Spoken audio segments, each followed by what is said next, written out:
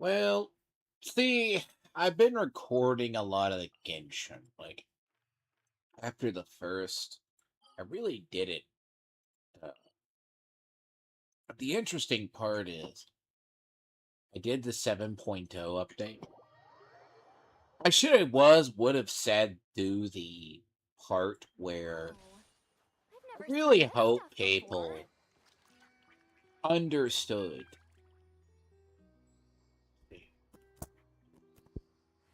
I kind of hope that people understood to do the Archon quest, what you have to do to get over here is hell. Because I was like, okay, in all reality, I only have 3 chapters to do. Three subsections. Three. That I would actually legit be at 7. That's the last chapters for 10. And uh, which is about 100% dialogue, I swear. I met the part with the pyramid uh, puzzle crap over there. Look, after like being stuck over there for like time period of things, yeah, that's a little screwed and a half to do. Then I wound up getting like half this area probably mostly explored. I got I think the only thing I got left to do in Sneznaya as a whole, dead ass seriously, is the Archon quest. That's it. Everything's done. Come to find out, I had to do this up here. I couldn't get into my Cerate pot. Seriously. You have to do the basic bitch quest, world quest, to get back to your Cerate pot once you start up here. So, it's really, really fun. I mean, other than that, I've just been working on a backlog of quests that need to be getting finished. And contrary to what some man who's failed as a father twice and didn't talk to his son for 13 years. Yeah, one of my enemies are not very smart. But they're really terrible people. Come to find out, he wanted to start talking shit, and come to realize as well, he was an absentee father for one of his children, and yeah, it's stupid. Yes, a lot of people are not. So I have also been a very busy, very, very, very busy boy. I got, I think, all except Crumb Kake's workshop to 5 now. Oh yeah, it's so weird, by the way, of having this game near caught up. Actually, uh, I can I can actually looking for this. Well, Mr. Flint's, now we're completely out of options. Who on earth came up with the idea to have Miss Aino attend the big meeting at headquarters? It couldn't possibly have been her request, could it? It was me. You? Please tell me this is part of some new trick. It certainly is. And plus, when you When a don't stream for a solitary leaf week, takes to YouTube the will think breeze, it you're cannot dead fail to draw unless the you eye. put up Yet videos when or a something. multitude of leaves depart in unison, Life the is singular form can no really longer be interesting. distinguished. So meanwhile, it sits that I have, like, all the Sneznaya gameplay is largely all recorded. It's probably about 95% of it is recorded. Bunch of the others, and I'm just the rest of the Archon quest is practically recorded. It's I mean, it's a little. I'll be honest. It's very weird to be caught up. I mean, but then again, caught up in term is allowing yourself to be able to do the more Sharp as recent ever, I see. stories and everything Still, else. I must express my great regret for being unable to participate in such an enlightening assembly. Be that as it may, Mr. Flins, look at all the autumn leaves in this building. I imagine all of them would love to fly away quickly. I can already imagine all their excuses. Stomach aches, headache, nope. They've used up all the excuses and left none for me. I mean, good heavens. We once had 20 Ratniki down with stomach aches, 15 who hurt their legs in a fall, 6 struck by fevers, and if an outsider saw this, I did the they'd quest think our up here headquarters have been too. raided by the Wild Hunt. In all fairness to them, if this place were genuinely to face a sudden incursion of the Wild Hunt, I am confident that they'd be here in full force. Very funny, sir, but I have no intention of attending a meeting with the Wild Hunt. And neither do I. Yet, as we both know, the Wild Hunt seem to have a special fondness for playing. Anyhow, I'm usually the only one left in the entire meeting room. And then, I still have to Then I must extend my sincere gratitude for your efforts. Could you come by yourself next time, then? As I said before, such frustrations likewise possess an uncanny propensity to show up without invitation. Some of these are voiced, others are When not. can this poor leaf finally drift away? So No need to drift this is a away later completely. one. Just a little This further isn't to the a nearest current leaf. one. So Thank the you. current ones I'm are the more leaf nearest voiced you, than the aren't other I? ones. Rest assured, young master, we'll all make landfall together. Besides, I'm inclined to believe that no autumn leaf ever falls where it shouldn't.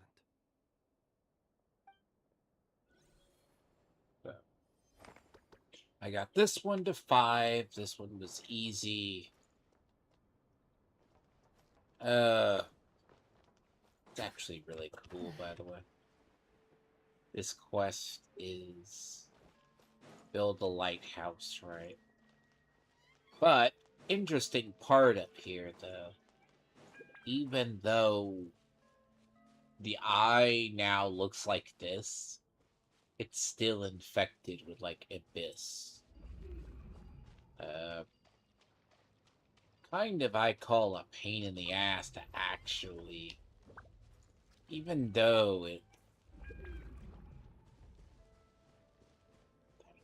look, I think this is strange. Even though this area gets busted open like this, you know,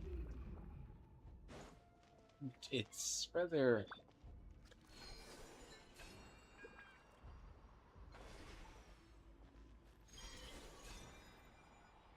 It's basically,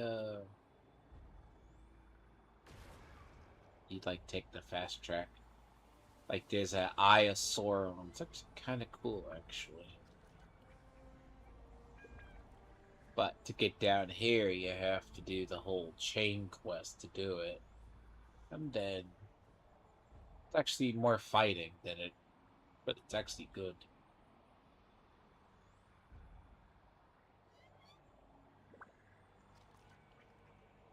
I said it very. It's one of those quests where you get to do it. It's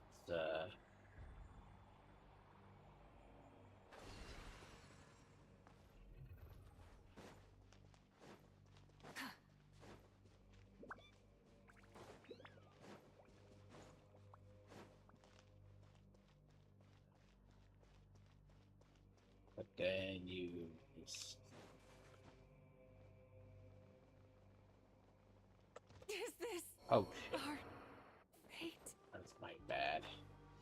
Didn't realize if you bounced off a wall, you died. Yeah, that's.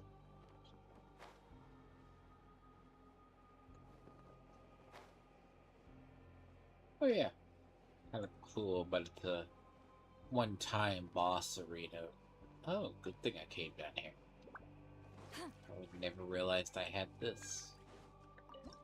Thought I would have had this. Guess I don't. Yeah, it's always good to double check. I've just been axing off achievements and axing off quests. I worked on. Be surprised on how much I Going into a haven't trance is finished. risky for most.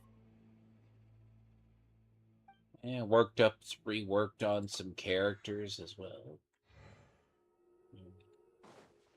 Coming to find out that some characters are still screwed as equipment because it also opened up vaults. So, yeah, but a very, very busy person.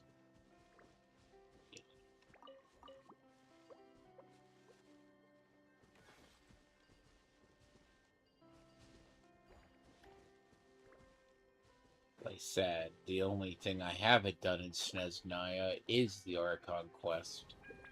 I have everything else done. Man, getting all this miscellaneous stuff done here, it's pretty hard. Like, you can actually probably get... Because what happens is, when you try to go to Sneznaya,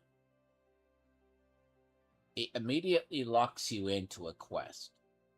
And if you don't complete that quest, you're not getting past, like, right around here. There's like, it's like a bubble that exists around here. So, criticisms I have of it is the world quest with goggles, basically the thing, the device that gives you, uh, but the gunplay mechanic is really interesting. See, if I have to complain about two parts, okay, it's the fact that your Serite pot is immediately locked and you can't get in it for a while.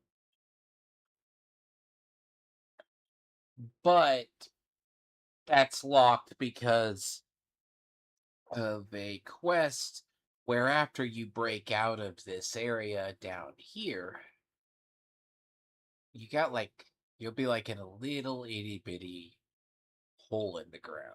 Or hole right here, the first part. And you can't really do anything until you get free to explore the rest of it. Then you have to do the entry quest that starts when you get over here. Then you have to go over here. At least the right here. Pale Moon. It's like called Pale Moon Light, something like that. When I had nothing else to do, so I did this quest right up here. Now, that's part of the world quest. The world quest starts in... it's three massive little quests. Like, I say massive little. It's it's not little by any stretch. It's not like a person's like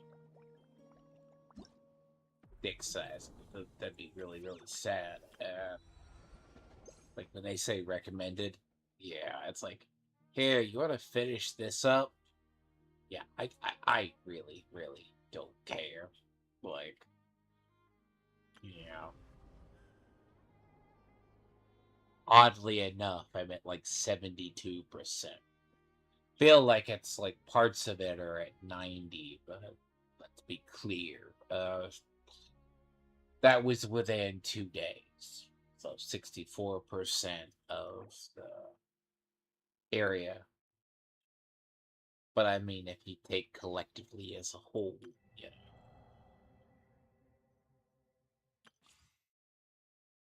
And I mean, I had Odette A1. Took 8 pulls, which was 7.5. Her weapon took 1. You know.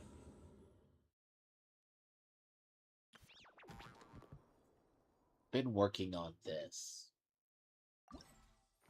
It's interesting. I don't have all the statue parts. You know.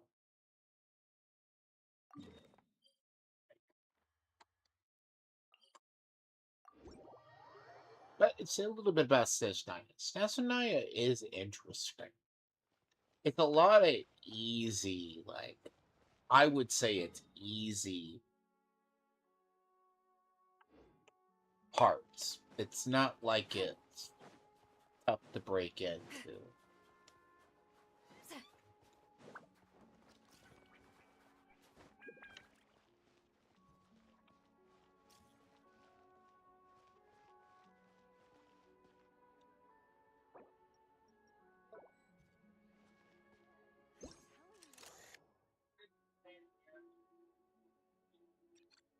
Huh? Yep, and food's on the stove.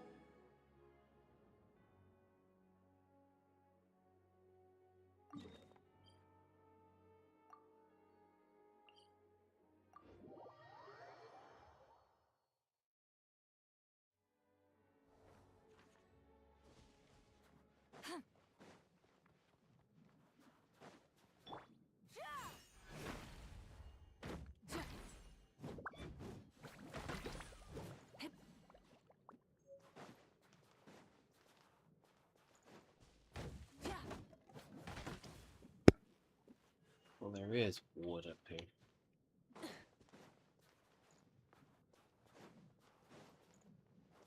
I mean, but once you learn to manage the cold and everything else, it's easy.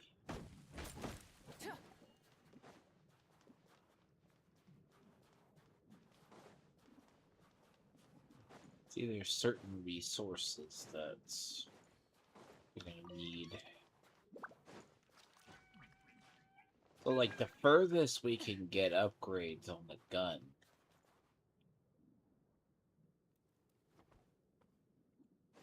Right. You can get through 6, basically.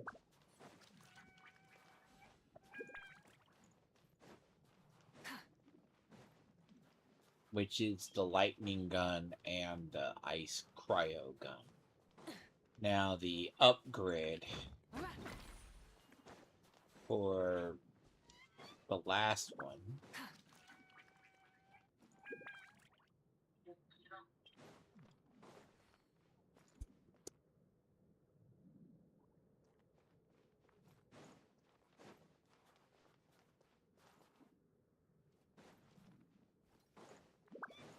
So we're doing this the hard way.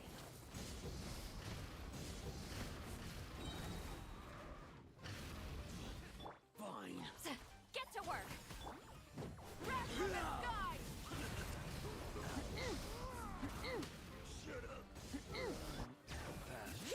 Hear the echoes of the valley.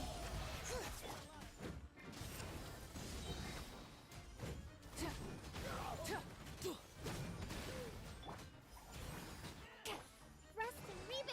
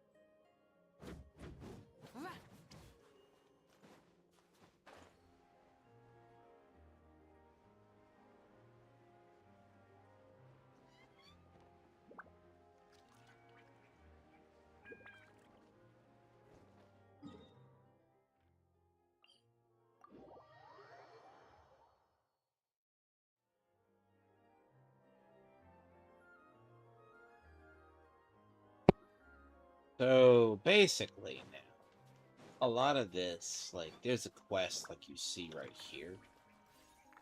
A lot of the basics you find you're having to do is just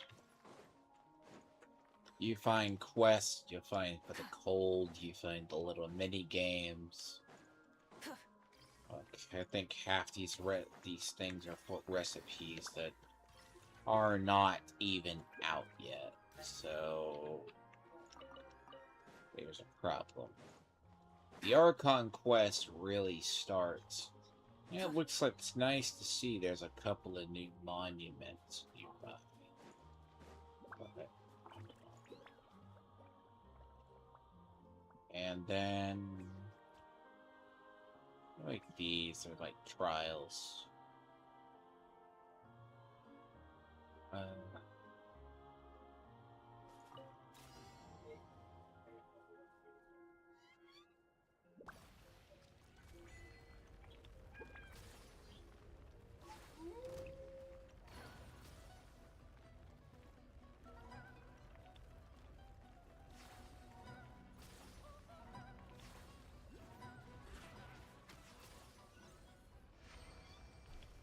Some of these are easy.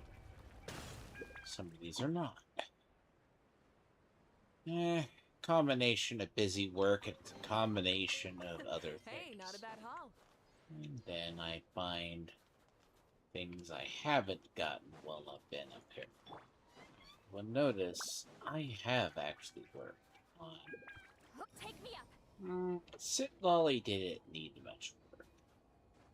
Koikogamiyo has ocean-hued clams, so she's a lot.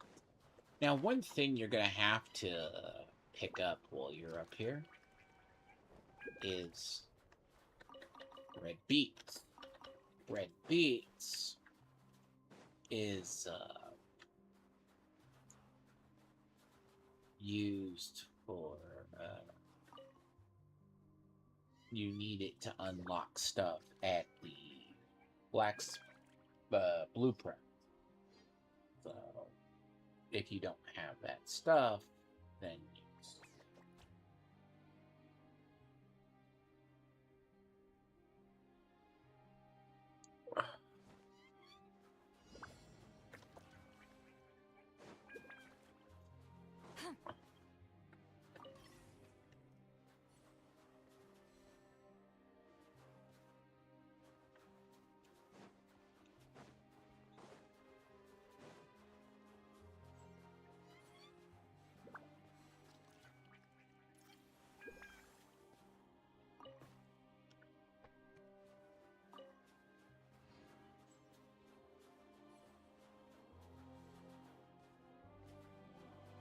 which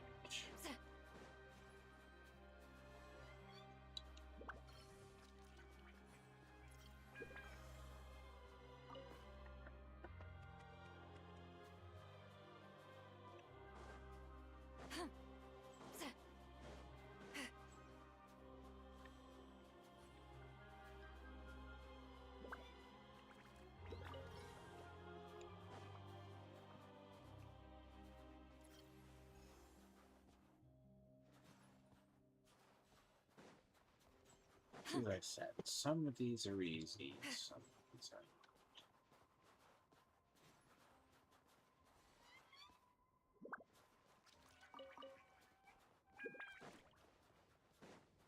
But all the little Jack Frost things are, you know.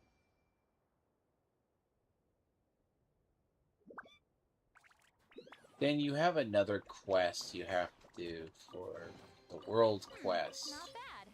It's all yours. You have to do for world quest, which gives you the gun upgrades for the shooting range. The shooting range part is rather interesting.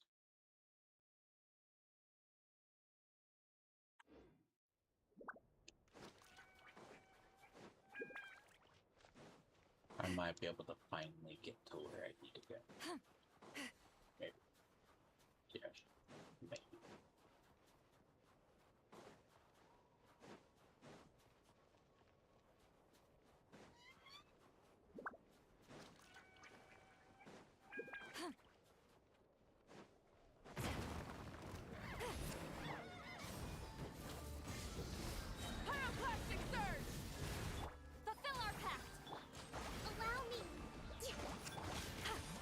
That is such a different life when you set her up with Ocean Q to land.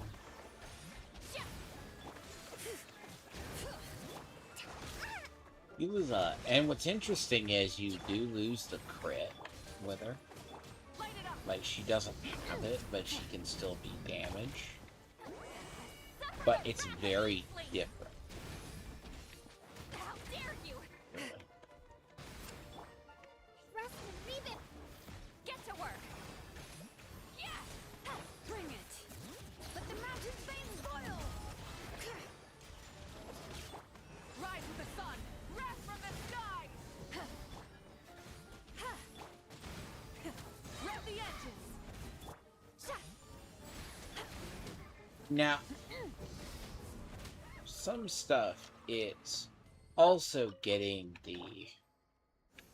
One of the...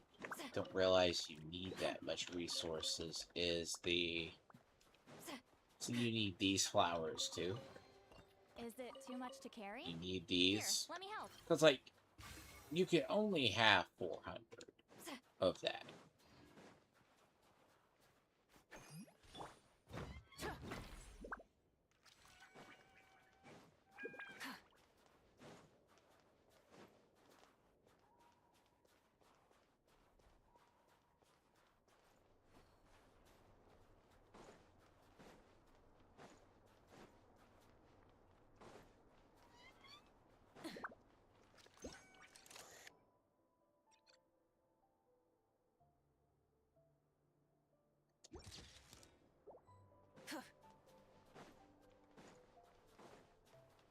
This one, you gotta melt the blocks over there.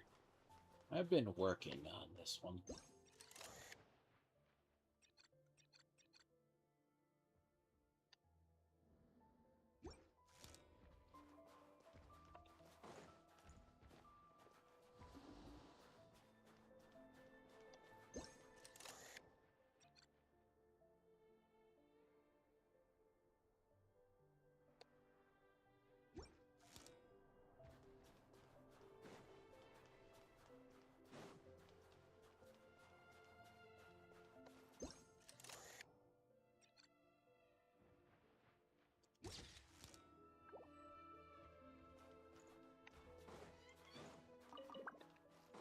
So to get the blueprints, you have to unlock it.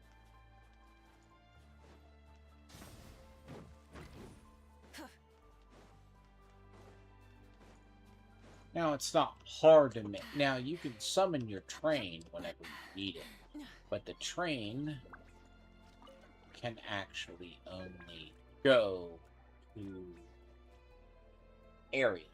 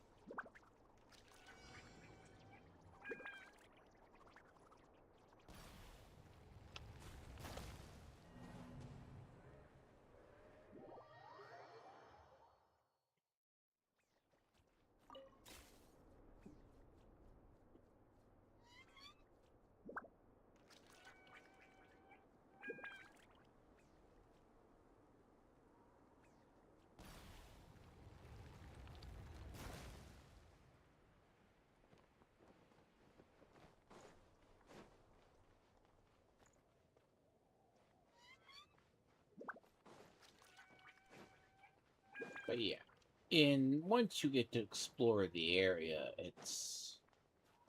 there's a lot. I mean, managing cold is simple.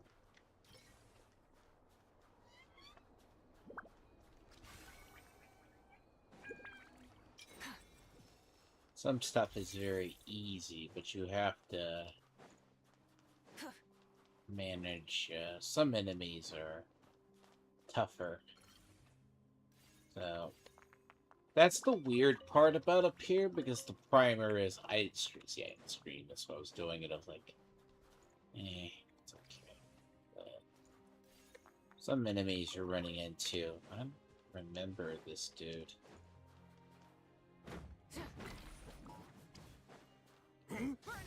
These are new ones. I gotta do this anyways. Above, probably in a tree. And it looks like Vesna's gonna be the first one for 7.1.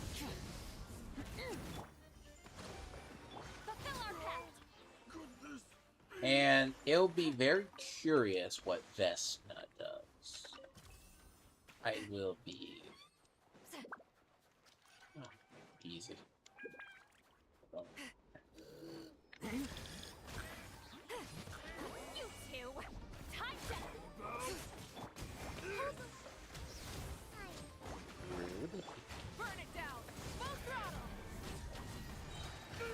Light up the blazing sun. Surprisingly, the interesting part is they're not immune to ice. Look, you come up here with an ice build. Let's say you're stuck with ice. Even though Stellar Linchpin is the main thing, you're not gonna be totally fucked.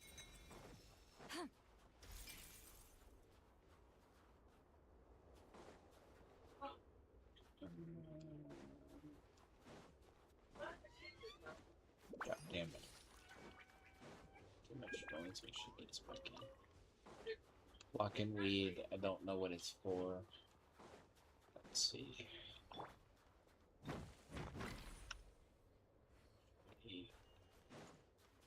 Let's see.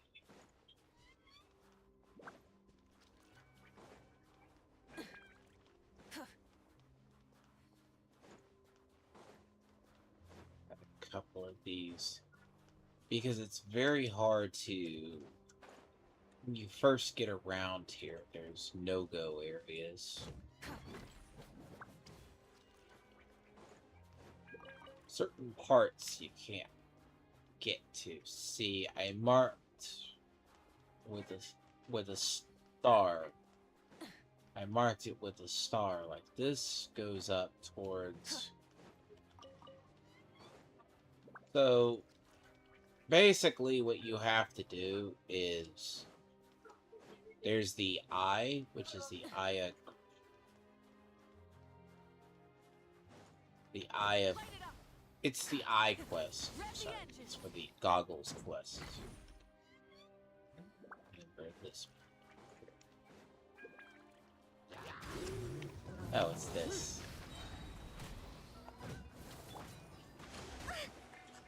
So the eye of Russ basically quest is the world quest. You gotta go up to like 3 different locations. So.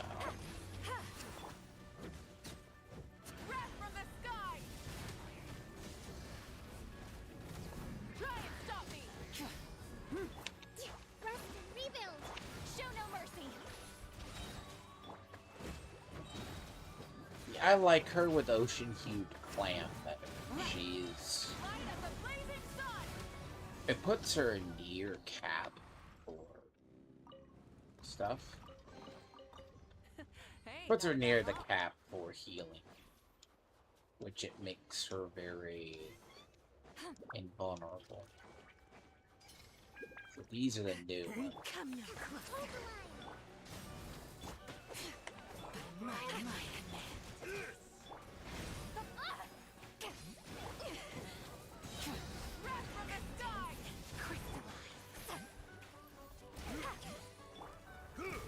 I can tell newer people have been through here because there's new marks. Get to work. They're sticking around more. Lolling. Eat Papa. There's also enemies that are very just powerful for no reason up here. One, you actually have to have Squirrel to work. Impossible. Not bad. It's all yours. Maybe she's down. Fine.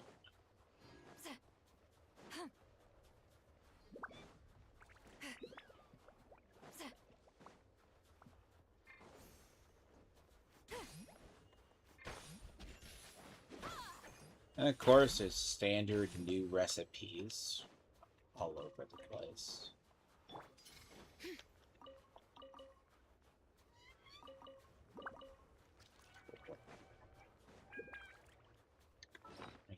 I don't believe I have one.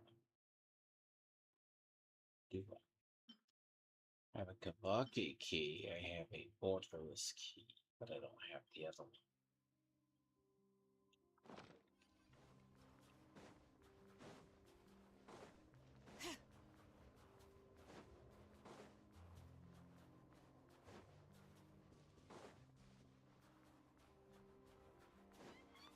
Yeah, this is one of those. But for the first, like, I'd say about 4 hours, 5, you're not leaving that first area. And then when you do, you need to make sure that you have to make sure. Because, like, I have all of the. So the stuff for the shooting range you get, like for the gun, the cryo, like that type stuff.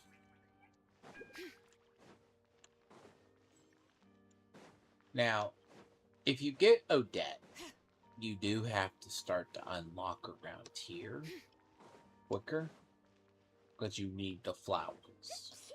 The flowers come through around here. So some of the core flowers are in this area. Now and now there's a new resource, honey. Honey is used in recipes, a bunch of other little stuff.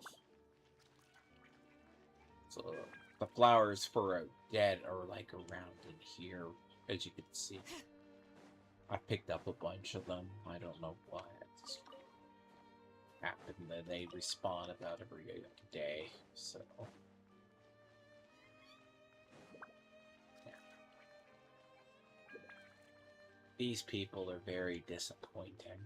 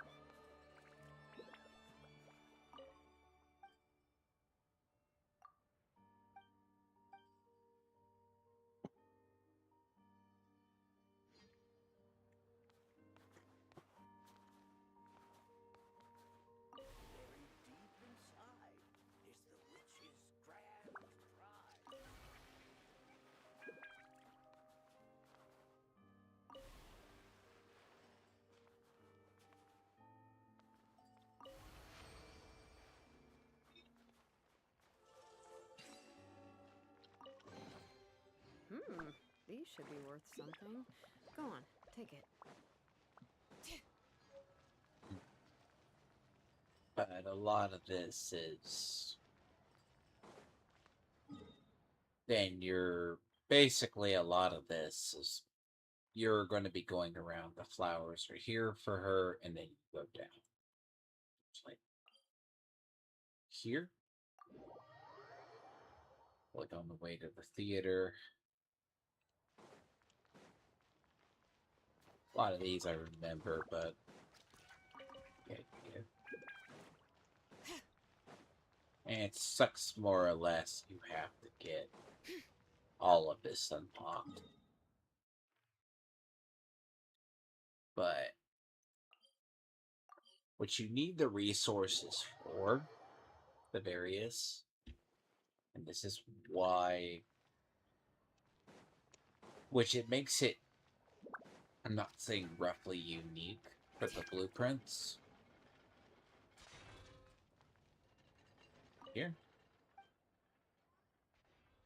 So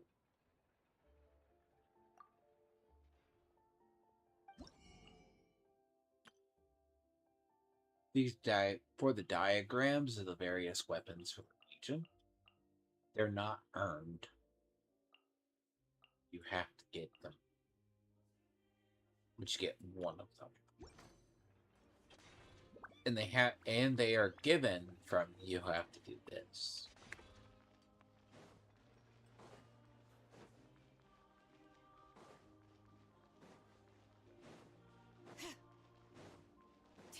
Now I have most of the obvious ones.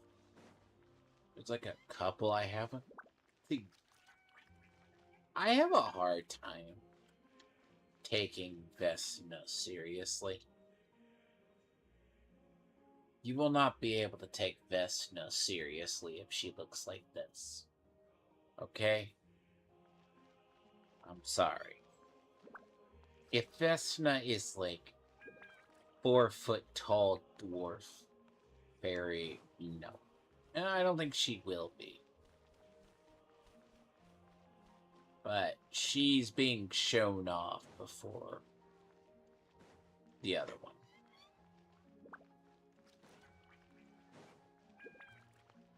There's a whole bunch of Fae up here.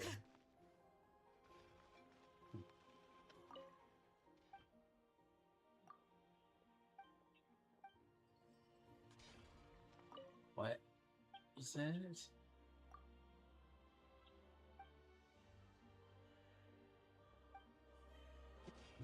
No. What?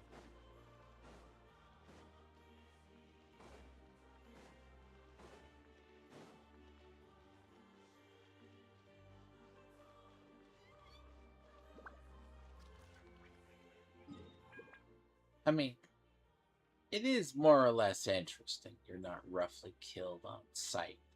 Because you only got 4 more days on this. For this one. And I guess it's...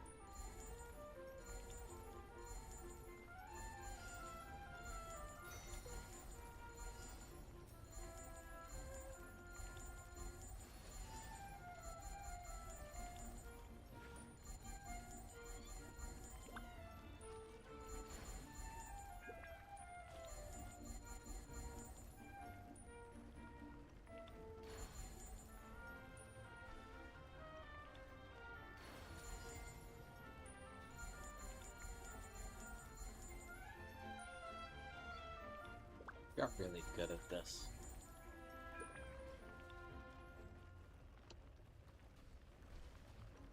I missed a patch, didn't I?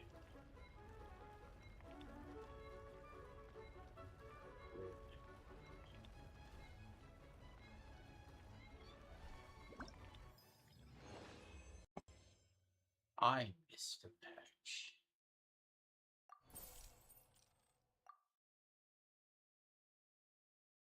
Huh. I missed a cluster. 3 there. 1. And then they go down to there. Big ones are down there.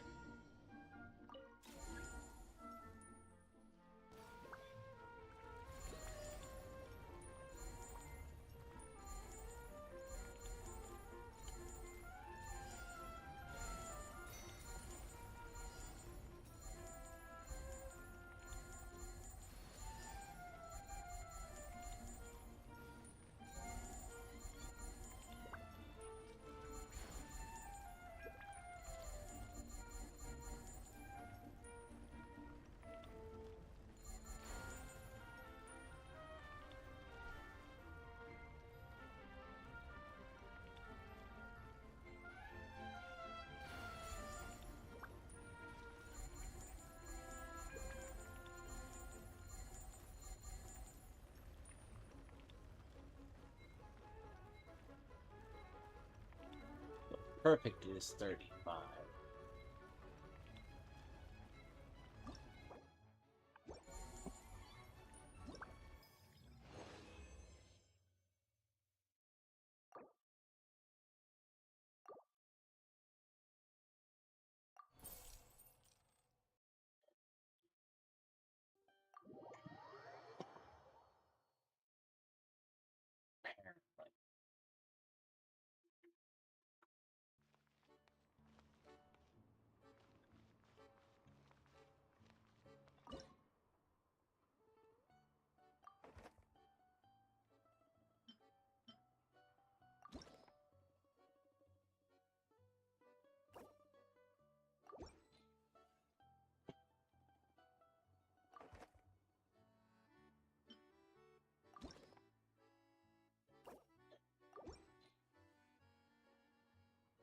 Apparently. And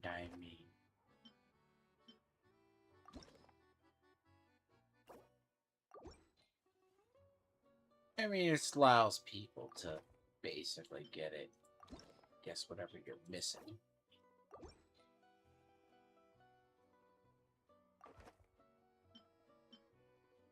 But as I said, to get to this point, you do have to actually physically do a lot.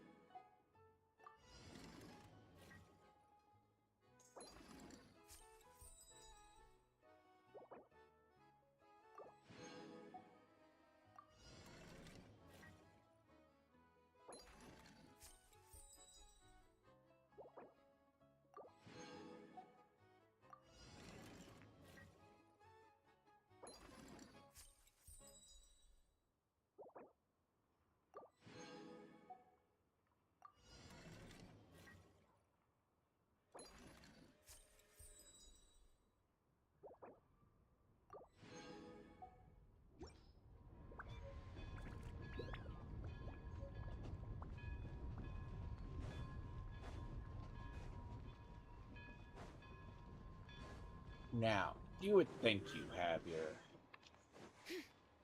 your own train, roughly, to get around.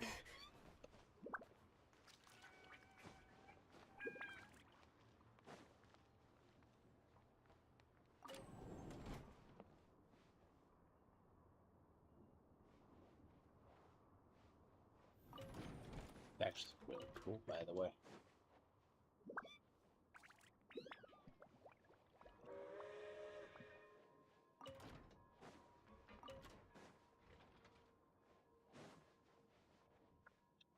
It's also not like the train you have is fast travel either. It's unique. train runs in a loop too, so depending on how you start your stuff.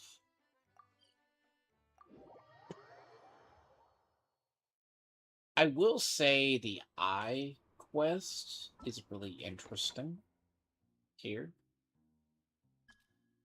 Because, like, you have to do, like, a part here. That's, like, all of this.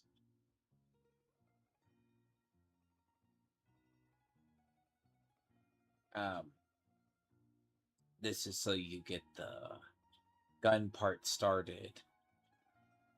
And, as I said, this is the one. Like, your main archon quest starts right there. This is for the buy a cross quest. Sorry if I can't think of it right now. It's a goggles quest, basically. And then there's a whole bunch of stages. Now, the weird part about this is...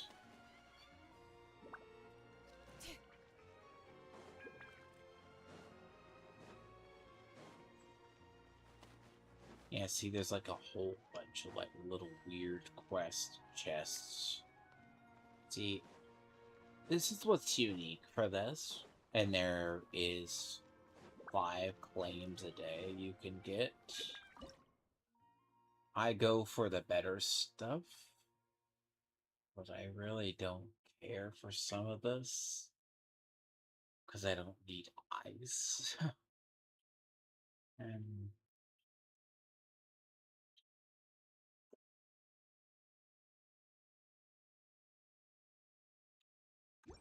you kind of check those every day.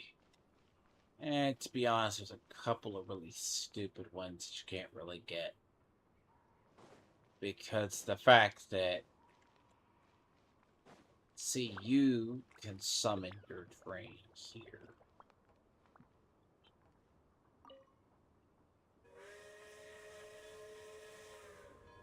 This is how you get around here. Now, it's very... Yes, this is the train. Not your personal, I guess. You can wait, but your personal train also has.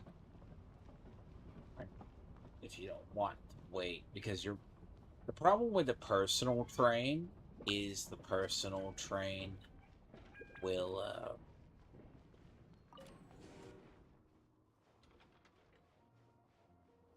So the personal train has to have a... It has a select route. You cannot, as a whole.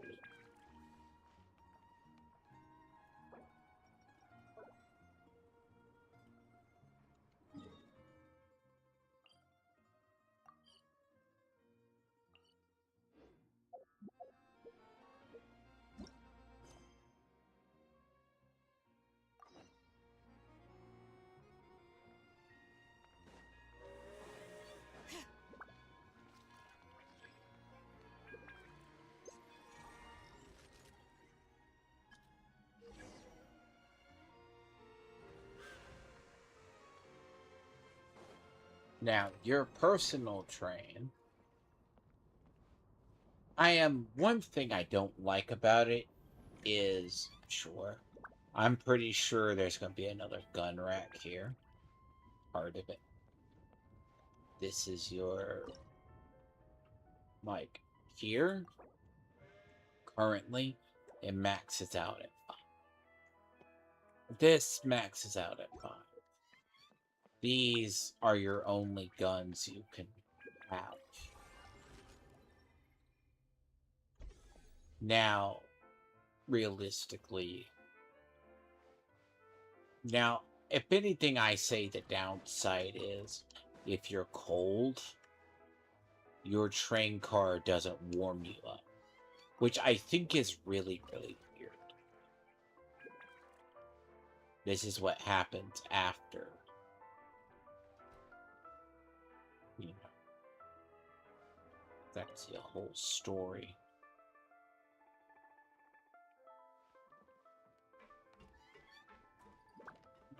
will begin.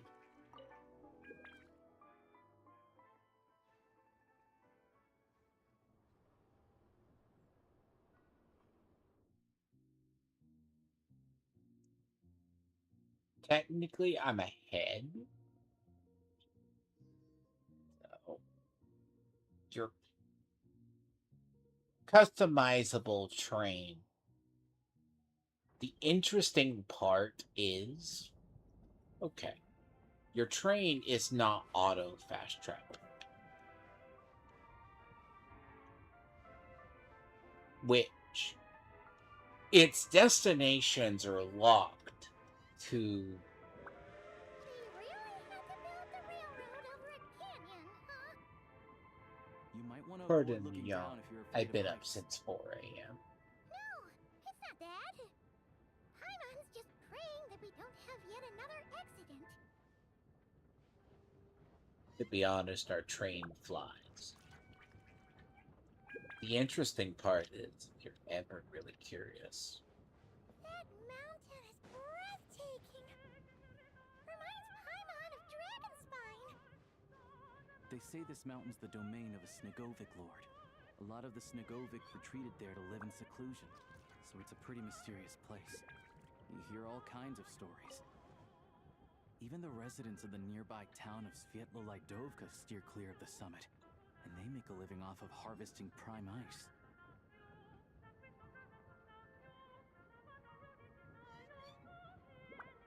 Look, there's Sneznagrad's just up ahead. on this track here, there's one up above. You got to be on top of the train to get it. You have to have your train going backwards to get to it. I just have to. The problem is the train makes a loop. So, the train making a loop,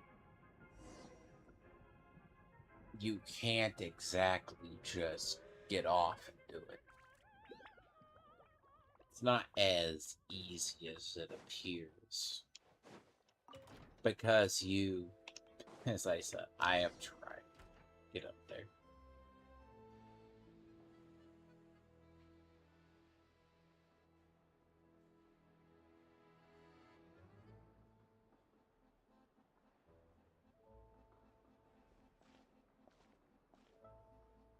Here we are.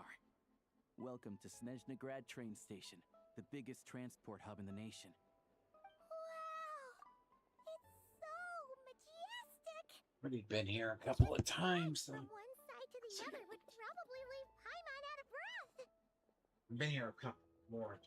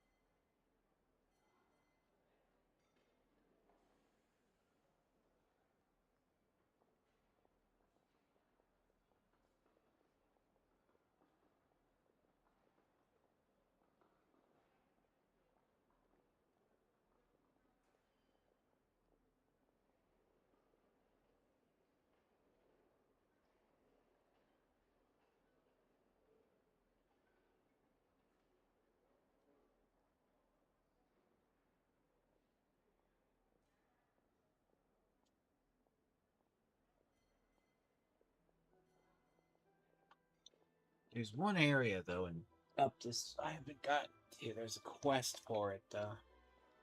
The underneath. It's built for maximum efficiency, but yes, transferring trains here can be a little tiring. In the future, you can use this train station to travel anywhere you want in Sneznaya. For now, though, come with me. Let's get Paimon checked out. This way. There's a lift car that goes straight to Sapoliarni.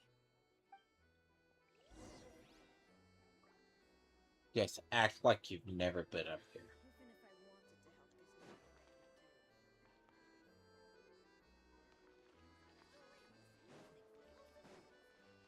Look! Look!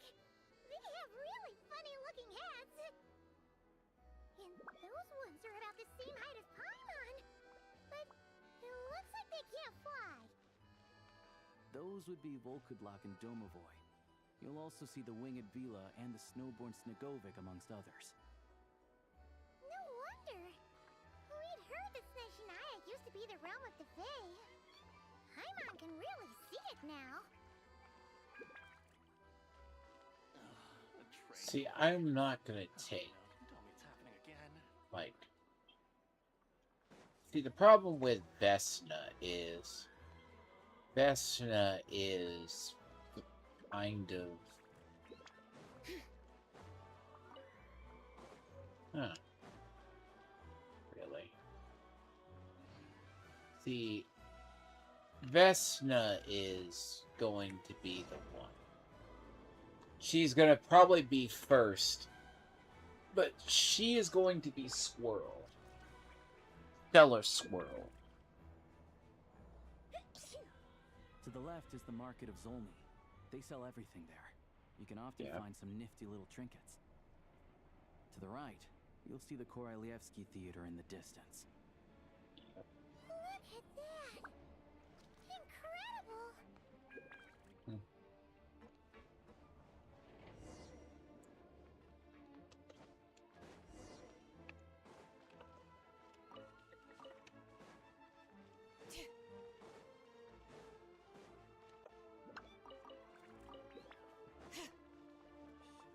I'm only gonna need a shit ton if I ever want to.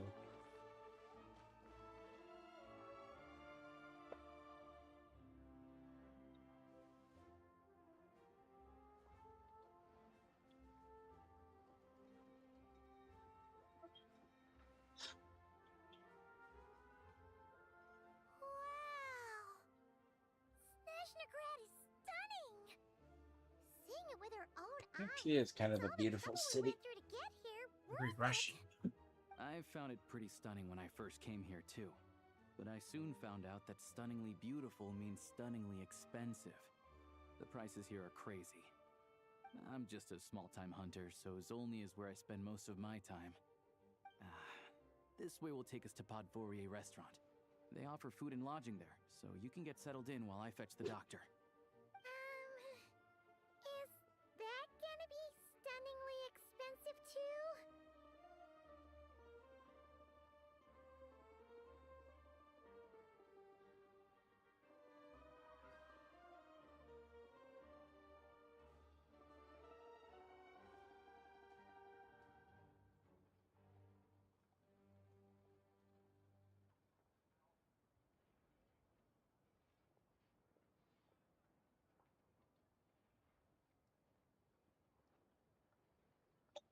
But yeah, it's a very beautiful city too. As far as the story goes, it will keep me awake slightly longer. Unlike other people who drive my energy drinks, but it doesn't.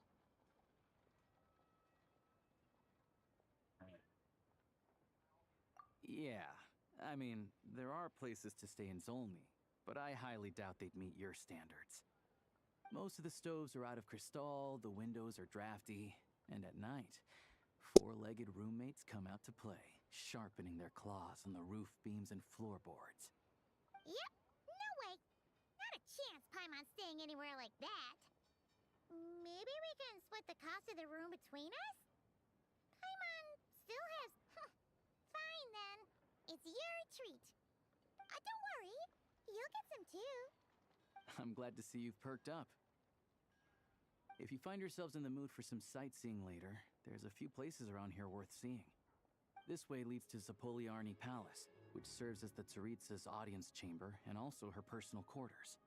The adjacent block is kind of a city in its own right.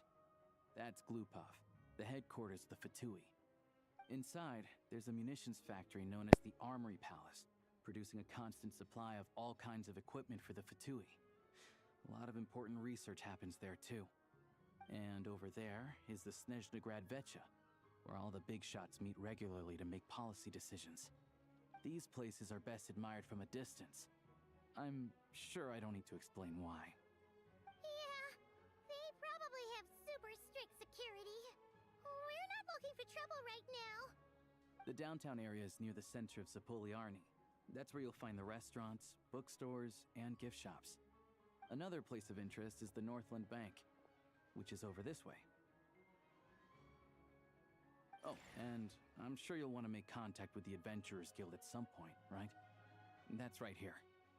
Ooh, speaking of adventuring, we use alchemy quite a lot. Do you know where we can find a crafting bench? No one practices alchemy at Sneznaya, I'm afraid. Apparently there's some historical reason for it. Oh, we'll just have to use the one on the train then. Kinda. Yeah, I don't know.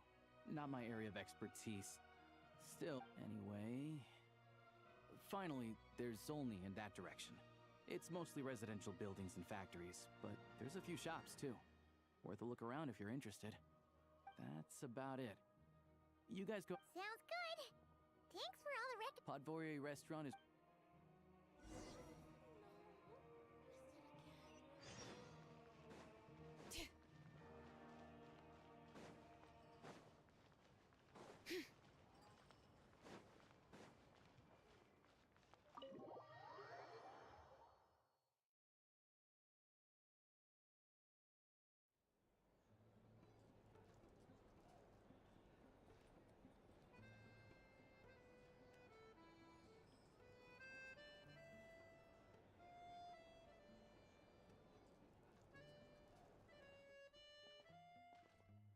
Looks like you get what you pay for, huh? Paimon likes this room a lot. Yeah, much better now that we're out of the cold. Oh, thanks for taking such good care of Paimon. If this were anywhere else, we'd be out investigating and adventuring. You're right. No need to push ourselves too hard for no reason. A lot happened on our way into the city. Let's review what we've learned so far and try to figure out what to do next. Obviously, the million-more question is, what is this Tsaritsa planning? Everything else leads back to that. Sure was. And so far, we've learned that in addition to the 7 Gnosis, her plan also requires a ton of energy. But we won't get to see her anytime soon. Alosha said that she went east to fight that big monster. It must be a pretty powerful one if it can blanket the whole of Sneznaya in a snowstorm this awful. It's not really the one you think. To be honest, what we're really lacking right now is information.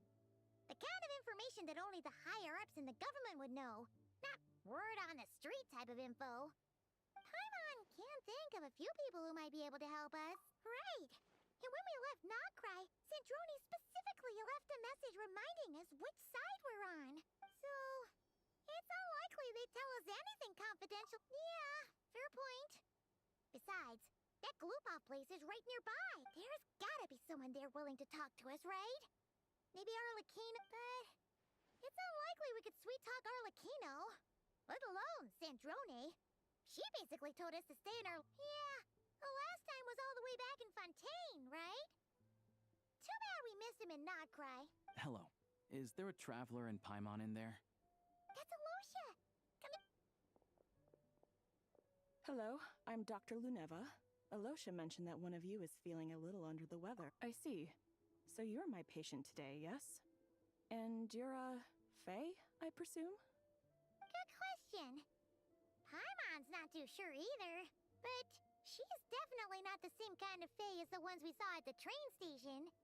Not exactly. It's just, I'm used to treating human patients. Fae tend to be far more resilient than even the healthiest and most long-lived of humans. But don't worry, I do have some experience treating Fae. I've even diagnosed plenty of cats and dogs in my time. Safe to say, I have a fairly eclectic range of expertise. It'll be fine. Paimon's basically the same as a human. Right? We're no different when it comes down to it, are we? That's just because Paimon knows how to eat. Now, please take a seat.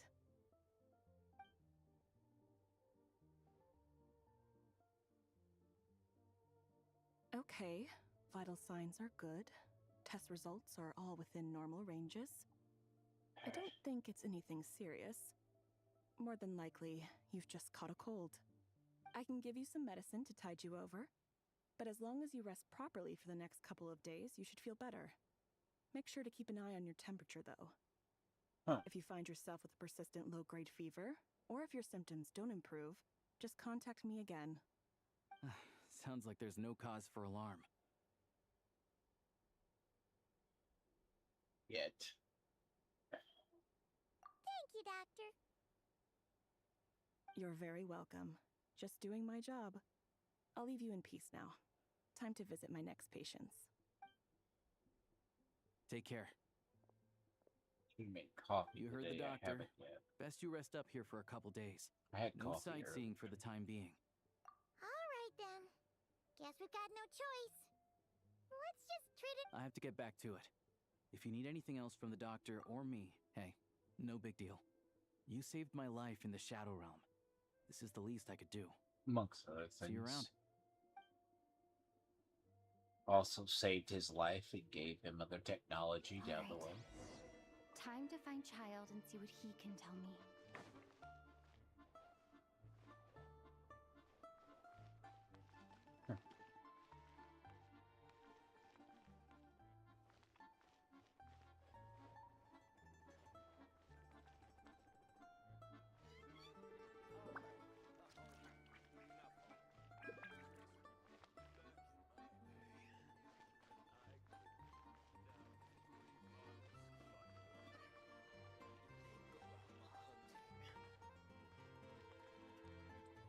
Sadly, there's only...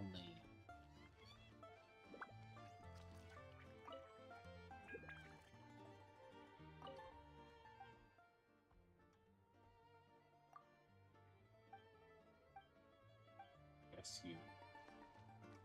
No, there's a stove. What's the next step again?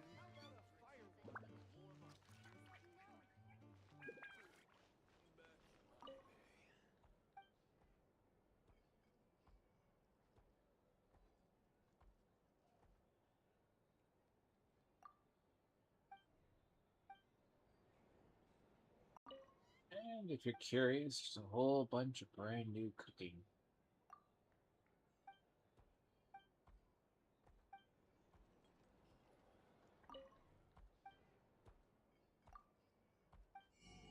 But it does require honey.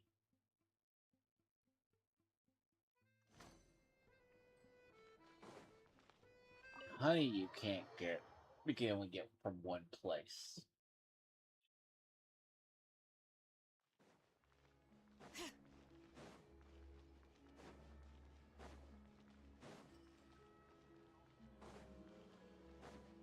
To be honest, I really haven't found an optimal, like, if you're direly looking for something that's the magical cure-all for this area.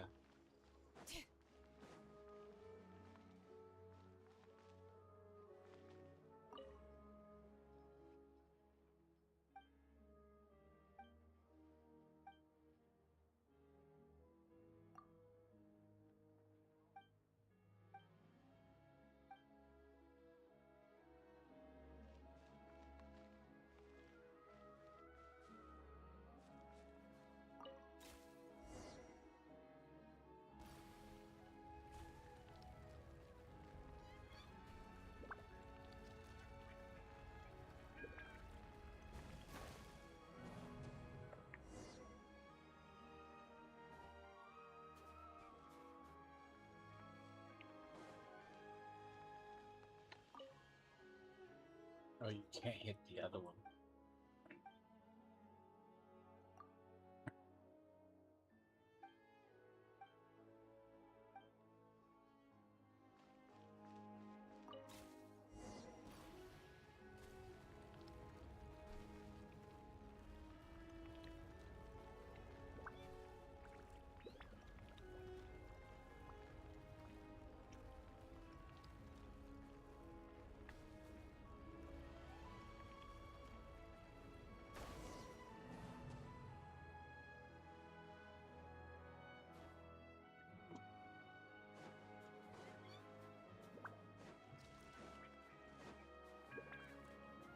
Oh, okay, there's a trick to that one, isn't there?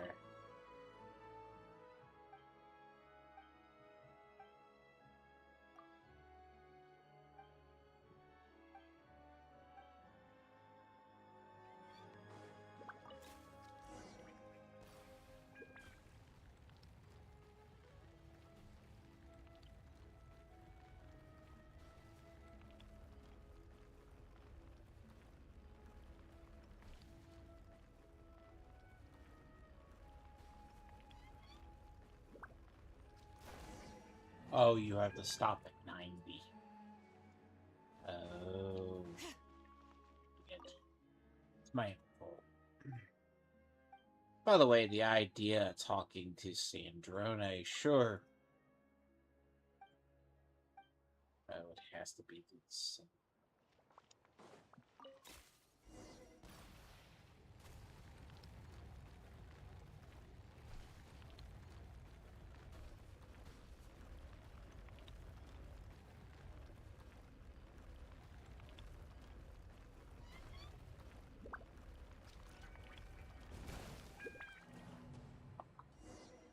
Too big.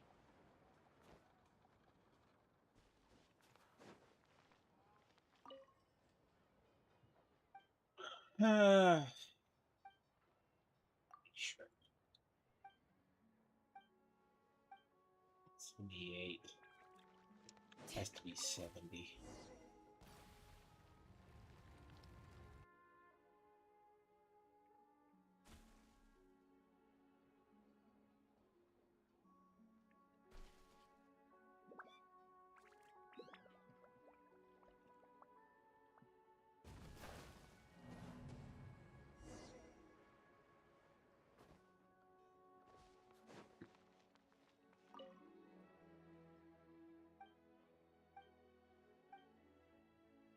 Probably could stop it to get around 80.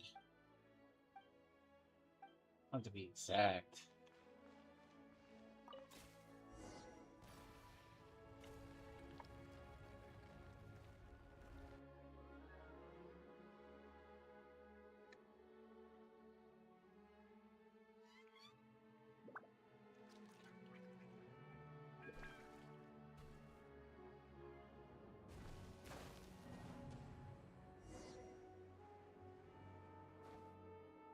I built.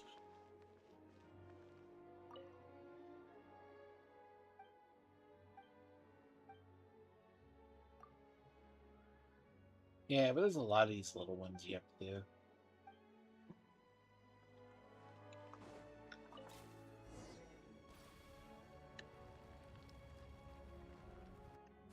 Part of this is you just have to learn this mechanic anyways.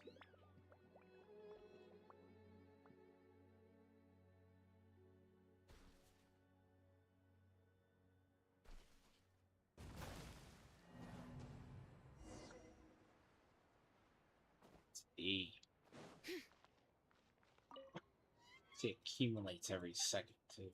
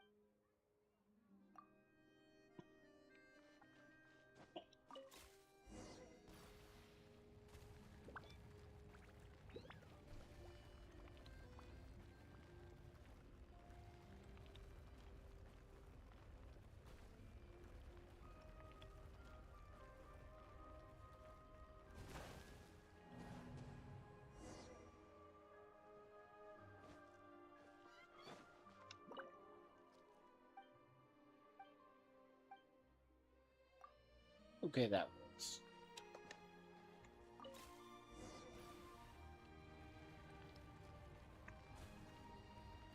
Look, to be honest, I expect a slower introduction to the story.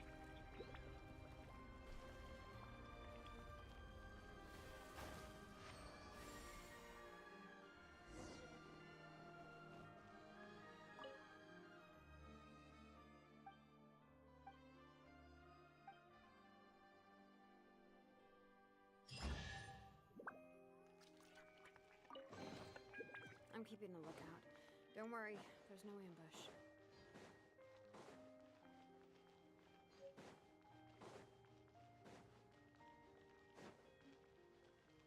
Exactly what I need. More furniture for the place.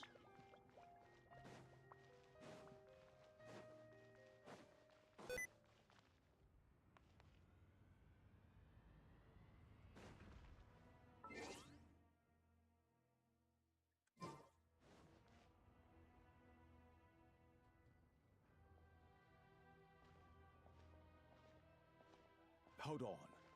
Please display your invitation letter or permit. Glupov does not accept meeting requests without a prior appointment. You'll have to apply per the advertised booking process and wait until your invitation. Might I ask who you're hoping to visit? Another one who thinks the rules don't apply to them. I don't understand why people think they can just talk their way in here. You don't just show up and land a meeting with the Harbinger. But I have to go through the motions for protocol's sake. Honestly, it's such a waste of time asking when I already know what they... Wait a moment. I'll pass on your message. If child is unavailable, you'll have to go through the proper procedure.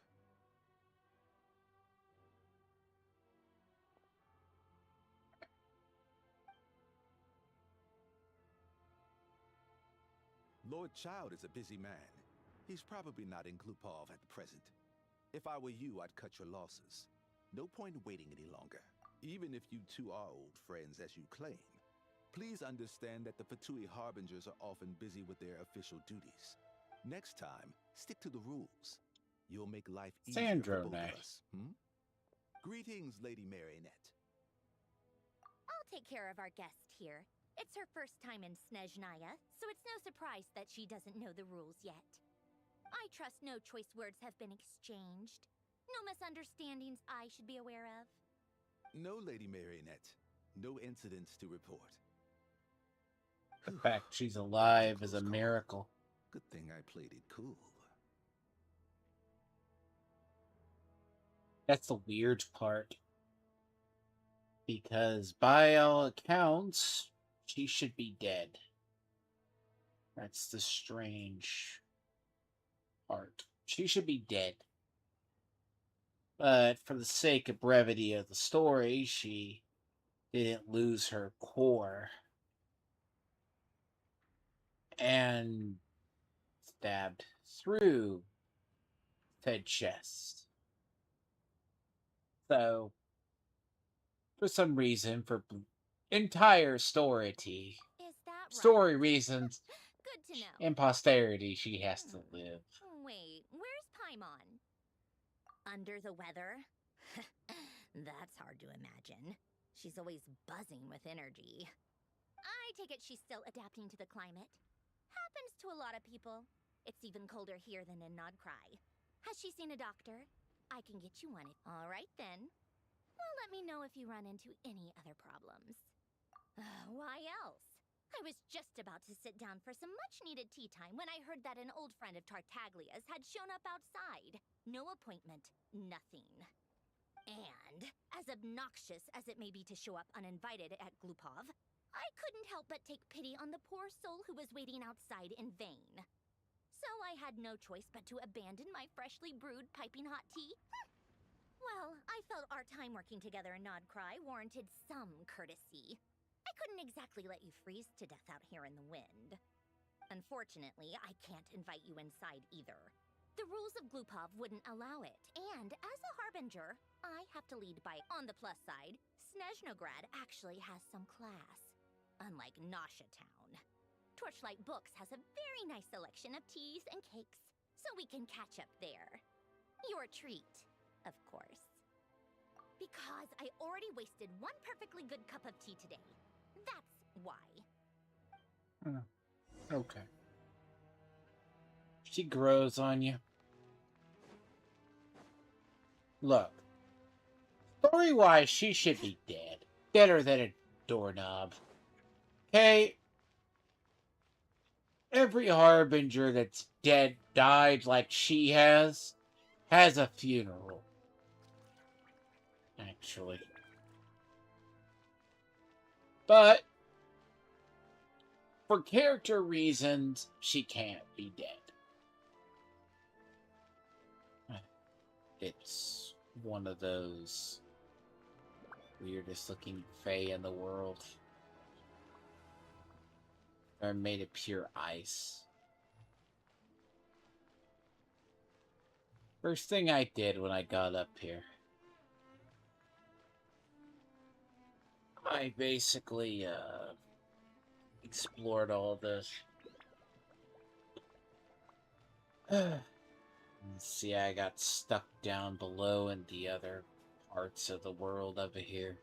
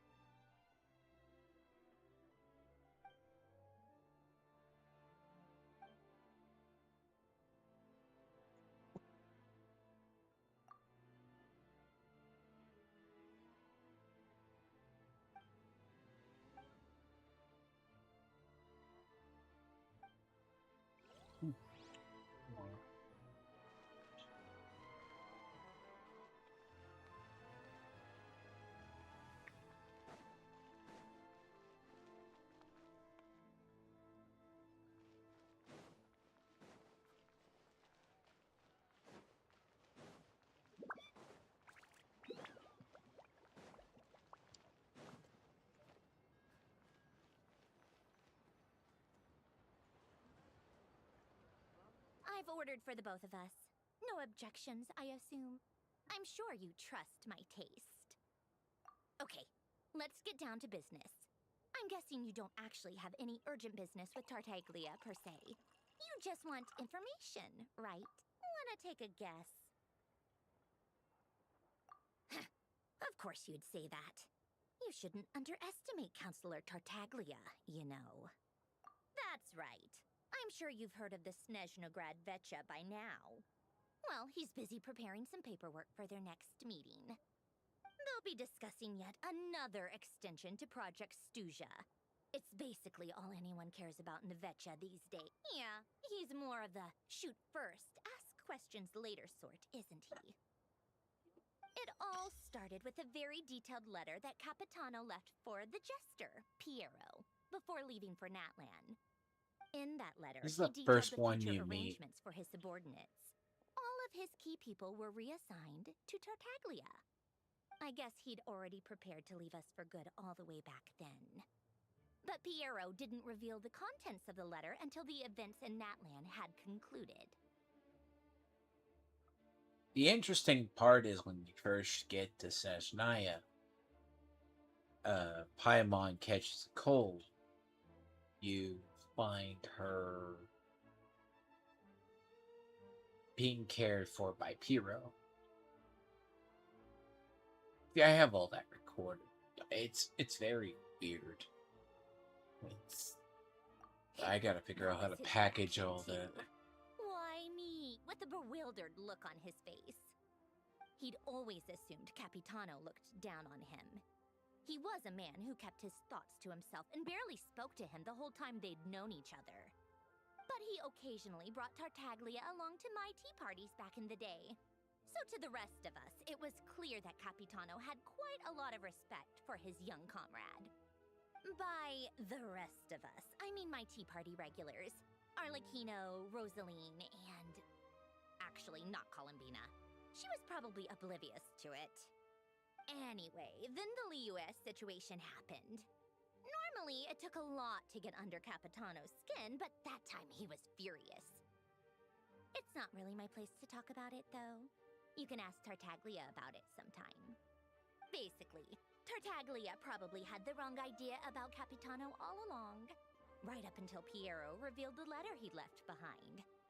Capitano believed that despite Tartaglia's immaturity, he showed great potential. Plus, he possessed a kind of purity rarely seen among members of the Fatui.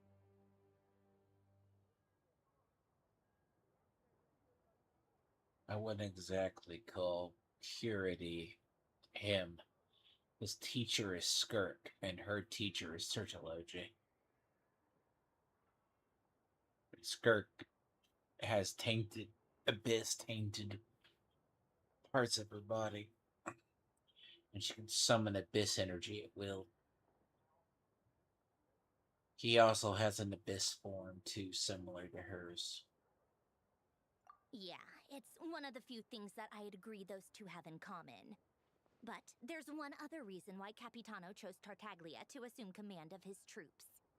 He knew that after he was gone, several of the others would swoop in on his army like vultures. With the ones who stood to benefit the most being the rooster Pulcinella and Regrator Pantalone. See, Pooch. Once they divided Capitano's troops between them, they'd be more powerful than ever. No one would be able to stop them. So the little you can see fat-looking why fae Capitano we've chose to seen hand for that letter years to will not be a Piero, character. right? The rooster is the one that you see at the end of the story in Trails of the Pyro, who Doctoria was giving the alchemical Philosopher's Stone, the immortality. Pardon me slower thoughts, because I am half asleep and I'm trying to fight this too. That moment I'm past the 12-hour mark, I'm usually past.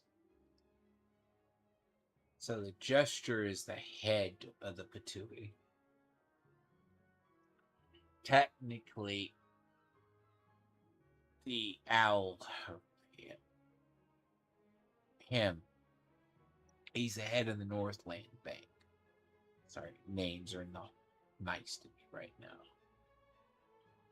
Now, we were thinking for the longest time, Pulcinella was going to be, he's the mayor of the city. He was going to be the right-hand person and be a model and a character. No. We're not lucky like that, so we think he's nowhere in the slated. Palome isn't either. So, nah. We're stuck with the playable ones we have. Exactly. Piero also needed to back a harbinger as soon as possible. And all things considered, Tartaglia was the best choice. Even though Tartaglia has had the support of Northland Bank for a long time, he and Pantalone are ultimately not cut from the same cloth. I'd say Capitano made a good judgment call. Anyone else caught in this situation would probably feel like they'd been hung out to dry. His best course of action will be to distance himself from any shady business, while still maintaining friendly relations with Pantalone, but seeking Pulcinella's support at the same time. What's the point in having a tea party if you don't spill a little tea? Besides, none of this is confidential anyway. Ask any journalist, you'll see it firsthand if you ever sit in on a session of the Sneznaya Betcha. All the factional strife, whether open or unspoken, it plays out for all to see in that one little room. Having a voice in the Vetcha is the only way to steer policies in your favor. So, every person in that room represents a particular interest group. Pantalone, for instance, represents the financial sector, and Tartaglia represents the Fatui soldiers. Personally, I have no interest in political jousting, but since I have a number of engineers and researchers under my command, I have to make their voices heard. Then there's Pulcinella, the linchpin of the Vetcha. He represents politics itself. We were hoping he's going to be a Everything involves character. him, so nothing can bypass him. But Any issue that comes up, he knows how to mediate. That's what the Tsaritsa value. I'm starting to see why everyone is so frustrated with the way things are, but also powerless to change it. A complex web of interests connects all parties involved. And the Tsaritsa sitting at the top adds another layer of complexity.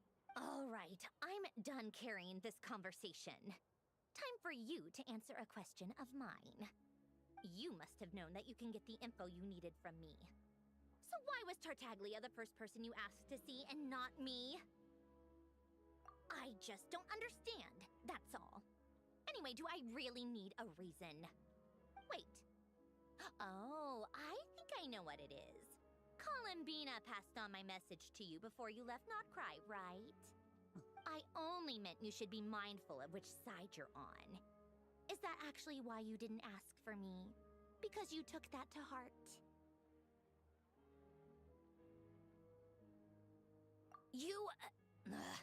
Fair enough. It's not your fault. I blame all these politicians I've been hanging around with lately. Always beating about the bush when they talk. I guess it must have rubbed off on me. Anyway, just ask for my help next time, okay? Lady Marionette. What now? Can't you see I'm on my break? Whatever it is, just leave it on my desk. Sorry to disturb you during your break, ma'am, but I'm afraid it's an emergency. Isn't it always? I've told you before. Fixing the tracks and transporting ice blocks does not constitute an emergency. The equipment in Svietlo-Laidovka is in urgent need of maintenance. With how the weather's been recently, we suspect that the cause is a buildup of snow, exceeding the maximum weight limit. The supports on one of the machines broke and fell, awakening a dormant beast and leaving many of the ice miners trapped in a nearby... Luckily, Odette's team was nearby and launched a rescue operation. But we're still facing a severe manpower shortage for both the rescue and... I guess that's it then. Our tea party will have to end here. Do you actually want to come with, or are you just saying that? Nice of you to return the favor. I'll have a couple of people look after Paimon, and honestly, I'd rather have your help than anyone else's. Then let's go. You, take 2 people to Podvorier restaurant. Find her room and watch it like a hawk until we get back. If anything happens to Paimon, you'll be answering to me. Yes, Lady Marionette.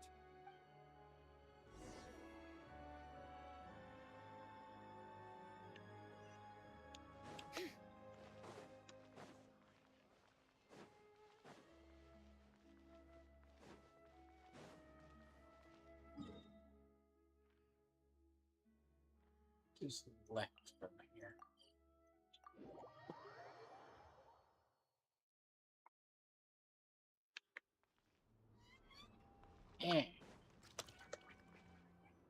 Oh, They this. weren't exaggerating. This is really dangerous. It's a good thing only one of them broke. From what I've been told, most of the trapped miners are over in that direction. Yeah, you do that while I check. Meet me back here as soon...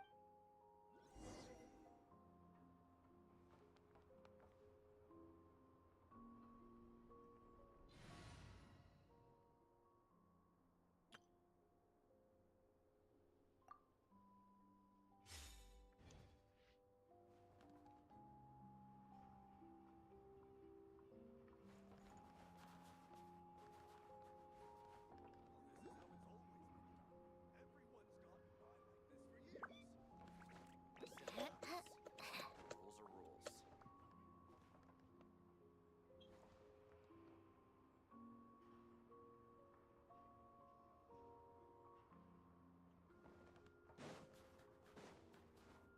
Yeah. Huh?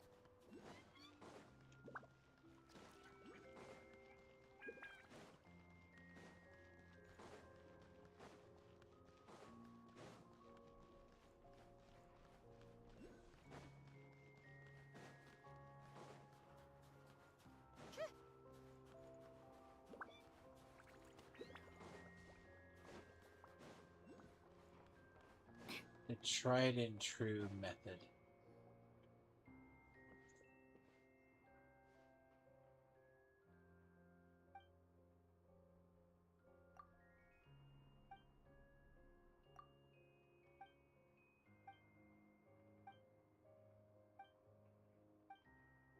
Step on.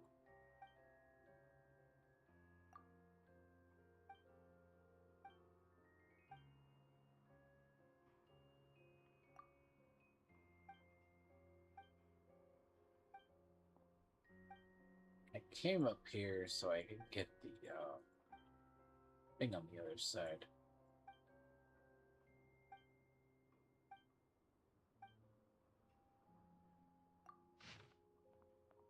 No.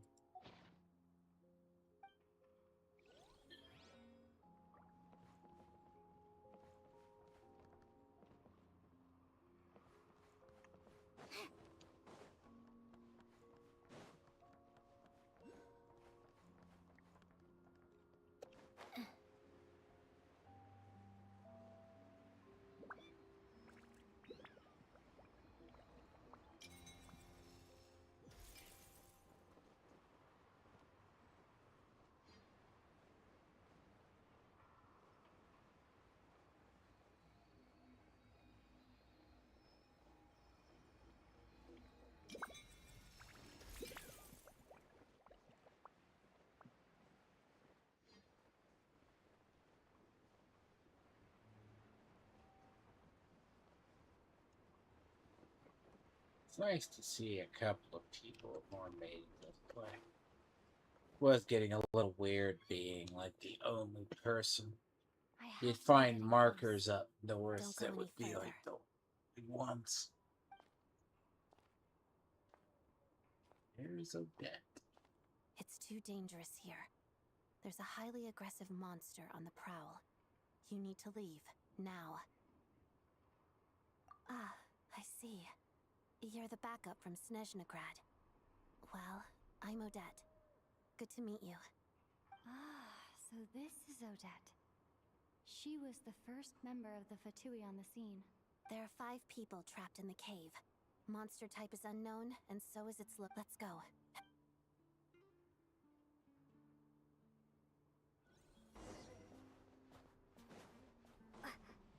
Guess you get the tutorial for her.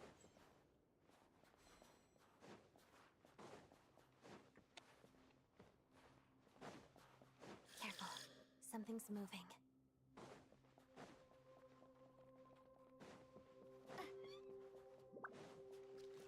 Odette's kind of cool. Learning how she works is pretty easy. This must be the monster's shadow. Looks like a tough opponent.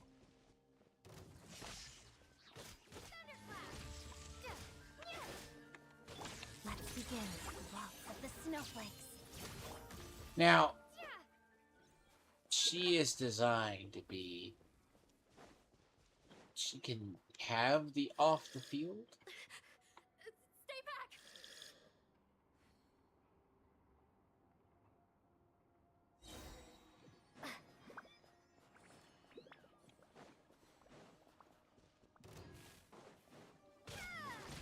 Lightning flash! Shadow Moon, crystalline adagio.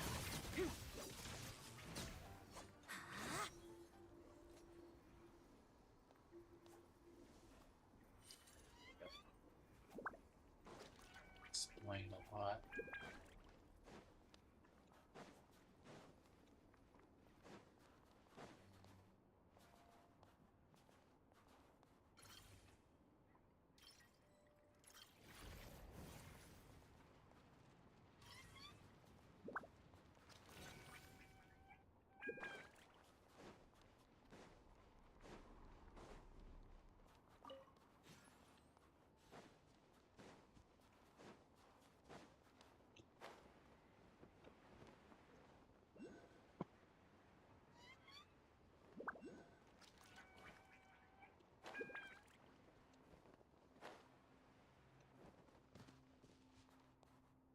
I see them. They're right behind the monster. The monster seems very agitated. It could attack at any moment. Let's make the first move. Huh? That's scary. Begin. Harada. Waltz of the snowflakes. Don't know how to use Stellar Lynch pad. Take this! I do not know why you give it like pro. Shadow Moon.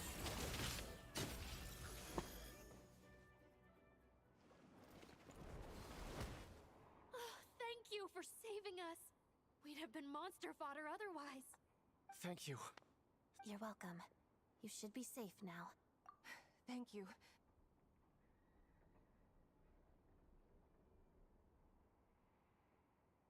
I've searched the area. Pretty sure the monster made it. Yeah, but with us here, it may be small, but don't be fooled. It's lucky we got here when the trapped miners have been successful. Wait, this place...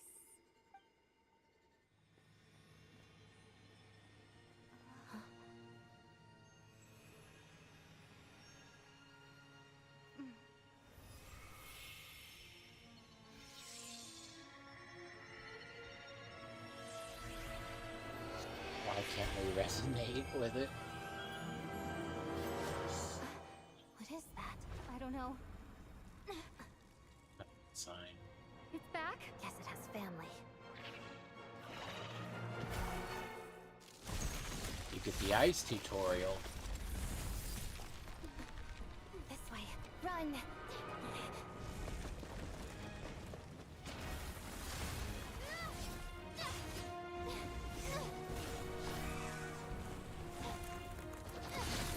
Also very impressive animation quality. Oh, what? We have a bird opening. They've come a long way.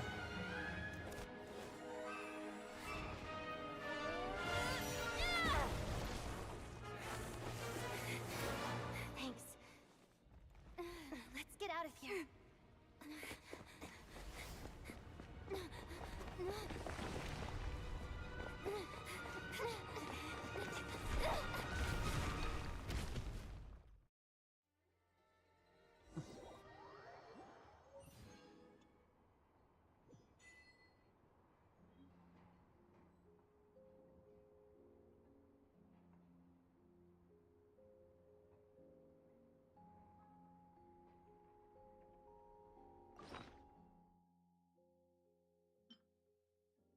Oh.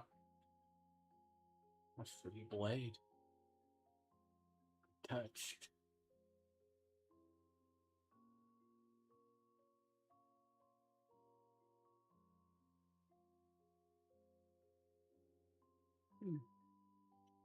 That's what I was looking at, yes. Pale Hearts. That's the one that I could think of earlier.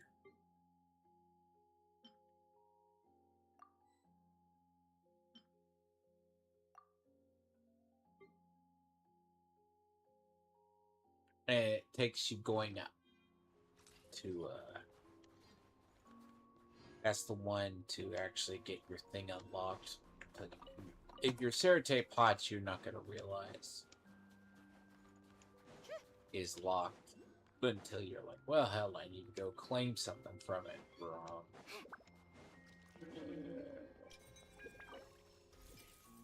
Yeah, see, I can get that. I have a couple of them. I mean, I've opened up probably like 2 or 3 of them. 2 of them? Yeah, no, 2 of these. I'm working on the other one, the Nod Cry.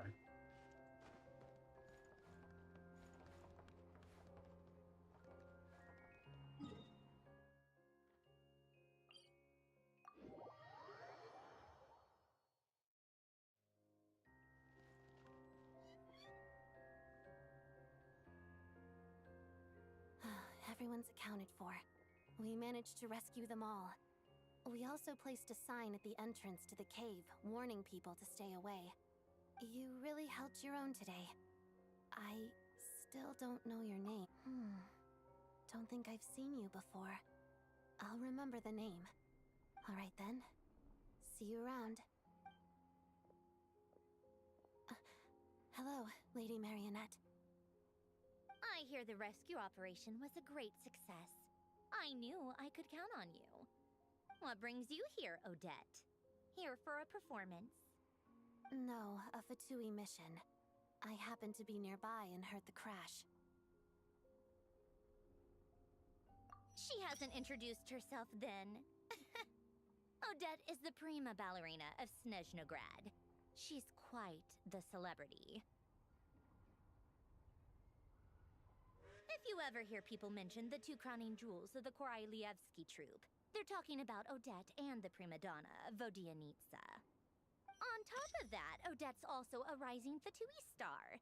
it's looking likely she'll inherit the title of the Fair Lady. She learned all her combat skills from Rosaline herself. Used to be one of her most valued subordinates, too. You flatter me, Lady Marionette. If she's Rosaline's protege, that makes me...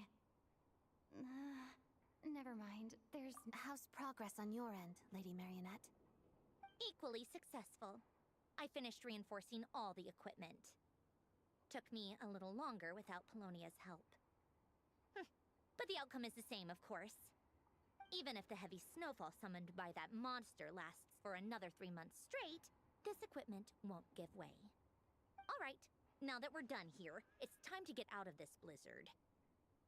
Sure, but Sneznaya will send someone to investigate and draw up a relief plan.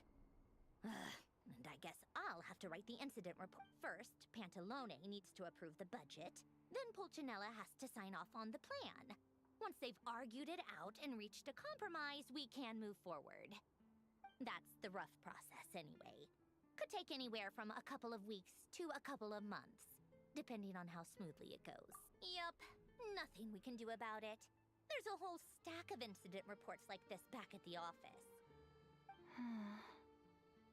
The snow has eased a little for now, but there's no telling when that will change with that monster still at large. Fuel for heating is in short supply, and relief is weeks away. There's no immediate threat to life, but still, it just feels like there should be a better way. Hey, quit daydreaming. Let's get back to Sneznaya. When did you get a new sword? I found it in a cave. It handles pretty nicely.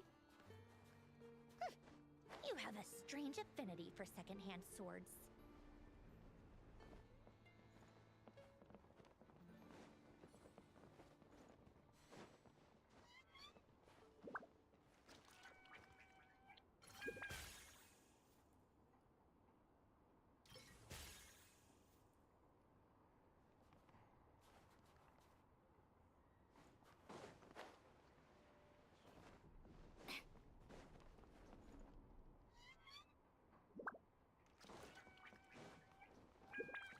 Actually surprised they gave you a free sword.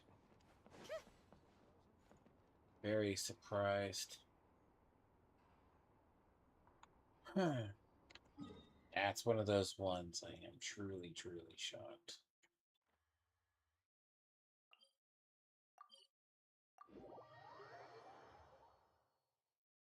But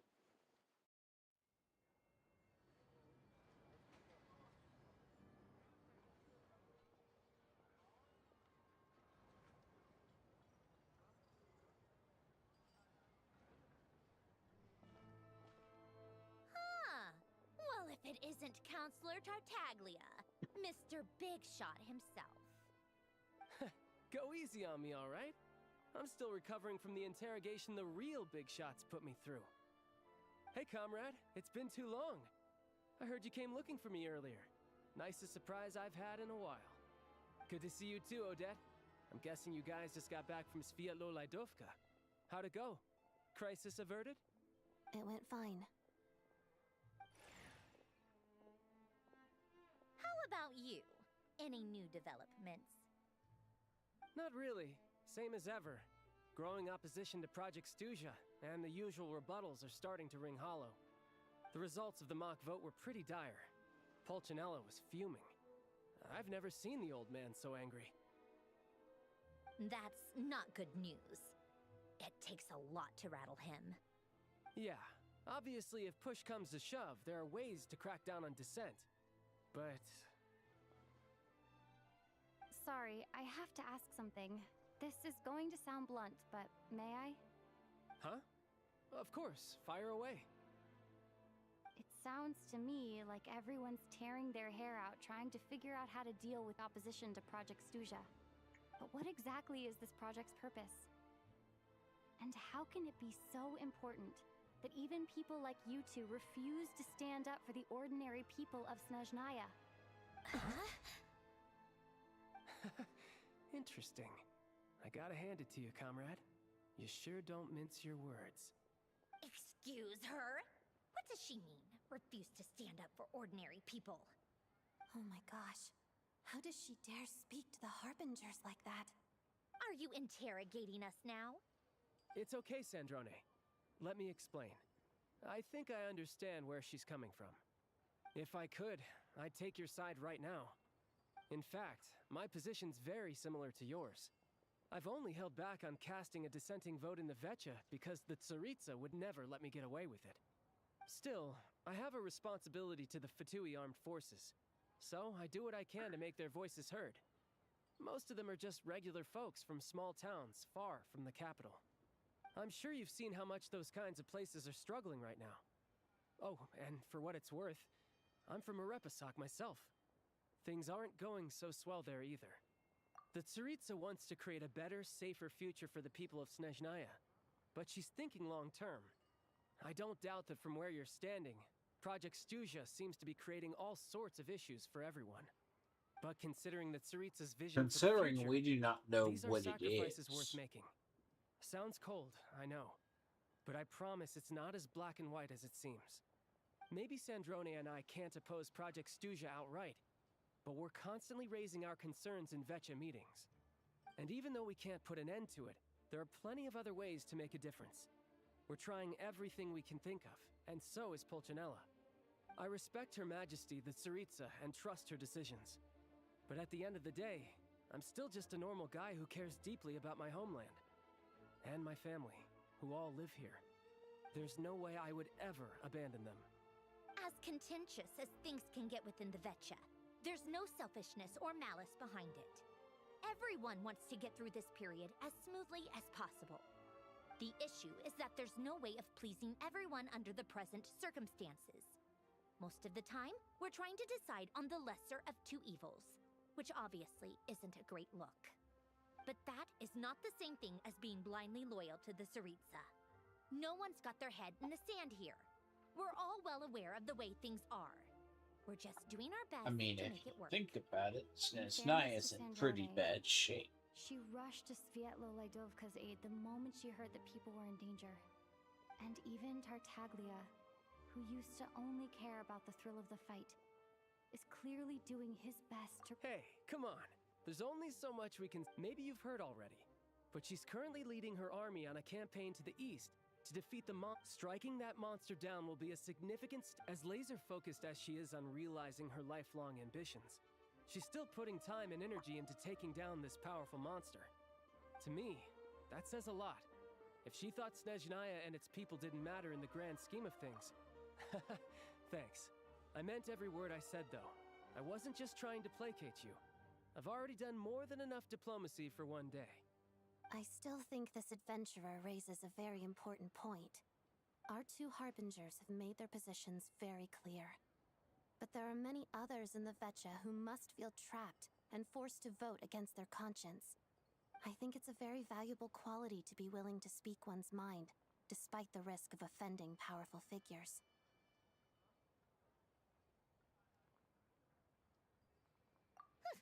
You can say that again. I highly doubt we'd feel the need to explain ourselves so much if we didn't know you so well. Forgive me, adventurer, but might I be so bold as to ask about your background? How is it that you can converse so openly with two Harbingers? Oh, haven't you been properly introduced? Easier said than done. I like to think I'm not the kind of person who goes around busting open people's old wounds.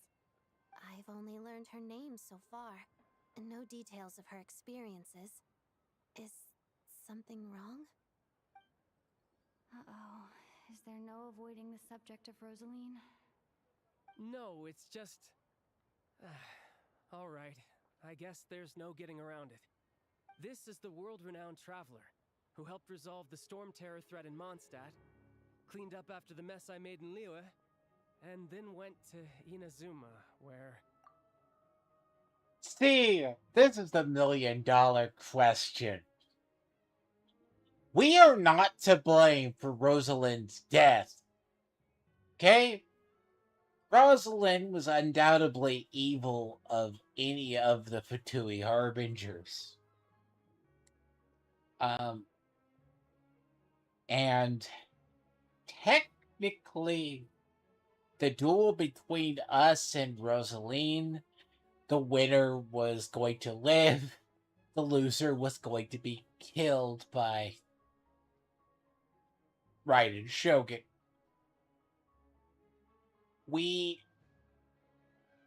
And she was the protagonist for a good, I would say, maybe 2 years of the game. She ran around Mondstadt. Then she made her way to Liyue.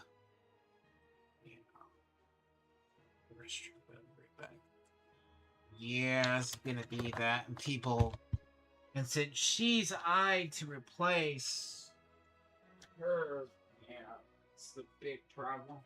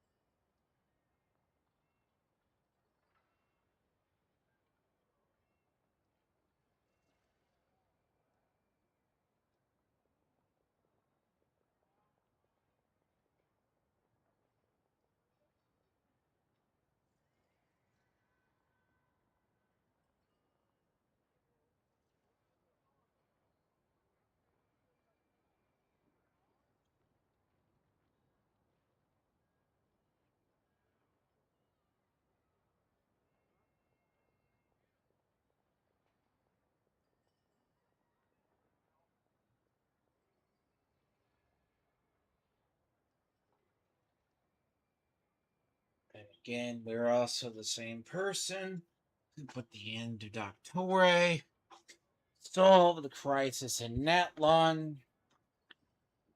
No. But it's weird they try to bring up the mess where Odette is actually the student of Rosalind. But we had no part in killing her. There was a duel before the throne, in which the Traveler defeated Rosaline. Oh. I'm sorry. I didn't think you two would be seeing much of each other, so I figured it wasn't worth bringing up. It's fine. It was a long time ago. It's fine. Sorry. I just remembered that we have a rehearsal coming up. Please excuse me. I should get going.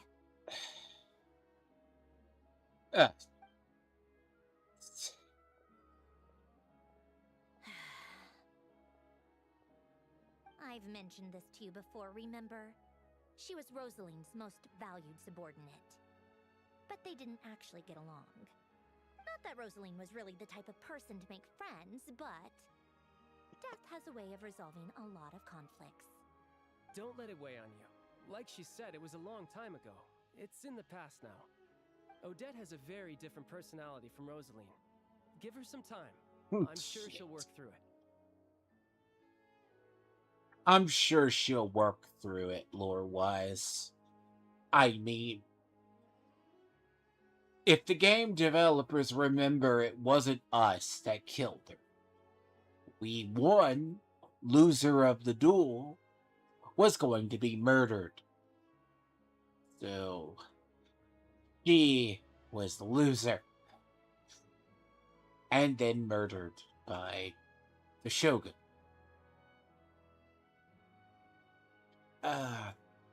Very good story, kind of an interesting fight. And we were promised her as a kid, but it's weird they choose to do that with Odette now. You know, it's... You would think Fatui Harbinger's no death is around. By the way, where's Paimon? It's not like her to hide away. She hasn't been feeling well, so she's resting at Podvorier restaurant. I got a couple of my people to look after her while we were gone. Oh, right. Sorry No, to I've hear never that. played, Poor what thing. is it, Killer 7? Reminds me of when Tonya was little. She really felt the cold back then. Used to So get you ill said all red. the time. I felt so bad for her seeing her lying in bed, I'm coughing. trying to watch 2 monitors, but She I'm was so also mature for trying her not age, to though. die in the process. Whenever someone came to visit her, There's the she'd greet them with updates. a smile and would never complain. I'm sure Paimon's a good kid, too. You're a little short on I haven't manpower, right? acknowledged it earlier. Let me have a couple of my people take over for yours. I'll send my most capable and reliable. They'll make sure And Paimon it's just can like recover he in peace. stumbles into Well, Capitano's that role. would be great. Your people are more qualified. Hey, don't mention it. I'm sure you have things to do. Hopefully this takes a load off your I mind. mean, I So find no it more accusing me of weird not being that... on your side, all right? Already? That was quick. I'm afraid I can't help you there. Our director's recent movements are confidential. If you hadn't told me, I never would have known he'd gone south. I assumed he'd been in Glupov this whole time. Well, I guess I'd better go sort out Me too. I have an incident report to write up. Let's leave it there for now.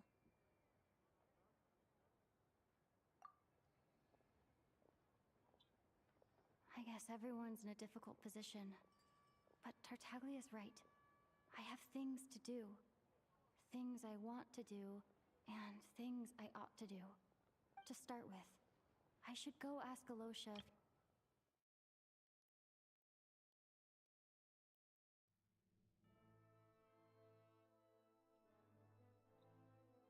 Who phrases dialogue that way? I'm not that tired that I don't hear dialogue. Trust me, I have all the other parts of Sneznaya plus the Archon quest to edit. I get accused of not doing anything, and if anyone friends on Discord have seen it. Who writes dialogue? I have things to do. I want to do and ought to do. Jesus. That's weird.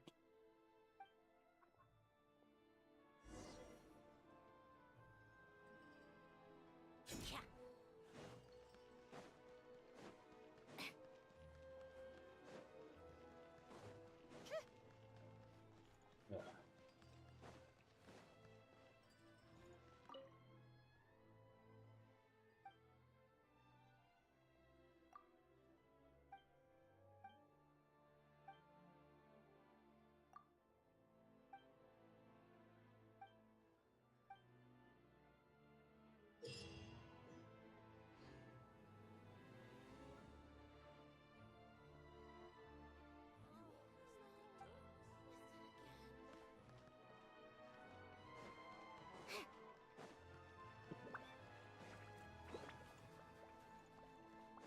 Do not. Probably gonna be the regent who do not pronounce names. Get me into Liu, get me into Inazuma. I arguably basically know the region. Russian is not my forte. How strange. This sword seems to be vibrating of its own accord.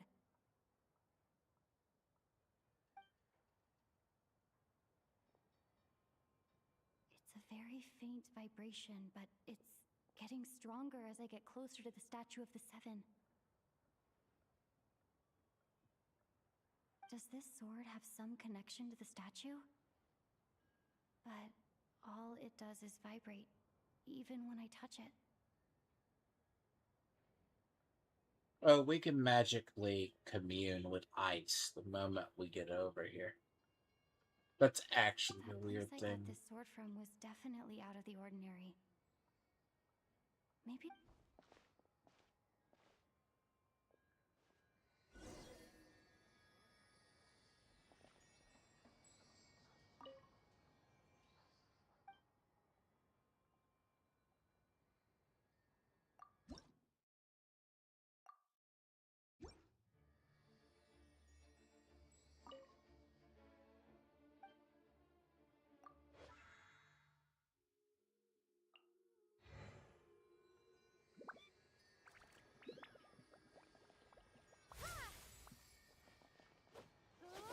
Fighting frog! It worked! There really is something special about this sword.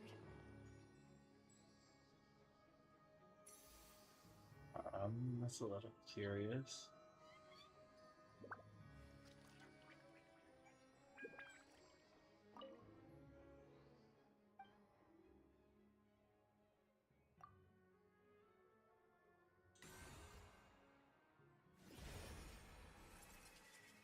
Traveler, you journeyed far in the land. The slam of redemption.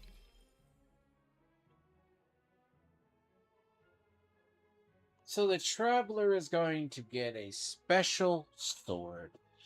I guess it's only been 6 years and it's free.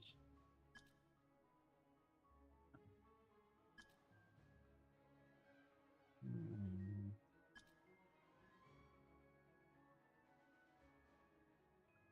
When the traveler equips this, their attack will increase 16% for 8. I don't really understand what just happened. I'll have to try the same thing again when I come across another.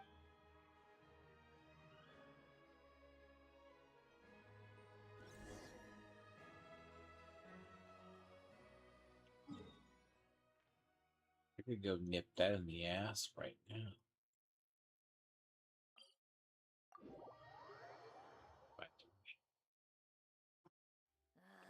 Time for more snow, damselettes.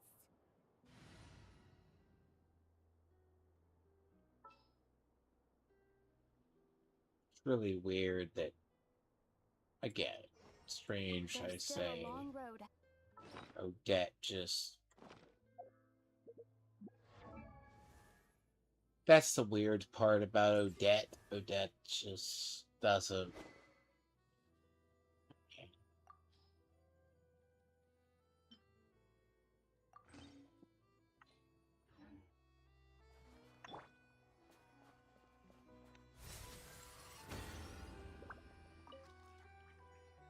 Let me fix this right now.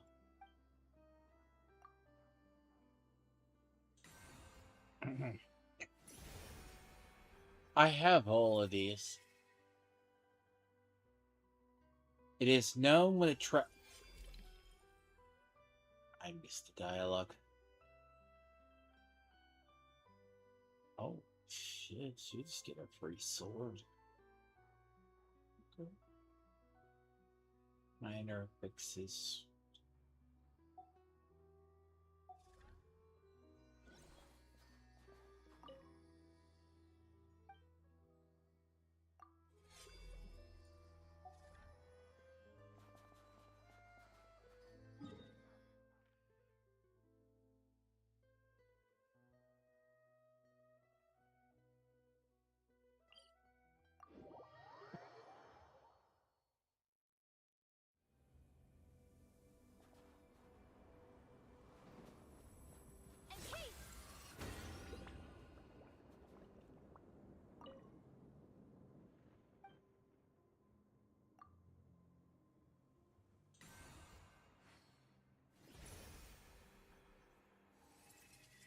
In some corner of the universe, there must be answers. How much time is away?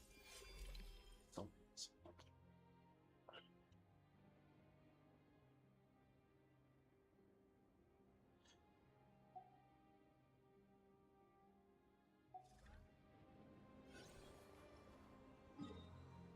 I'm going to have to look at that lore.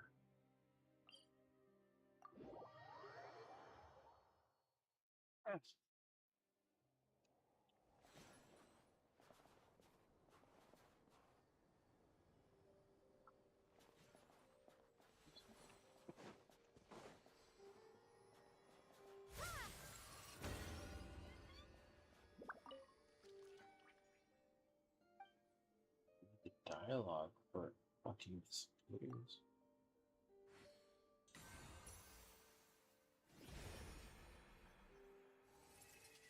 Perhaps humans are no different than moths drawn to the flame.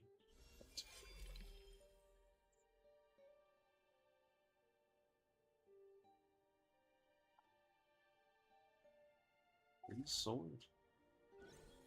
If he gives me a free 100 sword, I'm not gonna complain.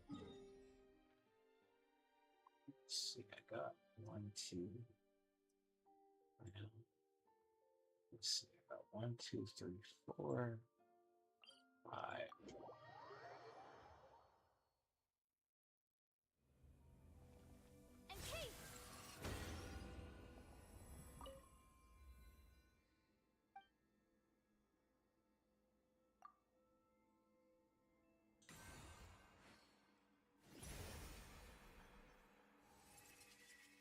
The darkness cannot dull the traveler's edge. Plus,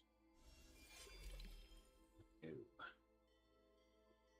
that means we're gonna get 2 more.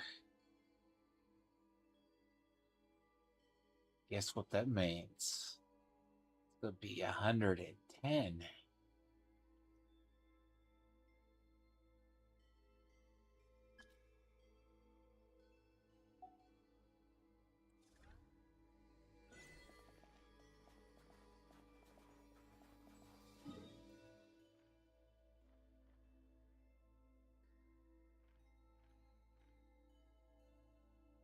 That also means there's gonna be 7 regions, huh? So, hey, I'll take it. Free 7 sword? Jesus Christ. Traveler needs a free 7 sword? Man, I'm not gonna complain. Free 90? Free 110? Which I'm assuming that's what it's gonna go up to? Free 110. That's amazing. But it's made for the traveler.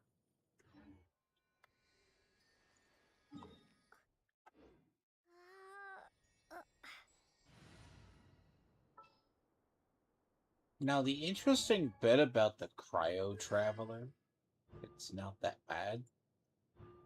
Actually used it. It's she's gonna be good, like if you don't have the stellar, like the other ones. Because it's taking into account, like, the fire one is if you don't have Night Soul. This one takes into account you don't have, basically, stellar reaction. Which, I mean, it's arguably not as useless as... But it is powerful. You know. It's kind of like the various paths for the Stella in HSR. You know, it's a meta to itself, especially if you have Himiko.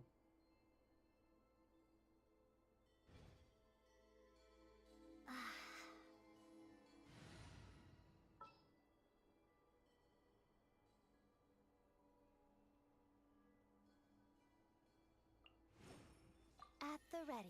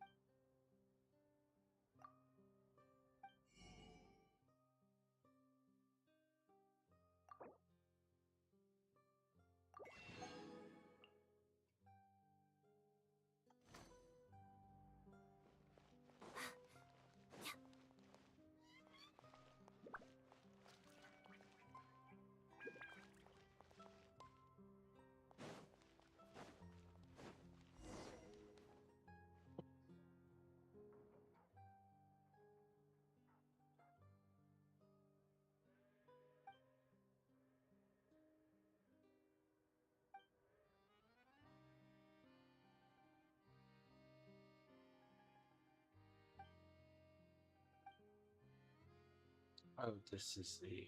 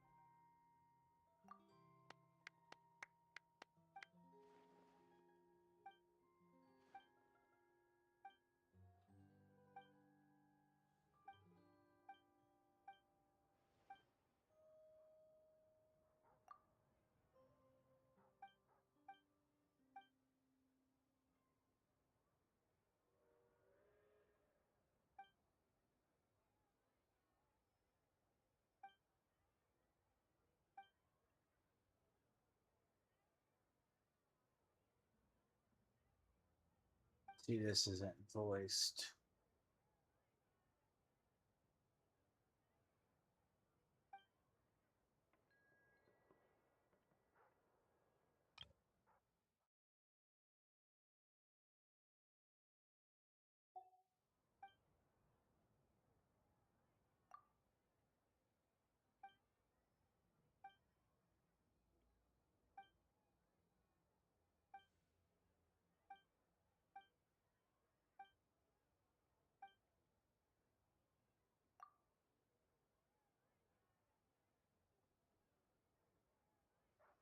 Yes, that is bunny. Bunnies with stuff. They fight with blades on their feet. That's rather interesting.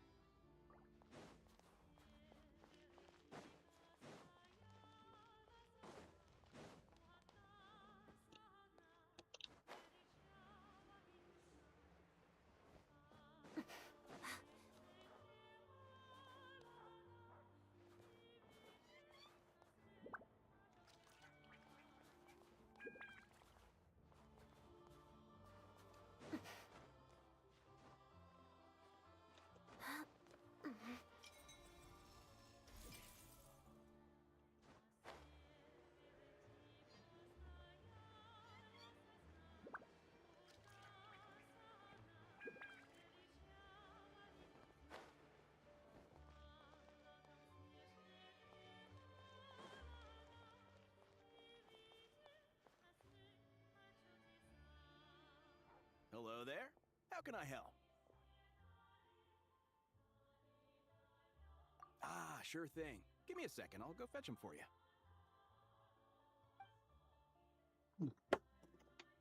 Clearly.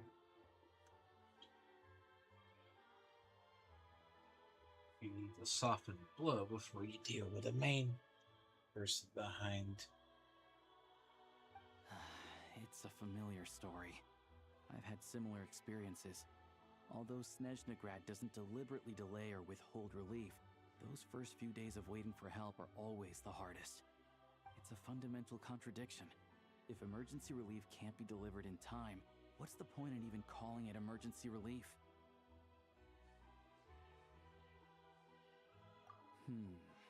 Not necessarily. I think there's a good chance that Kresnik Crystal from Stratomoros will start flowing into the market. When we resolve Stratomoros' energy issue, it's like we open the floodgates. A huge backlog of Crystal is now available to the townspeople. There's no way they can use it up at once. A lot of them will probably stockpile it and slowly work their way through. Probably a good idea. Exactly. At the current prices, selling Crystal is an easy way for an ordinary person to make a fortune. Hey boss, how much do I have left in my account? 1 second. Let me check. So, you're planning on buying the Crystal out of your own pocket? Yeah. I don't know if I have enough, so I'll chip in a little extra and buy as much as I can. No, it's fine. You're new to Sneznaya. Here's your Mora. See what you can find at the market. Yeah, well, can't hurt to... Let's see. Huh?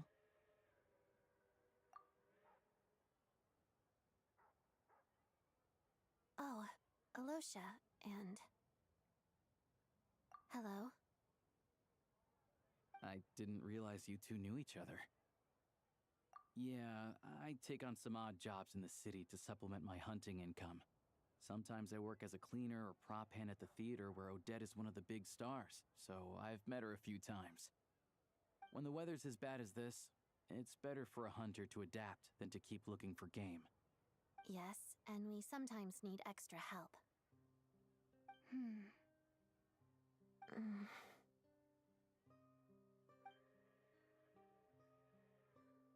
Wait, why is the atmosphere so awkward?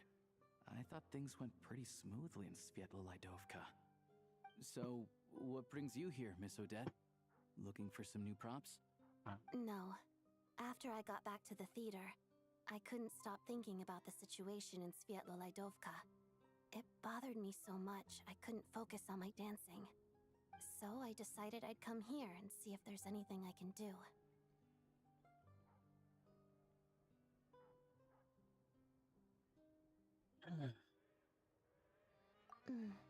You too, I presume.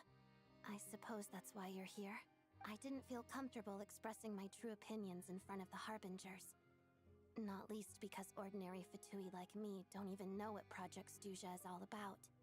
Without knowing the full picture, I can't make sense of it. And at some point, if things aren't making sense to me, I can't just keep going along with it. So many people feel the same way. They wish they could do something, but all kinds of reservations hold them back. Explains why groups like the Roadcott are springing up to fill the gap. Yes. Well, that's one option. But there are risks to consider with organizations like that. The Fatui does not encourage their activities. Right, because things can get out of hand, and it's hard to hold the right people accountable when they do. I've heard about a few cases like that. Sandrone said Odette was on track to inherit the title of the Fair Lady. If so, she'll be able to find out what Project Stuja is really about. Still, it's probably a little soon.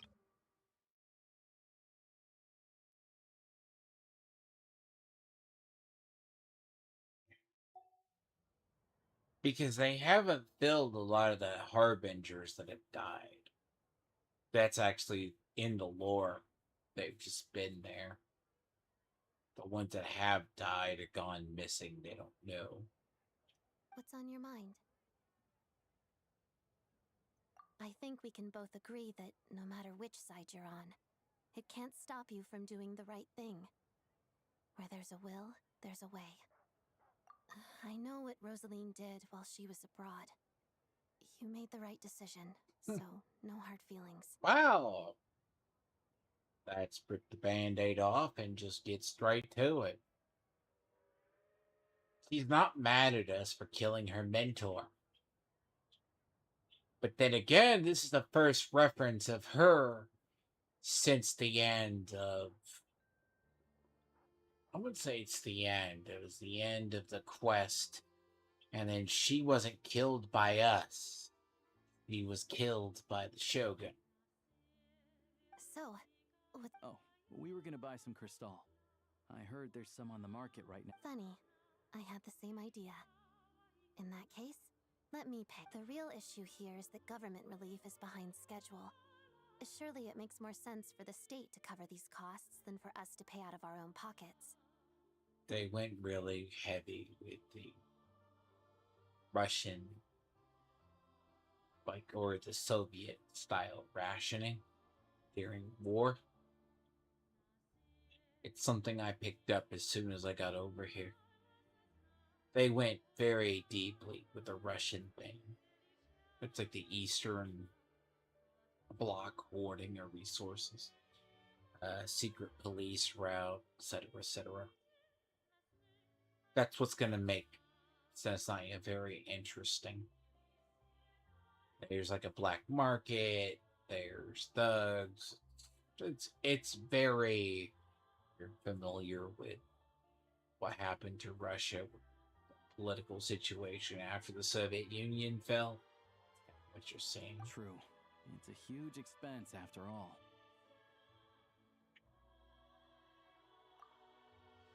I also think they like to rip off the Frostpunk aesthetics.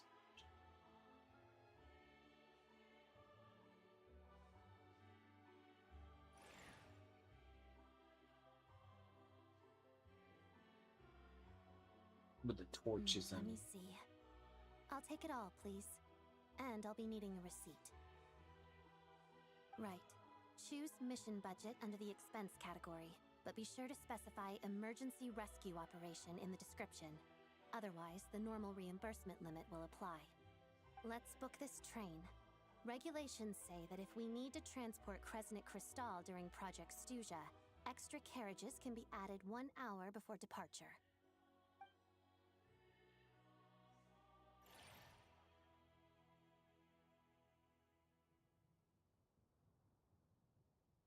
That should do it. The train will be escorted to its destination by Fatui guards. the Fatui are This is so my first time seeing you nice handle over Fatui here. affairs, Miss Odette. It seems you're as skilled an officer as you are a dancer. You flatter me. It's only because I've been doing both my whole life.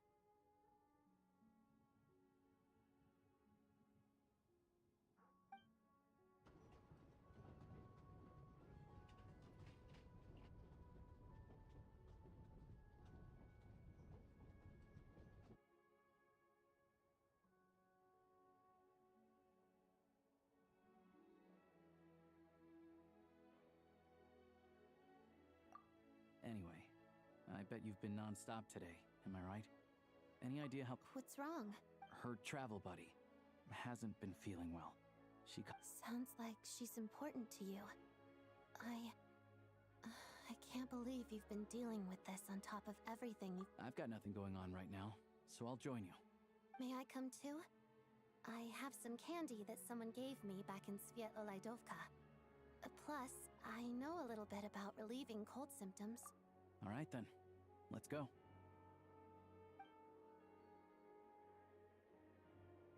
But see, Odette is gonna Still be don't know what the deal key. is between these two, but at least the tension seems to have vanished.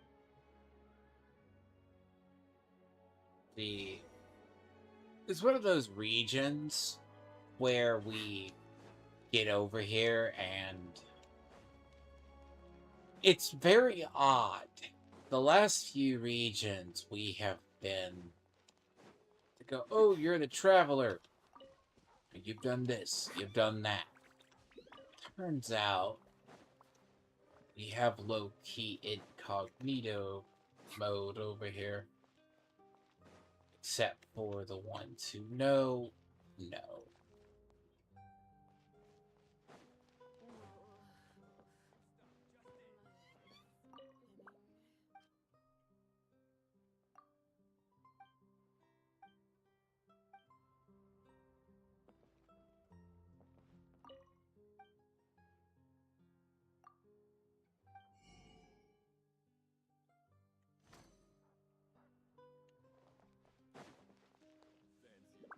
But this is also the only place you can get honey. I think there's like one other place, but I'm not sure.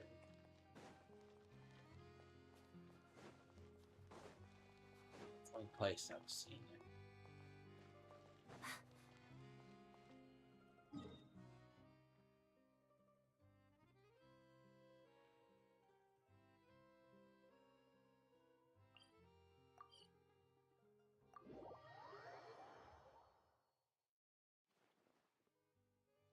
And honey is used for any of the resources here. Or at least the food wise.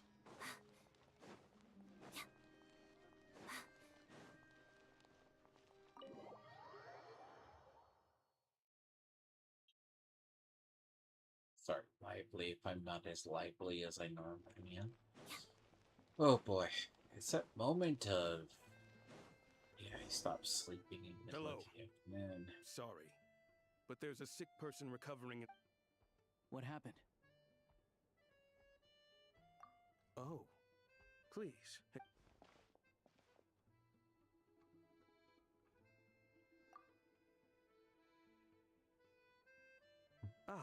It's at the same time we can't interfere with Podvoye Restaurant's business.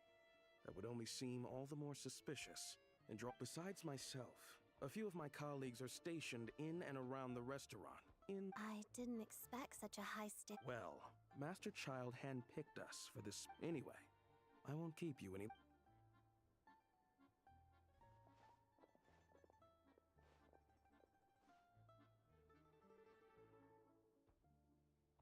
Traveler! Alosha, you're back! Oh, hey! Who's our new... Hi, I'm Odette. The Traveler and I crossed paths a few times. Another friend from the Fatui, huh? You're practically a member yourself by this point. Paimon's definitely on the mend. We should be back to our usual travels in a few days' time. Seems like that doctor was right. It's just... Paimon's limbs are still feeling a little chilly. I have just the thing. Whoa! What's this? Is that... a flame inside an ice cube? Wait, is this real ice? All keen observations. You're right. This is called Core Ignis. Whenever I've caught a cold in the past, I found I recover much more quickly. Awesome! Wow! Your name was Odette, right?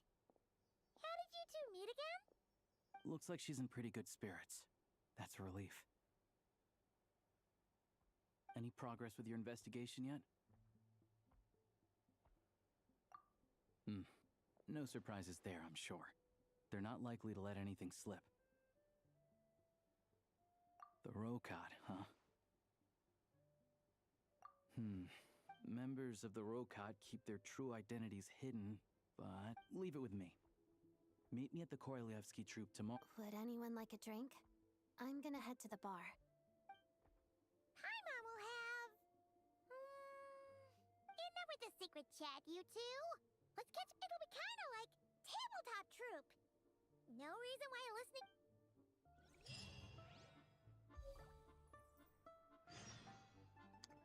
He's part of the, look.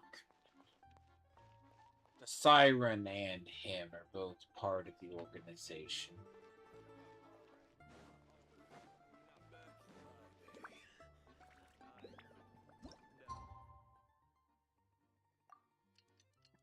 So, the Rokad are not technically hunted down, but they help the civilians.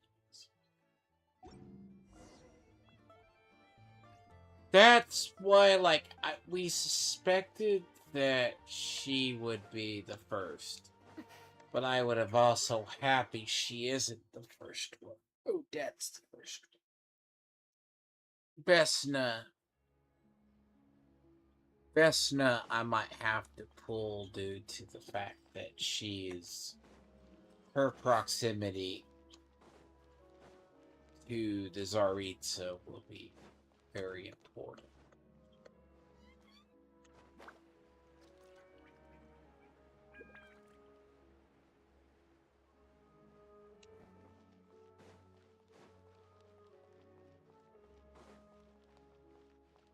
But it's also implying that she is going to have a future.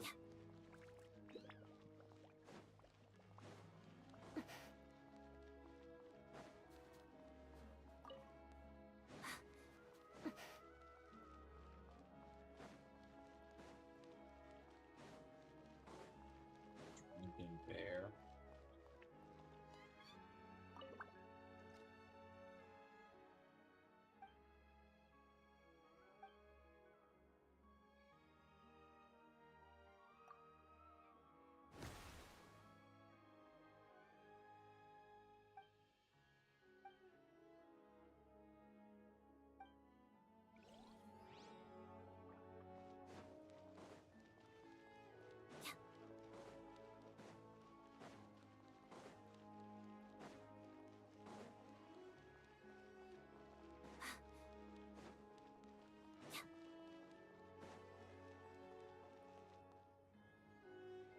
Ah, you made it. I've got some tickets. It'll have to wait until after the show, though. Happy pleasure.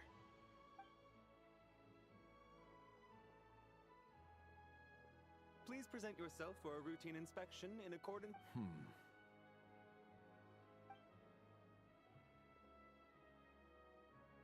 That's Valera's. Is that guy That's with the Valera. Looks like he's Him, waiting for I something. suspect. Okay. He's all going to be a done. very Thank powerful you for your character. cooperation. Please proceed through to the theater.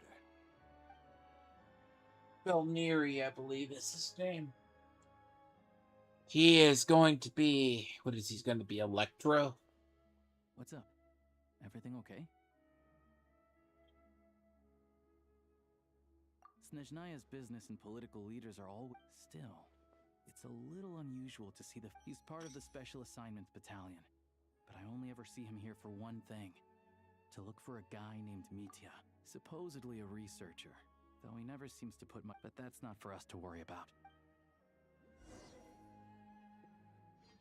See, he's a confirmed character, but I don't think we'll get him What do you for think?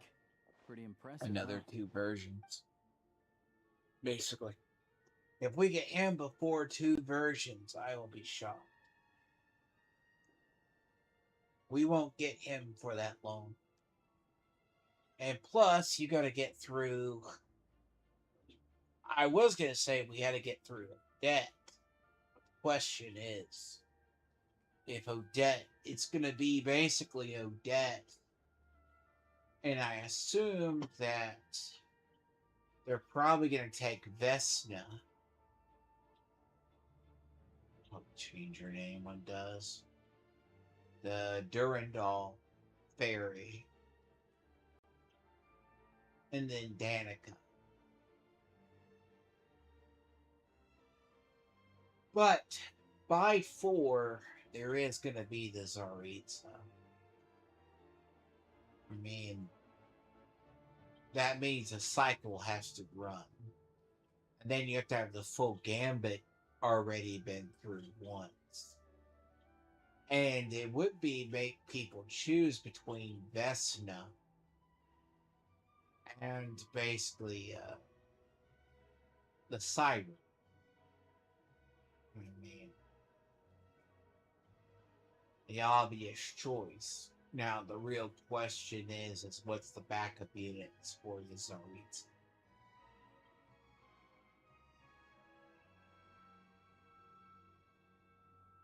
That's one thing you have to consider. Because we know Danica is featured as her right hand maid. Or left hand. And then the fairy is on the other side. Sorry, done in those days, halfway tired. Oh, the one in Fontaine?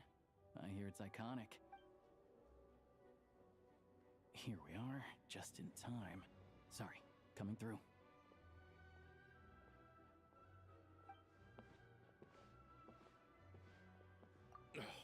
If you're gonna show up late, keep your mouth shut.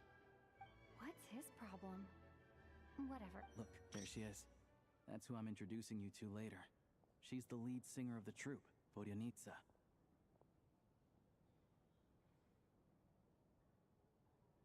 Very adorable character. Kind of floats like Columbina.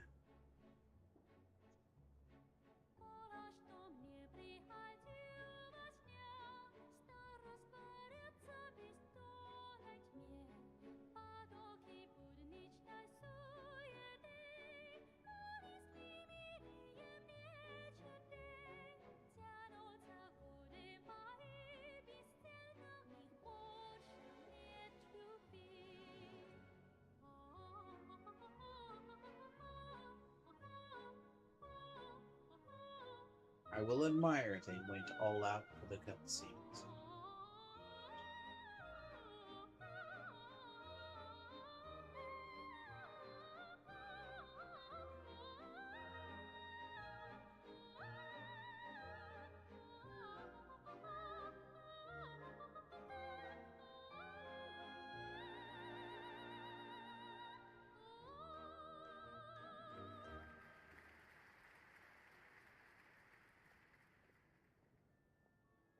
This leads directly to the green room. They're expecting us. Vodyanitsa will be waiting for us there.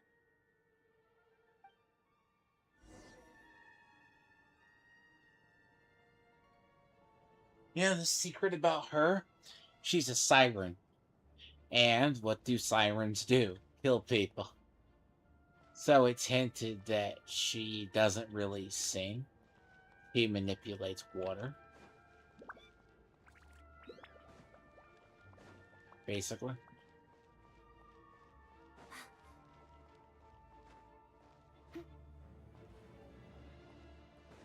Which is weird. She manipulates water to sing. So she's not exactly... That comes from a couple of dialogues with, you can already find in-game. Linnea's dialogue.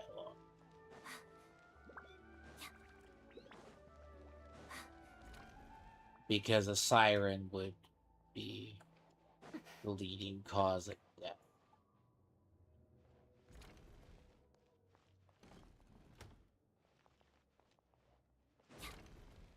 The whole mermaids also causing death too.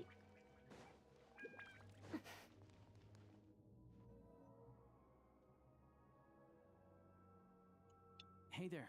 Excuse Tell me I can't go down Can here. you believe it? I am so mad right now. Come in. Oh, it's you two. And she's also going to be a minnow, which is wind. Huh? You know each other? Oh, wait. Is this who you were telling me about? The one you met yesterday and couldn't stop thinking about? I never said that. Yes, you did. Why are you denying it? It was right before I went on that rant about the moody factory owner. Oh, I remember it so clearly. Might I ask what brings you two here? Oh, I just brought her here to see the show. And when it finished, she was full of praise for Vodyanitsa's performance. So I thought I'd try my luck, see if we could get the chance to chat for a bit. Maybe get an autograph? You work here. You of all people ought to know that's against the rules. It's not what the green room is there for. Oh, what's the big deal? Come on, don't be shy. I can give you an autograph. You can take a picture too if you want. We were worried Do as she you was going to be please. the first character. I It's finished just all her my shows kit for the isn't day. what I'll we leave you hoped to chat. for. It's better Odette was first. And then Vesna's gonna be, I wasn't making that stuff up, you know. Odette's just too proud to admit it. She thinks very highly of you, and so do I. You did the right thing in Svietloladovka. We're good. Odette's out of earshot. I'll lock the door. now you get the real story.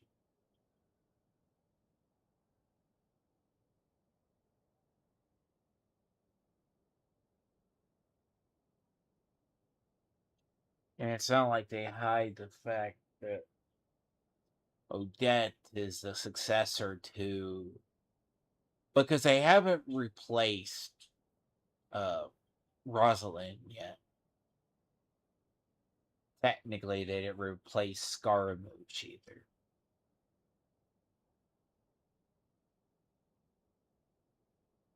You would think I'm not tired. You would really, really do. It's been hot and same time. I feel like I've run the gambit today. You wouldn't think the brain is the way it is. It's hard to enjoy a story and explain. Because the road cut, it's like the black market, but they work for the people.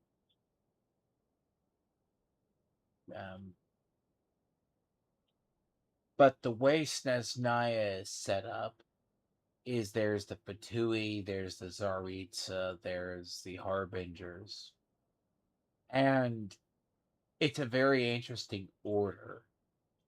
Then you have the Rokat here, which help the common people. I should go make coffee. Kill open. Coffee doesn't keep me awake. I am down to one coffee.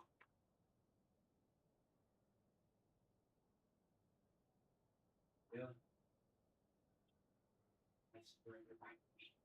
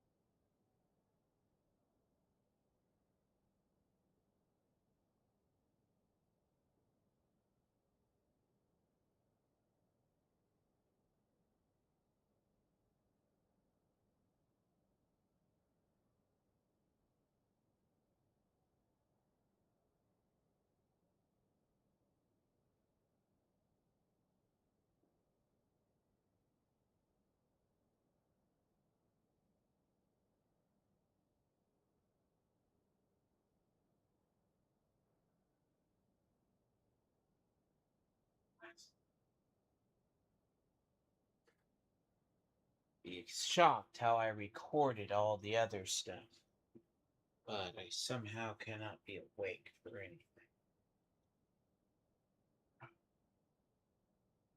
Where did I put it?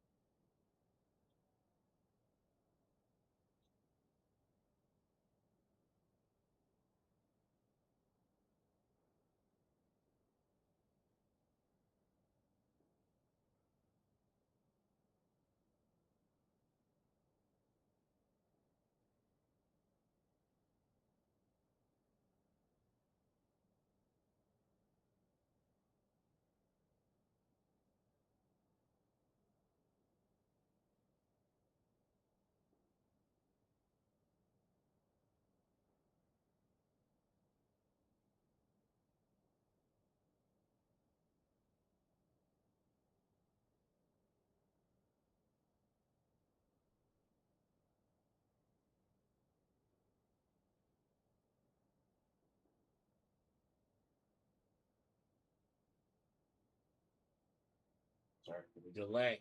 Slightly better. You'd be wondering how I recorded all the other footage, which was long. For 2 weeks, I didn't get a week or so, I didn't get a migraine. And now that I actually stop, I get migraines. So,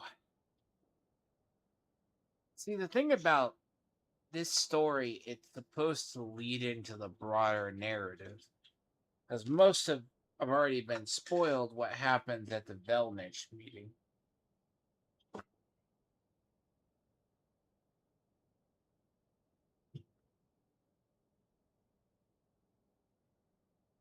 We already know because they spoiled it early on. But what happens after that? Anyone's guess. They even take my water out.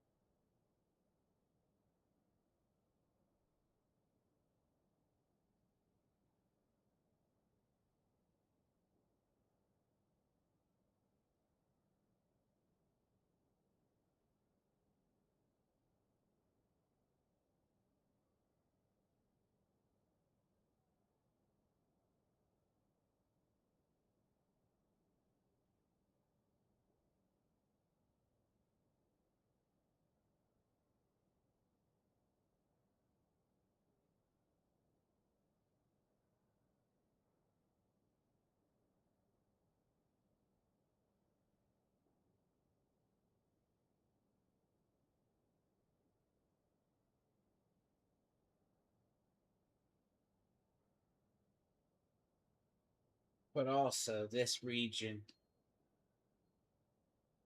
is horrible for migrants.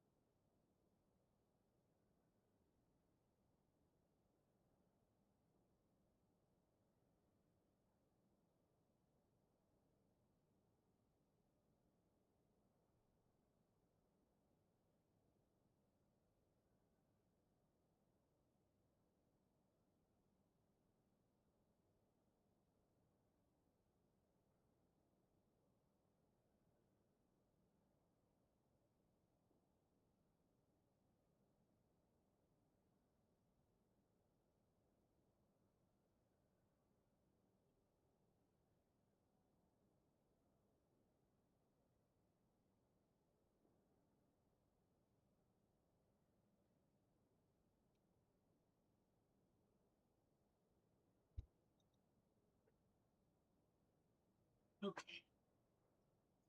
So it's kind of like the worst kept secret because the Wall Odette was moved up in the order. She was going to be the first one. That's at least according to theory. She'll probably be on the next one, which will be the anniversary unless they push Vesna next. But Vesna's kit got shown off.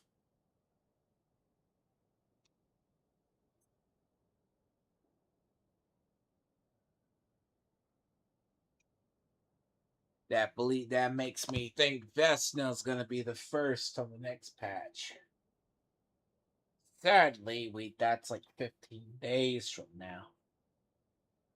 But her kid is supposed to be Glimmer or Swirl, so Confidentiality, of course. The Rokot is very strict on that. Whoa, Alosha! Not out loud! Relax, I've taken care of it. Look at this. The president's reply sent this morning. Wait, so she's been approved to join? You told me last night that you wanted to get intel from the Rokot.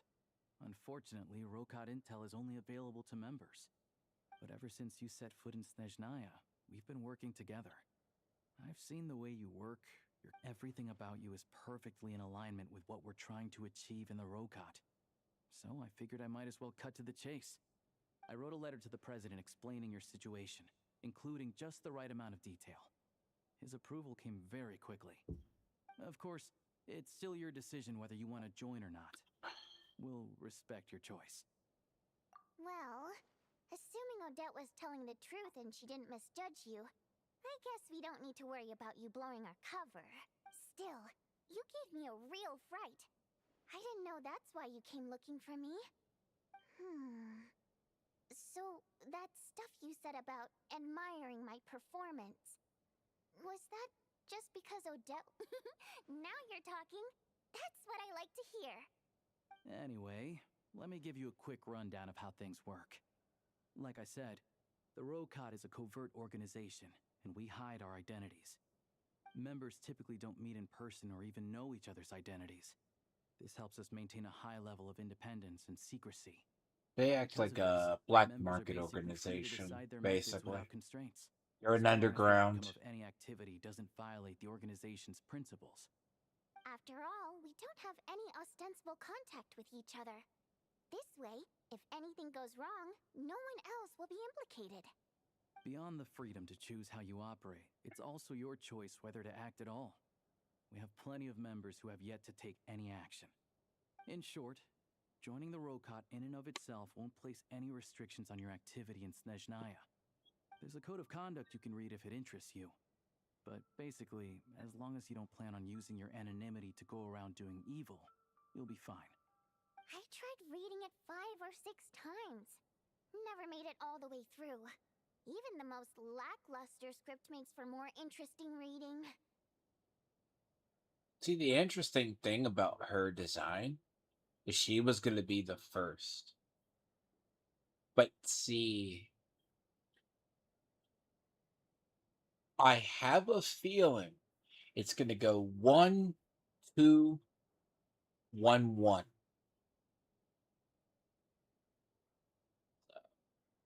See, the theory I have now is her, and Vesna will be on 7.1. That's going to put Zaritza, Valenray, and Danica not released. Okay, so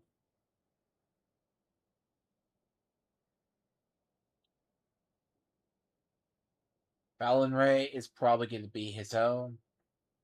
Danica is going to be a support for the Zaritza. And we think 6.3, 6.4, unless, this is a big unless, they shoved Danica and Valenray on the same one, which would say 3, then 4, that's when they released the Zaritza. But I have a feeling that Zaritza is going to be 4. Officially. Because, granted, we're not getting a archon now before 4 patches. But this is a big but. There's one problem. They're going to have one banner where they're running double. They didn't run double on 7.0. It was just Odette. Odette's running all the way through. Vesna and her have it run. Now, the big question is, are they going to be single or are they going to be double?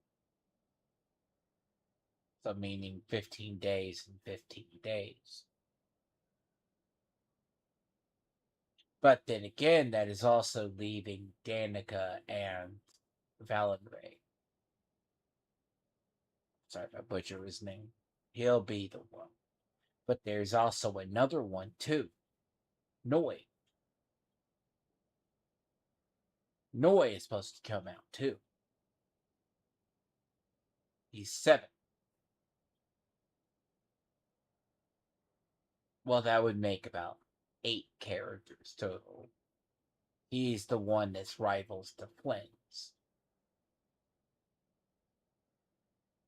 So, Danica's going to be the support for the Tsaritsa. Now, it puts it in really an interesting bind for teams because if I kind of see potential that it's Danica, Tsaritsa, and either Valenray, him, who's the support for her, but I assume she's going to have a healer too. But it really strongly suggests when we see Nora. It's Ino-Y. Sorry, I'm gonna butcher names. The Russian, they don't sound the same. Get me to Inazuma, get me to Ryu. I can pronounce half of them, majority of them. Look, and I'm learning. Odette's simple. Bodnesta is not. It doesn't roll off the tongue. I mean, but see, it's still, she has, by the way, the body type that Columbina has. Great. Then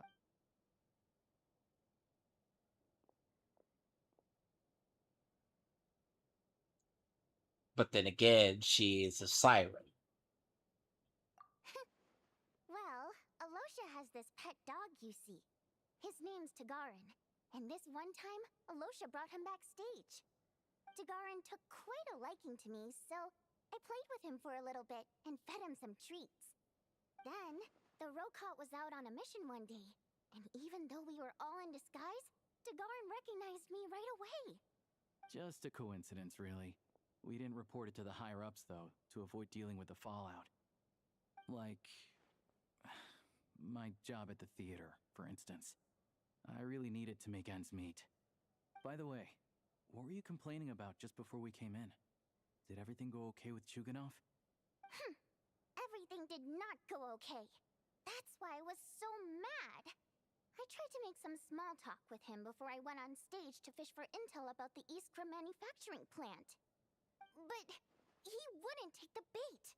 No matter what I said. And the thing about her is if you look at her body type, And then he started she's very similar to He Columbina. said he didn't appreciate his And what's second-rate seat in the Columbina? stalls because he usually gets a private box. I mean, what did he expect? Everyone knows that if you want a box seat, you buy a ticket well in advance. But instead, he sends me a letter the day before the show when we're practically sold out. I had to juggle things around just to get him a half-decent seat, hoping he would appreciate the gesture enough to share some information. But nope, he didn't give me anything. Yeah, meeting Chuganov in person has definitely been a disappointing experience. Oh, you probably don't know who we're talking about, do you? Chuganov was that older guy you were sitting next to today. I'm sure he didn't make a great first impression on you either. See, I will say that she may be, if anything. It depends really if she's. So, Columbina is a lunar support unit. So, in a way, she might be the same for Stellar Linchpin in the Amnio category. And the thing about her is she has almost an identical body shape to Columbina, which, if anything, you go off of kits, and I may eat my own words, she's a support for it. MiHoYo takes body types, and whatever they look like, that's generally what they are. Unfortunately, that's kind of the way they've been for a while. By that, I mean, take ZZZ. All ruptures look the same. At least the female ruptures. They all have a similar feature in their outfit. But Faunesta is thought to be, but I don't know if her kit's not finalized or she'll just, I think people feared that if they didn't put Odette first and you put Faunesta, no one would have pulled her. Meaning that Von Nesta would have been a Deadpool for Odette. Everyone knows Odette's going to be the main carry. The thing is, Odette is also the people coming in if you don't have Stellar Linchpin. That's if people skipped Sandrone. Some didn't try to pick up Sandrone. And Stellar Linchpin is a very easy thing. Like, I'm blessed that I have the units I have. Like, if I'd never pulled Yae Miko a long time ago, good luck getting her. She's not a very common unit. But she was a must pull for me back in the day. I mean, I'm sorry, I'm a sucker for her. See, ZZZ, HSR, any unit that is very similar to an HI3 unit I like, I pull it. There's no ifs, ands, or buts. And it just turns out that she's not a bad character. I mean, she's used in Stellar Linchpin lineups, actually, to a big effect. Now, it's weird that Mizuki is used as well. He's a strange one. So, I mean, technically, if you don't have Botanesta or... But then again, I find Sandrone's, there's a fine art to using Sandrone. But I feel like that lineup only works because of one character. Or a couple. Other than that, it's a different form of glass. In the story, though, he's supposed to assassinate with that one guy's stuff. To the citizenry, he's a family man and a kind boss. But our interactions with him tell a very different story. It's one thing to ask for a favor, but he acts like it's his right. He always take the ticket situation, for instance. I've actually gotten him a private box in the past. But not only was he not even grateful, now he's acting like I've sold him short this time. Not to mention that he's never paid for a single one of his tickets. And another thing, if he's such a big family man, why doesn't he bring his wife and daughter to see the show once in a while? I've never seen them here, not even once. Calm down, Vodyanitsa. If you won't do it the easy way, we'll have to try the hard way. But first things first. Here's your application form. Go ahead and...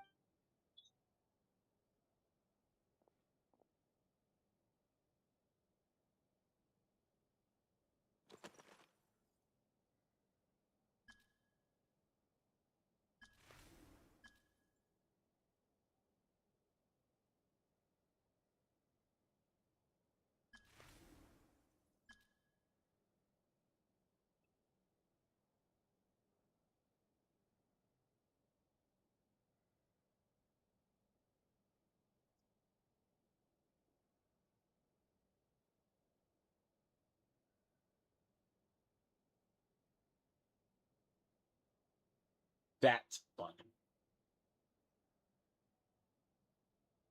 Chess mimic, really?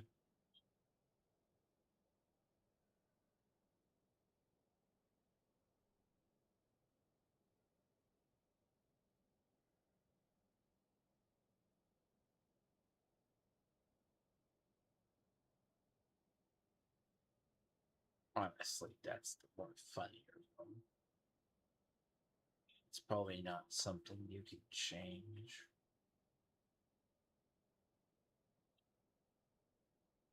The interesting part is that would be like the idea of the harbingers.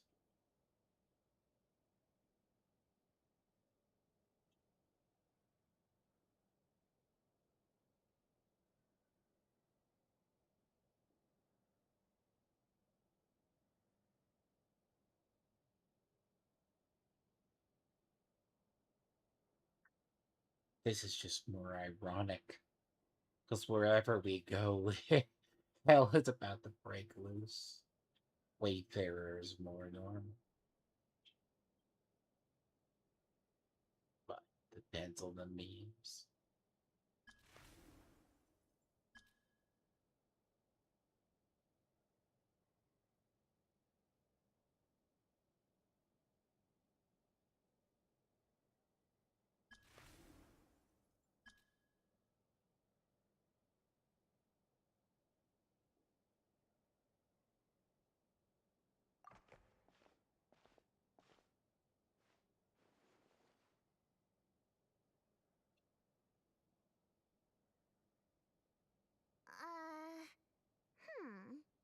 Looks like I'll need to make a few little Alright.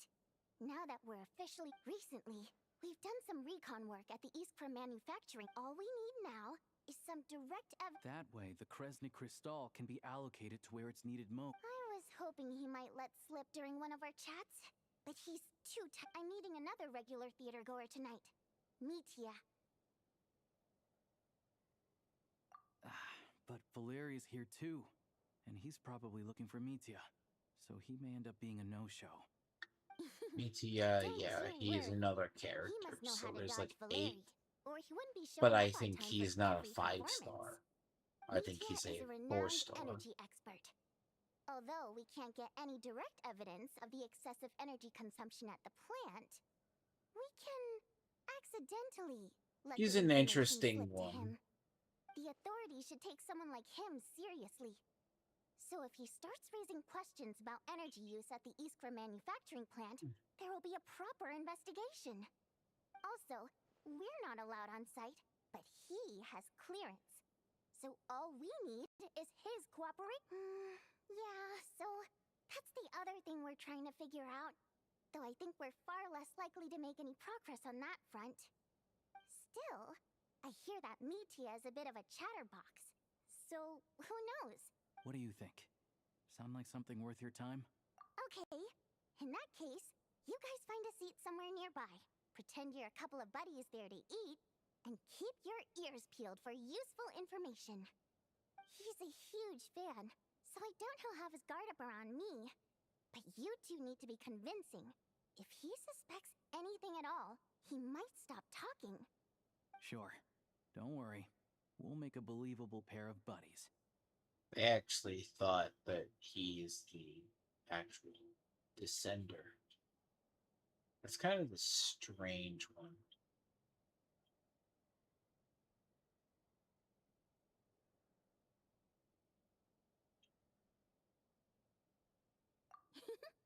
Perfect! You've sold me already. Now, help me tidy this room up a bit before we head out. Okay. Everything! What?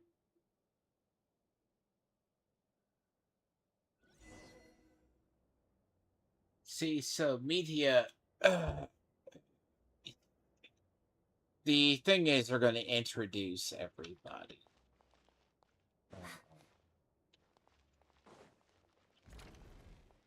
To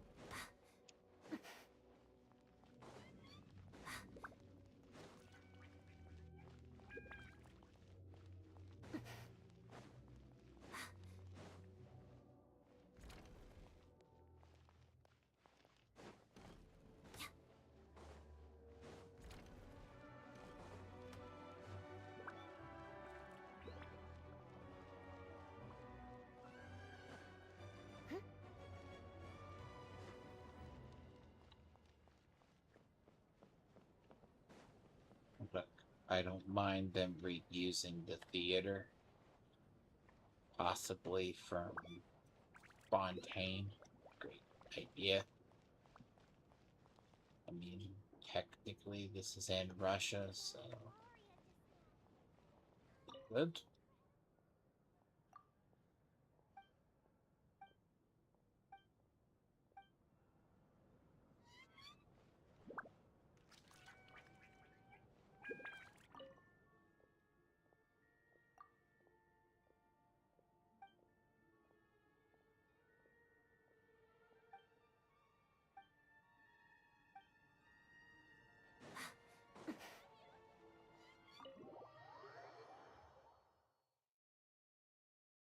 Because you have a political class amongst the because yes, it's assumed that the Plutui okay, sorry. Alright, now I need to talk to that person.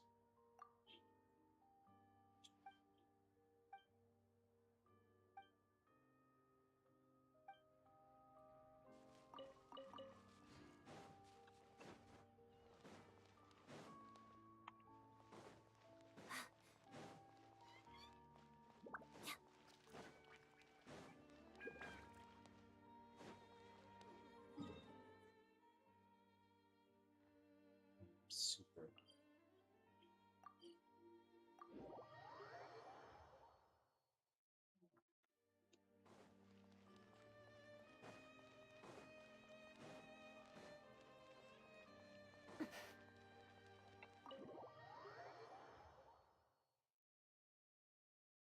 See, the thing about having fun, We come here often, so she's gonna we be shouldn't sticking around stand a out. while. Let's sit here. Now it's up to Vodyanitsa. Let's see how the conversation goes.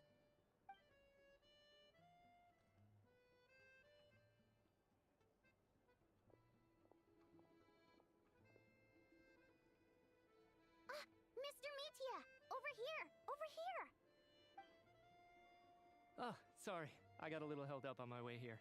Now we have even less time But than we he planned. is a character, not just an NPC. He's going to Go be ahead a character. and order some snacks and drinks. Whatever We you just like. don't know. Let me see. According to my schedule, we still have 25 minutes left. You're really pressed for time today, huh? I was imagining this would be a leisurely chat. If you'd prefer, we can always reschedule for another afternoon when you have more time. No need.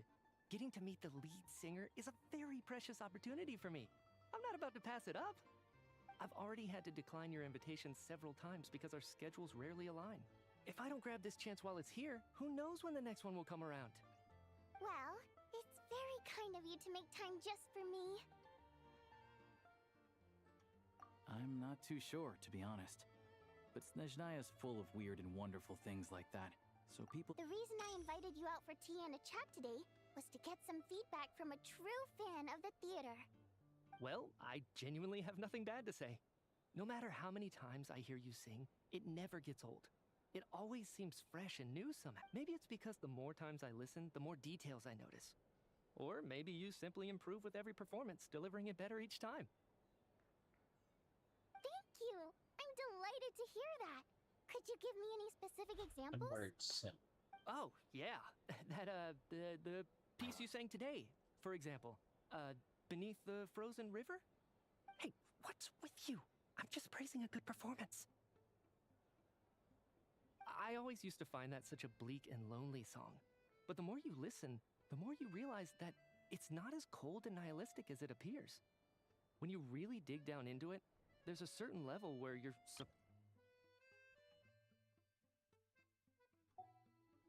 Wow, I'm impressed. I didn't expect you to pick up on that. Actually, I only tried out that angle after talking with a composer.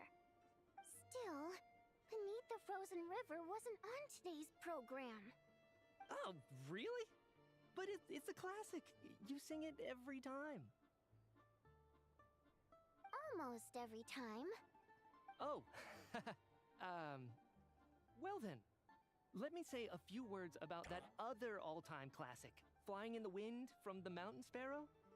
I didn't sing that one today either. My voice wasn't quite up to it, so I switched it out at the last minute. Oh, but, Sorry, Mr. Mitya, but you were at the theater today, yes?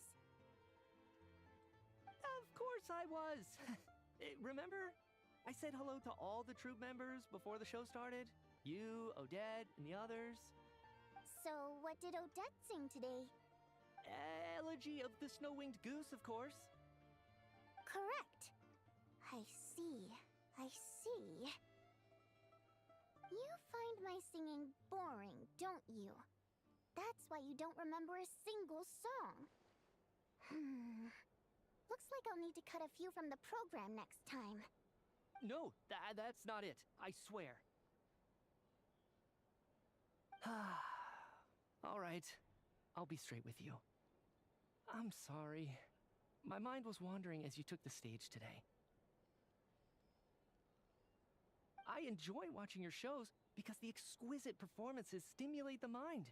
It always sparks some inspiration for my research. So, whenever I get stuck at work, I come to the theater for a change of pace. Odette's dance during the elegy of the Snow-Winged Goose today was simply incredible. It got me wondering what she's been going through recently. That look of sheer defiance in the face of utter tragedy? It was so inspiring. I started scribbling in my notebook right away. Not that I made a ton of progress in the grand scheme of things, but I still think it was productive. By the time I snapped out of it, the entire show had finished. So what you're saying is, you didn't listen to my singing at all? Unfortunately not. I'm sorry. I don't know which is more disrespectful. The fact that I don't always come for the show itself, or the fact that I missed your performance. Seems like things are getting a little awkward.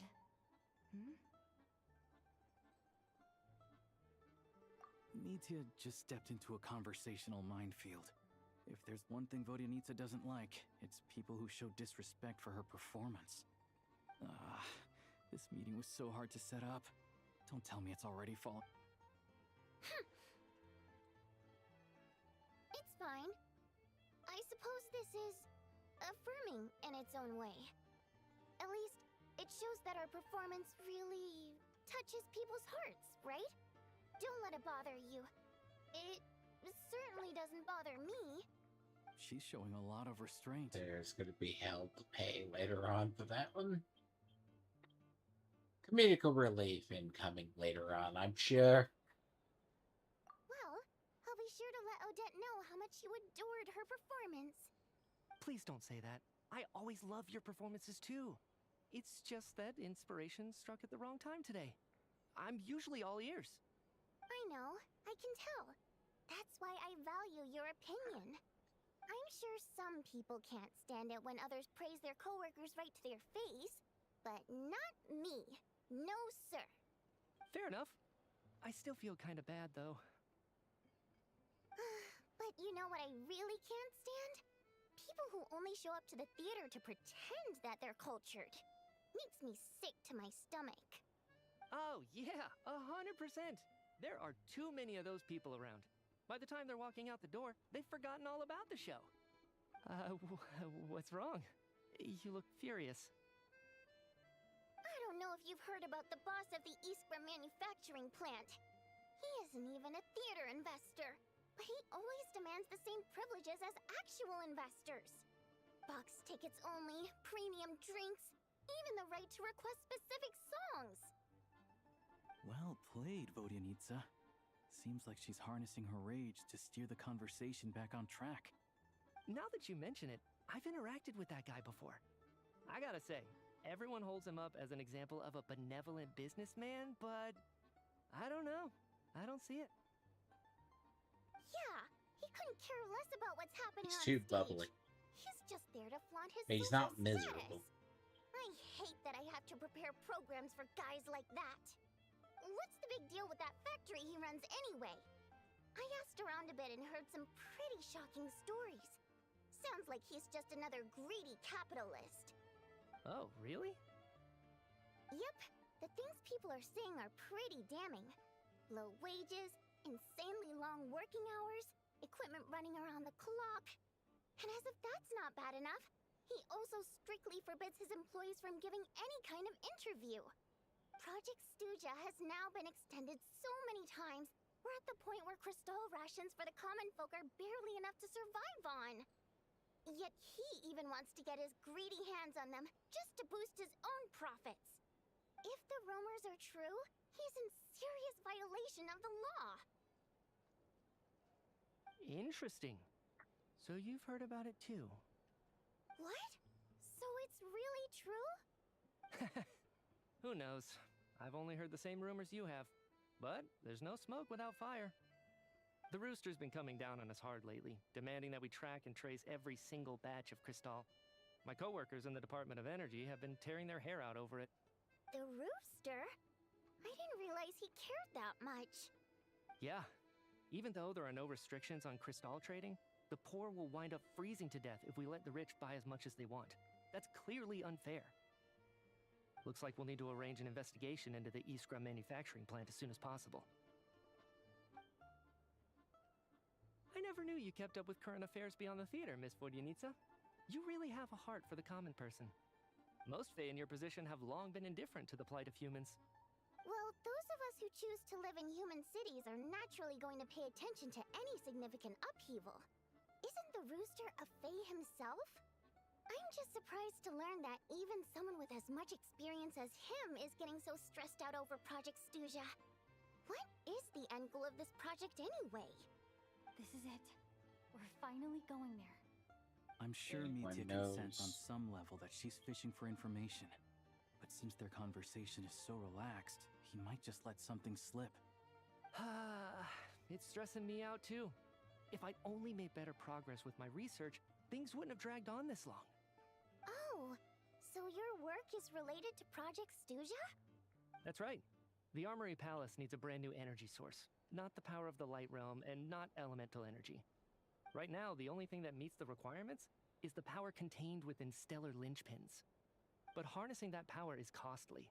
Each step of the process requires enormous amounts of Kresnik crystal, from extraction to quantification to attempts at conversion. Progress has been painfully slow, and the team is getting burned out as time goes by. Sometimes, I see people staring into space, as if in a trance. Could it be that this new energy source has side effects? No, it doesn't affect us, because the energy is used for... Okay, I got it. Stop choking me. Sorry, I can't talk about that. I think we're all just exhausted. We've been working ourselves to the bone for so long with so little progress to show for it. It's no wonder people are struggling to stay motivated. Stellar linchpins used for something Seems else. like I owe you an apology. But it's also... I shouldn't have gotten so mad at you for not paying attention during the show. Don't worry about it. I count myself lucky, to be honest. I don't envy the people who work closely with the Tsaritsa herself. I'd much rather be in my current position. At least I don't have to shoulder any major responsibilities. So they're trying to develop a completely new kind of energy. Yep. Yeah, censored by a scarf. Who would have thought? Oh, dear. It looks like my time is up. I'm afraid I have to leave. I'm so sorry. We ended up barely talking about the theater. Okay. That's okay. It was a pleasure. Let's make up for it next time. We touched on some confidential issues today. I'd be grateful if you could keep... That could have gone worse. Nice job. Why was Mitya in such a hurry to leave? Sorry, routine inspection.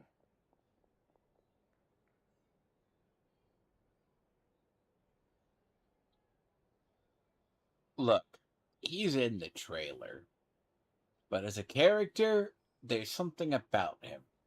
He has the Woolsey look, but better.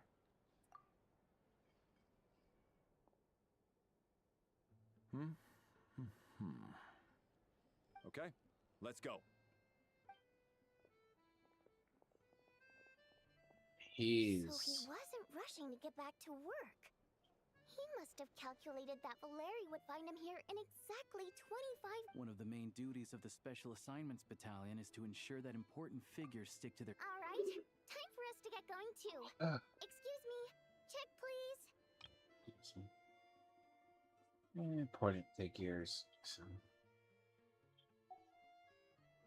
We'll settle our check too, then. Oh, hello there. Mr. Mitya paid the check before leaving. He also asked me to pass on a message. He said it was an honor to share his tea. Wait. So he knew we were here all along? This raises a lot of questions.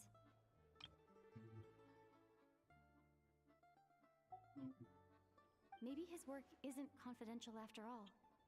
Maybe the key here is the purpose of this new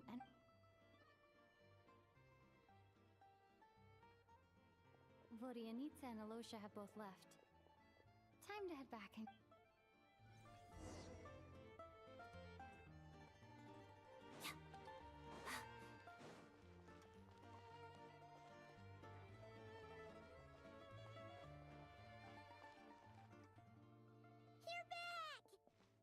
At least I'm starting to wake up a little bit. I'll still crash around 20.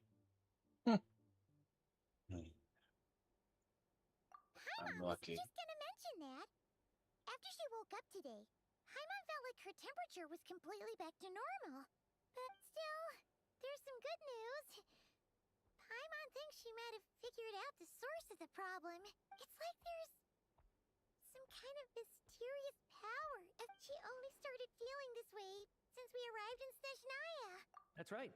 The Armory Palace needs a brand new energy source. Could that have something to do with this? What is it? Hmm. You're making that face again. Lunar.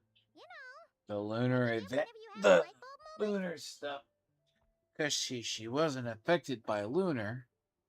Right. But she gets affected by whatever is stellar linchpin.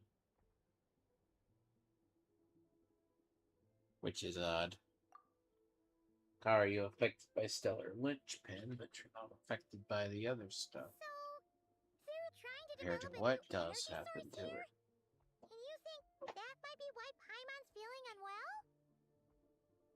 Like an energy source would make sense. But it would be on the outskirts, if anything. Because on the outskirts, whatever it is. Well, Mitya denied that the energy they're researching has any side effects. Although, he did say that people working on the project have been having issues with their concentration and short-term memory. And even so, those are completely different symptoms from Paimon's.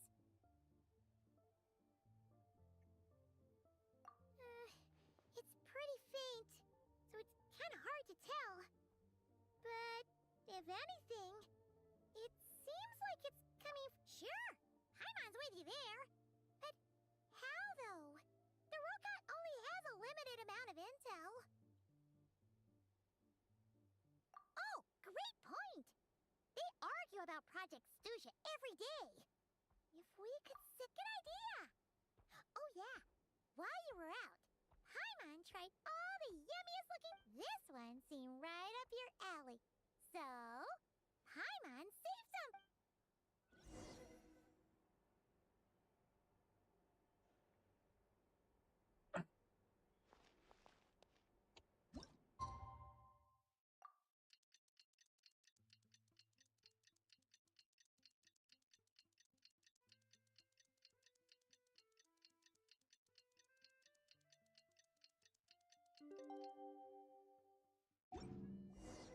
Alosha replied.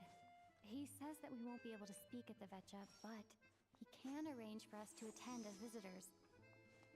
Time to get ready. Now we get to Then the head to the Sneznaya Vetcha. You're back! Oh, shoot! Paimon...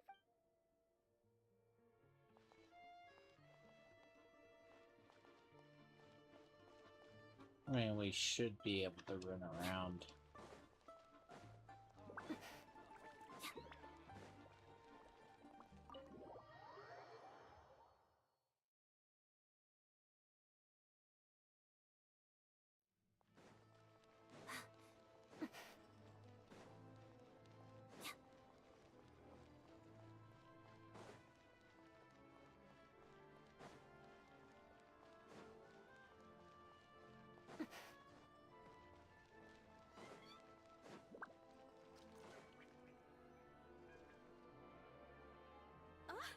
Vodyanitsa, prima donna of the Korolievsky troupe. What a surprise meeting you here. Sorry, I'm not taking interviews today. Oh, good, you're here. The session's a— Please wait, Miss Vodyanitsa. Could you introduce me to your new friend?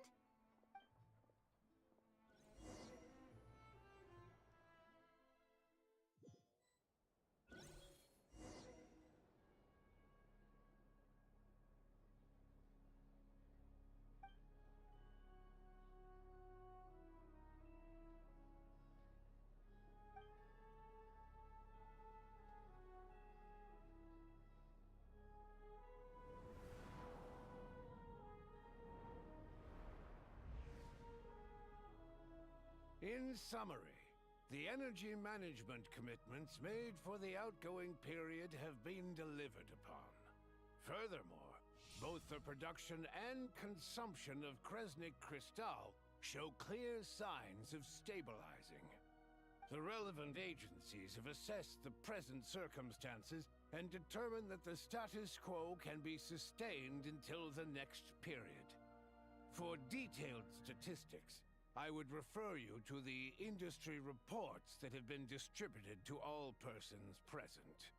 It should also be noted that while the recent blizzards have led to a significant increase in people's energy expenses, this is strictly a short-term phenomenon associated with a remotely located monster. Her Majesty the Tsaritsa is giving her full attention to this matter. We should have every confidence that it will be dealt with swiftly and conclusively. A financial report on disaster relief is also present in this report, courtesy of Pantalone.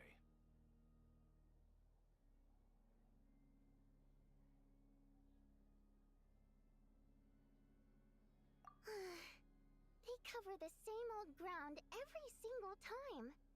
The rooster never seems to mind, but there's a general lack of trust. People aren't seeing any tangible benefits that affect them directly. Yeah, if it weren't for these hard copy documents, I could have at least made something up.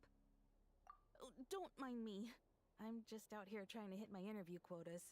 Bring out the kvass. Ever read it? Best-selling newspaper in town. If I remember correctly, you guys don't even have a sales permit. You have to sell from stalls on the street. Okay then, best-selling street stall newspaper in town. Still counts. Order! We will now open the floor to the representatives. If there are no further That's what we've been hoping. issues to discuss, He we was will going to then actually be a proceed to character. vote on this motion. Because it would make sense. He would be Sneznaya has right a long under the tradition of Tsarits. treating members of the Fatui armed forces and their dependents favorably. But recent surveys shows that Fatui families in remote areas have access to 15% less crystal than the average civilian family in Sneznograd. It's been said many times before, but it bears repeating now. There needs to be a clear and consistent rationale behind how crystal is allocated, or we will soon face immense public backlash. Perhaps you wouldn't need to keep repeating yourself if you would hear me out for once. I say again, true consistency exists only in principle. In the real world, fairness is relative. You appear to treat resource allocation as a simple function of production and population. So what about when the equipment used in production breaks down? Have you factored that into your equation? And do you even know how long it's been since Sneznaya last conducted a census? If I knew the answers to questions like that, I'm sure I'd be a very wealthy man. And I doubt I'd be going by child. I'd like to bring the focus back to the specific issue I raised. Or do you wish to deny that favorable treatment for Fatui dependents is our long-standing policy? It's easy to be a critic when there's no accountability. That seems to be a running theme in the anti-Project Stuja cohort. Defeat the ringleader and all other problems will magically resolve themselves. That's what they seem to think. But in case you aren't aware, not one jot in my report would change whether Project Stuja continues or not. So you have no intention whatsoever of finding a solution to this problem? On the contrary, I'm the only one here who ever brings solutions. Child opened by speaking up for the armed forces. Regraders struck back with style and a war of words ensued.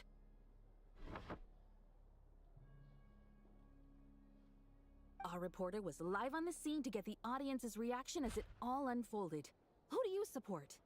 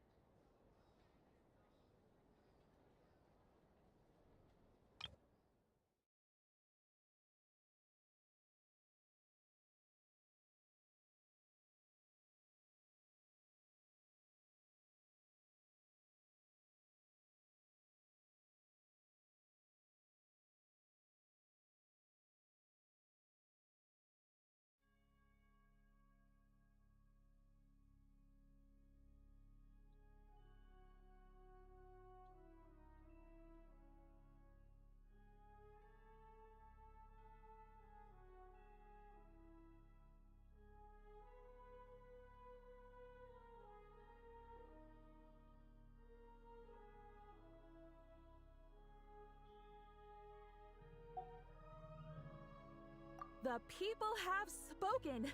Child received raucous applause from the crowd as he pushed Now you see why they don't have a sales permit.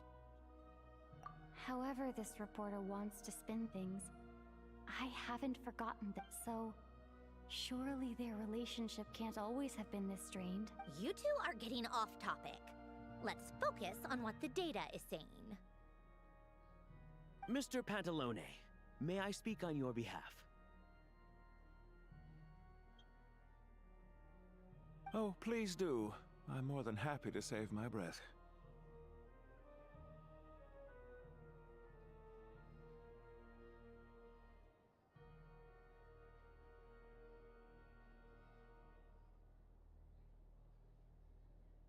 Crystal distribution policy undergoes modifications with each new period.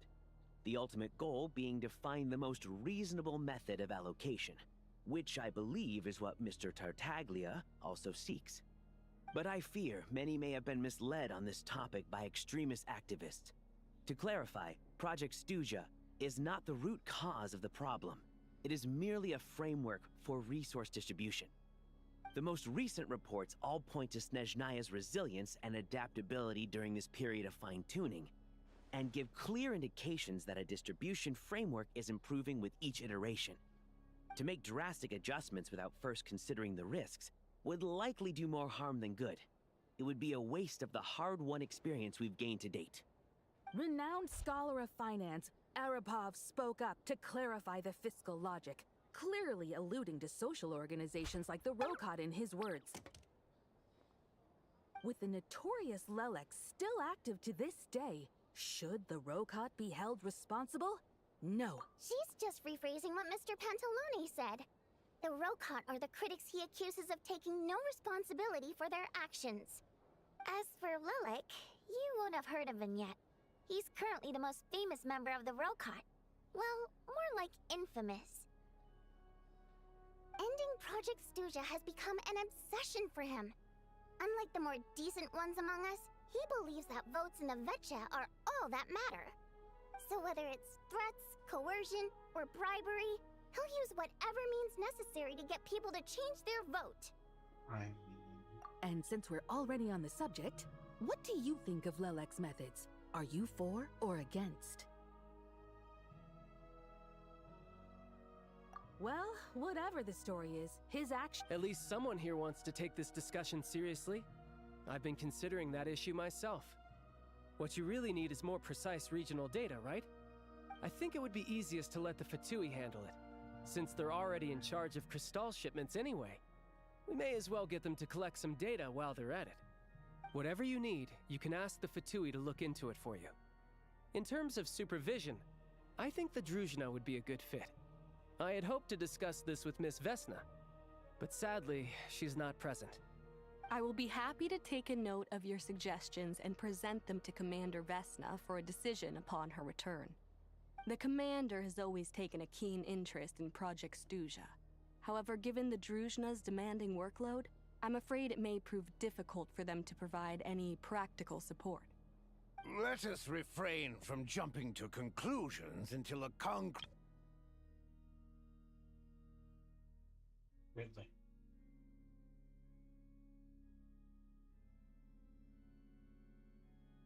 That's a second in command to Vesna.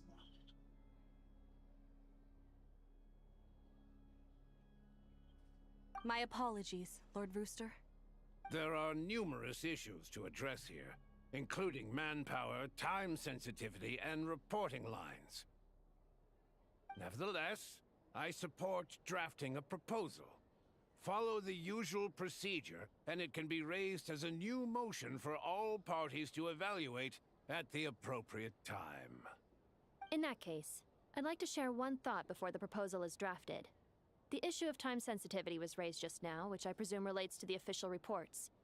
In fact, the Energy Commission already collects regular statistics on each urban center and its surrounding area.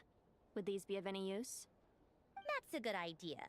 I read every issue of Sviet Lolaidovka's report, and although my focus is mostly on the section about equipment operation, the energy consumption statistics also yield a lot of insights. Be that as it may, does no one see an issue with using local data to determine crystal quotas? In the long term, it seems like a very risky solution. Not if they are used purely for reference. So long as we have the report from the Northland Bank's headquarters to corroborate it, no one will be able to fool me. Very well then. It appears that this arrangement is acceptable to all parties. Yeah, sounds good to me. The members reached a provisional consensus on the issue of improving treatment for Fatui soldiers.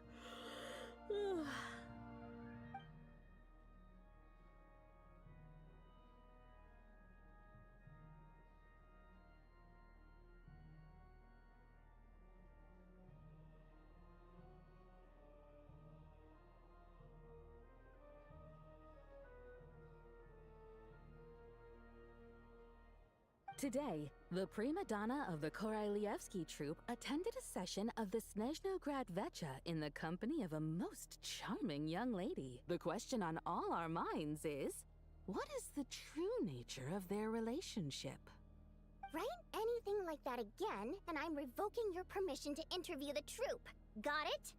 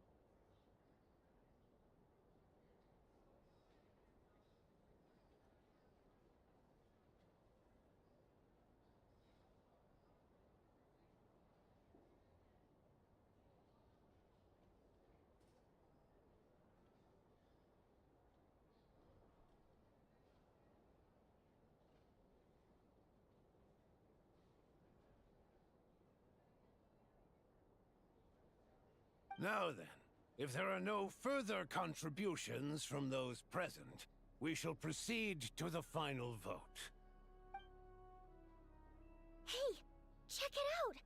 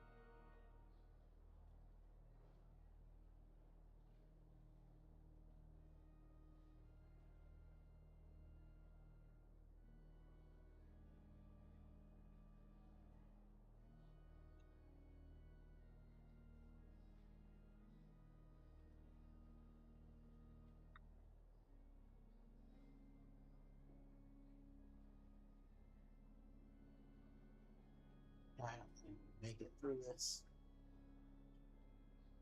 What made him vote against? I'll finish this up after. The votes have been tallied. That was too close. The margin has shrunk yet again. I'll bet Lelek is behind this. I wonder how Pulcinella will respond this time. Shuganov. I see. Lelek. Yes. Go, Lelek.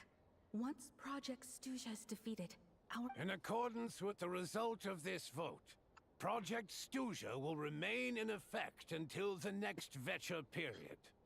Finally, we debate only for the greater glory and solidarity of the session.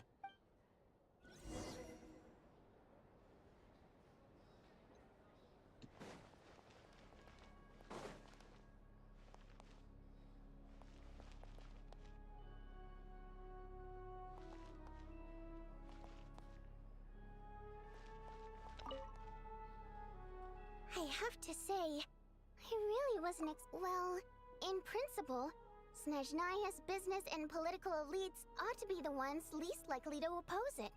As we heard, Project Stuja is basically just a resource distribution framework that requires everyone to cut back during the winter. But even if the policy got cancelled, the Tsaritsa's energy needs wouldn't suddenly go down. I got a letter from Mr. Mitya just before today's session. He said he's confirmed that there are issues around overtime and excessive energy consumption at the Iskra manufacturing plant. In a situation like this, once the Rooster receives the report, he'll order the factory to halt production and submit to an investigation before issuing a penalty. Not supposed to be evil.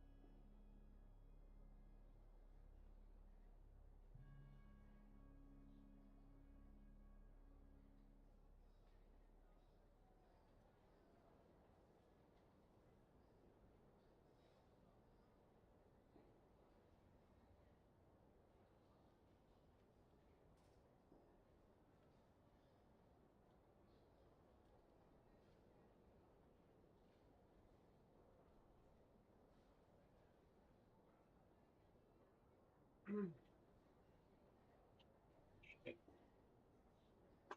don't know how long it's gonna take longer. Apologize for that. Coffee late and then everything else. Strained. It's been the hottest days of the summer recently. But it's also that point I'm starting to fade. It's like stuff catches up to me later on.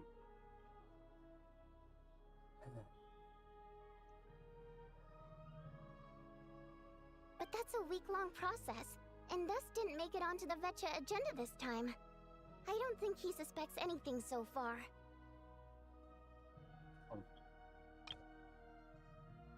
Could have literally confirmed that there are issues over time and excessive energy consumption.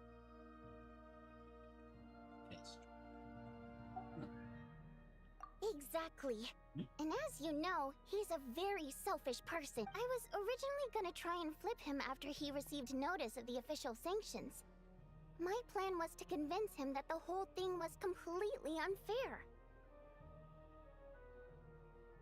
Is that the same act? I suspect that Voida Nesta is Voida Nesta the same VA?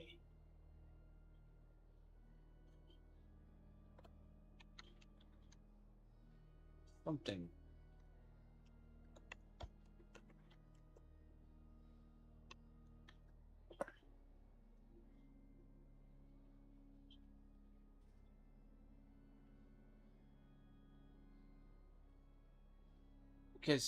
Because what's weird is what I think. See, Sneznaya, it's very like it's not like it's very different too, because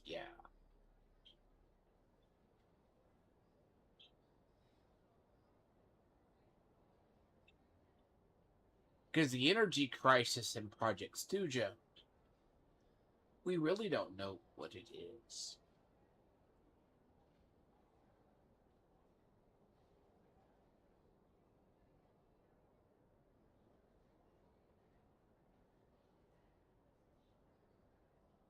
Mission I'm gonna have.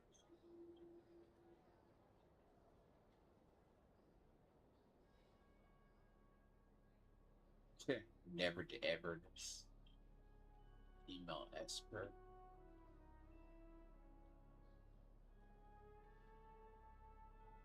The ghost of Yoda.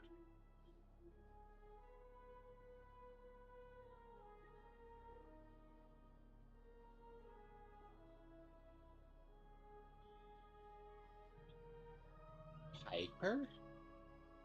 Really? The same voice actress that does Piper?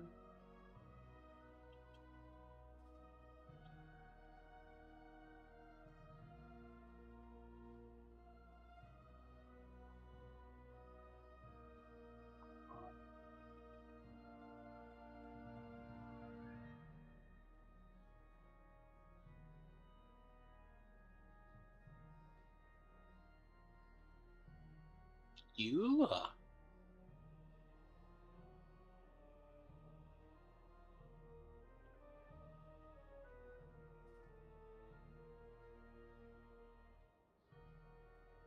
That's what? Eula's voice actress?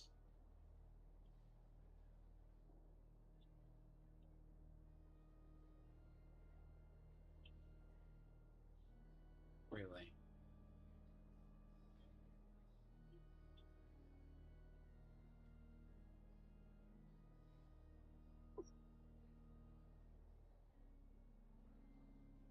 That's weird.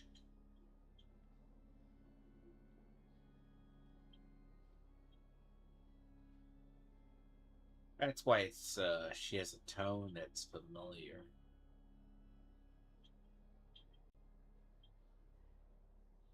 See, she did Eula. The problem is I keep hearing Nahida.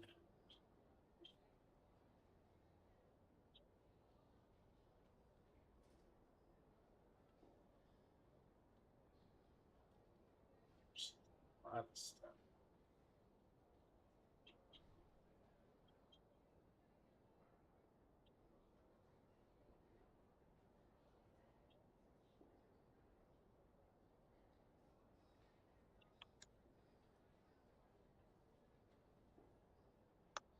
A paper wheeler?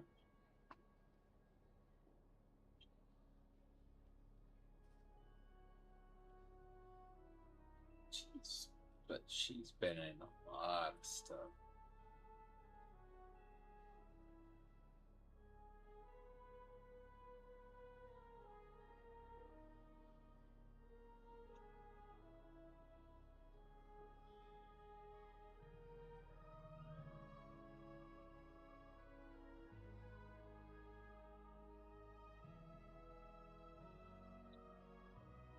Huh. She was in Lelouch. Fuck you, really? The Lelouch sequel series?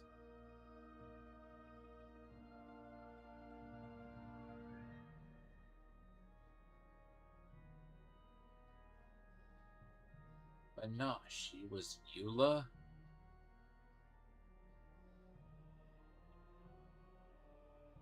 Anna. Hyper Wheeler. And she's also done voice lines for the Invisible Woman for Rivals. Oh.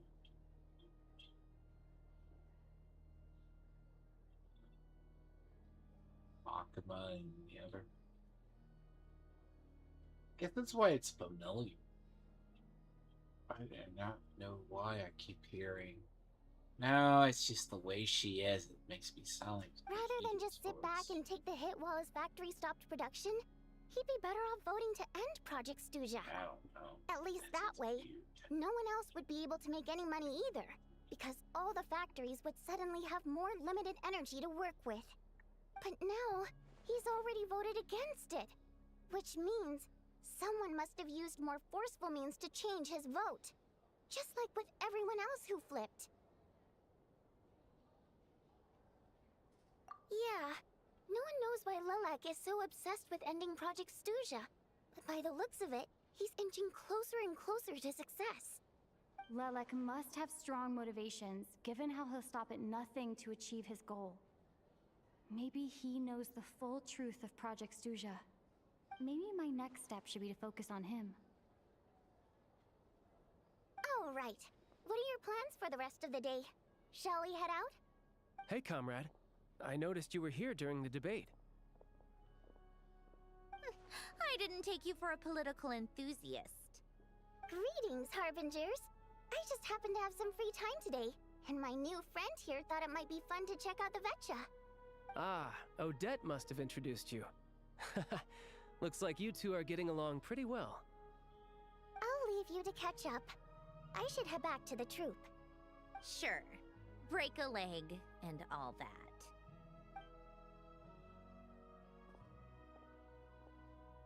Thought it might be fun to check out the Vetcha, did you? Things are never that simple with you, Traveler. There's no way you're here for kicks and giggles. Tell me I'm wrong. Oh, yeah. To some, he's a captivating enigma. To others, he's the bane of their existence. No one ever thought that some anonymous nobody from the Rokot could cause such a stir. Huh? You want to look into Lelik? Then I'm sure his days of anonymity are numbered. Fine by me, I guess. If the Traveler actually manages to expose Lelik, it'll be doing Pulcinella a favor. In return, it seems fair to let her in on what we've learned so far. My thoughts exactly. Sharing is caring, after all. Head back to Glupov and grab the files on Lelik. It's easier to just pull the records than go through the rigmarole of getting the Traveler a visitor's permit. As you command, child, sir. In that case, since we're going to be waiting anyway, I'll have someone brew a pot of black tea. 3 hours. At least some dialogue and combat, but it's still gonna be largely dialogue. One common thread among the many incidents Lelik has been involved in is that the victims are all too scared to share any real information about him. His modus operandi is to silently infiltrate the scene and leave a threatening letter behind. But neither the letters nor the crime scenes ever yield any clues to his identity. So all these files have to offer are short statements by the people affected. If nothing else, it shows we're dealing with a trained professional who's versed in counter surveillance. Yes, and to that point, he often strikes in highly secure locations. The victims are high-ranking and influential people who take their personal security very seriously. Somehow, Lelik slips right into their rooms without making a sound. There's never any eyewitnesses, nor if he can get in and out undetected, it means he can strike without warning. Not that that's ever happened. It's hard to believe that a human being could pull this off flawlessly every time. So they switched the focus of the investigation to Faye. Careful, don't underestimate me. Although truth be told, I'd probably find it hard not to blow my cover. We haven't ruled out the possibility of Lelik being human. It's just, there can only be a handful of people in all of Teyvat who'd fit the profile. No, not as strong as me. You'll never find the culprit with criteria like that. Let's go with a little weaker than me. There's no denying that Master is strong. She's just trying to find a reference point. Stop getting thick. But that's the most important thing. In my opinion, anyway.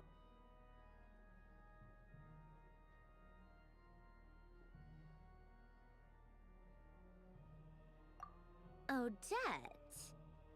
Yeah, that seems about right. Except she's Fatui, so the likelihood of her working against us is pretty low. No, wait a moment. Maybe we should interrogate that assumption. What do you mean? Her Fatui identity doesn't necessarily exonerate her. And when you think about it, the Rokot would be precisely what she needs to conceal her identity. Plus, she wouldn't need to be such a pro at covering her tracks. She'd already know where the Fatui will be and when, so she could choose the perfect time to act. Oh, yikes. I was just thinking out loud. Why is this starting to sound like such a convincing theory? Still, what reason could Odette possibly have for trying to call off Project Stuja? Arlecchino would be the best person to ask. She knows Odette best. Unfortunately, she isn't back yet. Rosaline used to open up to her in private about her struggles with Odette. As I'm sure you can imagine, Arlecchino is quite a lot better with children than Rosaline was. She gave her some tips on how to handle the situation, and Rosaline managed to reach a settlement with Odette before leaving. So I suppose there were at least no lifelong regrets left behind. Beyond that, I don't know the details about that side of things. But I do know that Odette definitely has a motive to hold a grudge against Project Stuja. The reason being, her father passed away during the early stages of the project. That was back before it had been named Project Stuja, when things were still being worked out. But in essence, it's remained the same ever since. Huh. The more you know. Rosaline was always so self-centered. I never understood why she started paying so much attention to Odette.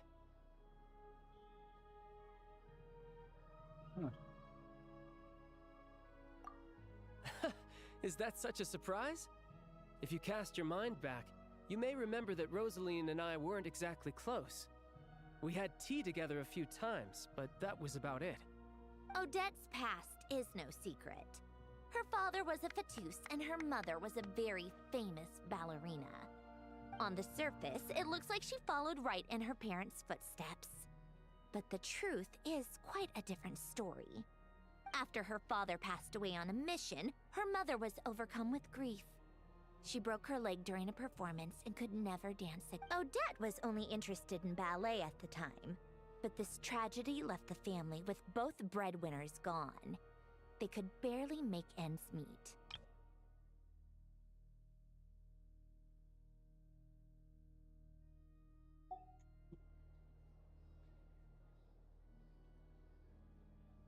Per Capitano's policy, family members of Fatui who died in the line of duty had to be appropriately accommodated and provided with adequate assistance. So, regardless of how Rosaline may have felt about it, it fell to her to resolve the issue of Odette's family's livelihood. In the end, the solution they agreed upon was to have Odette join the Fatui. Right, because the alternative would have been a one-off compensation payment, I guess.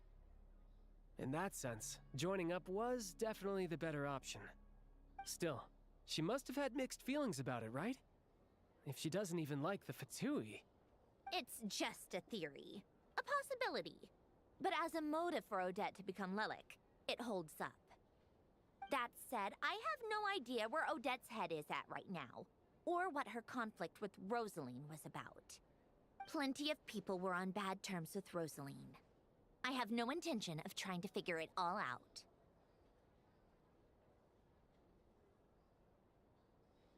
Yes, but there's not much point in discussing that now. Yeah, back to...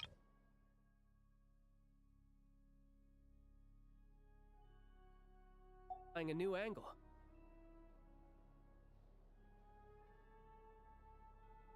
Funnily enough, Tonya and I had actually made plans to go to the theater tomorrow to watch Odette's rehearsal.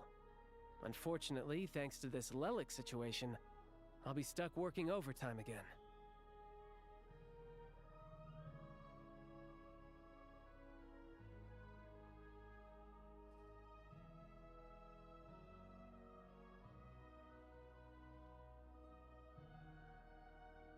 Which means you can go in my place. No point wasting the ticket. Plus, you'll get to meet Tonya.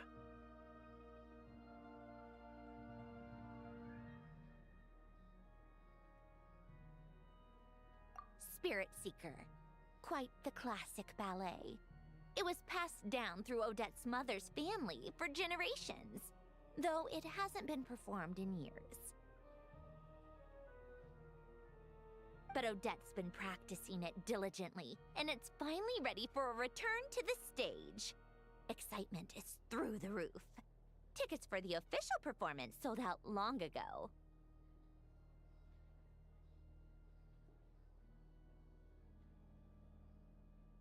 Tonya's excited for it too. She's desperate to see it no matter what. Personally, it's not really my kind of thing, but since she's my little sister, I had to figure something out. I've actually seen it several times before. The story's pretty straightforward. The lead character follows a trail of clues left behind by a spirit, gradually recovering her memories along the way.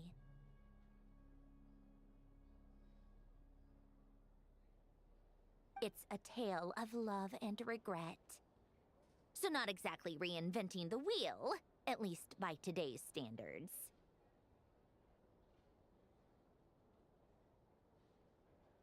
But when that classic melody kicks in, and the lead character begins to dance, it always gets me. It really is beautiful.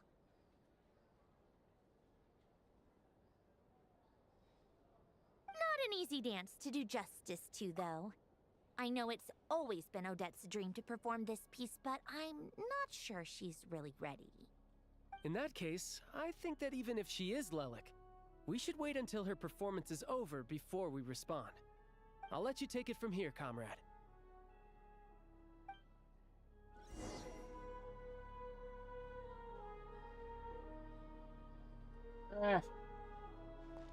Pretty much means it's her.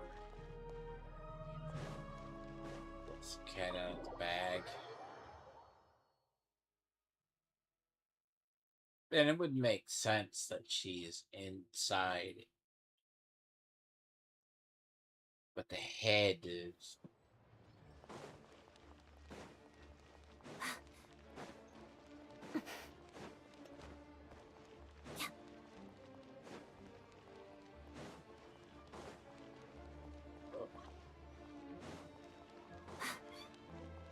Finish this tomorrow. Another day. As I said, I am starting to think.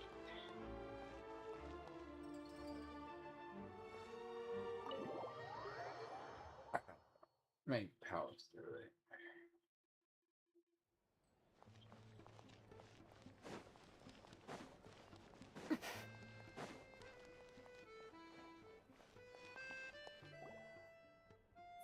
you've made a ton of progress today. It's good that everything's going so smoothly. Next step is to head back to the theater and get a clear answer from Odette.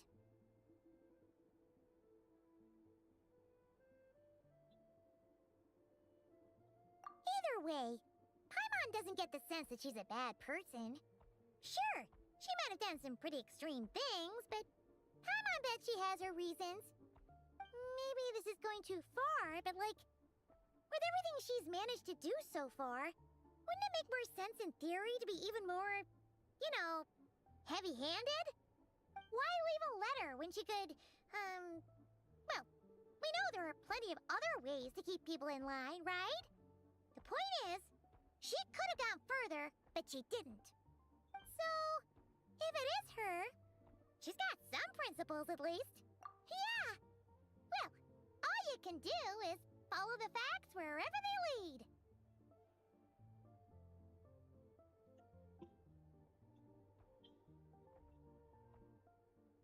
No change, really. But that thing Paimon told you about yesterday? Paimon feels like she can sense it more clearly now. Hearing you talk about your day makes Paimon itch for an adventure.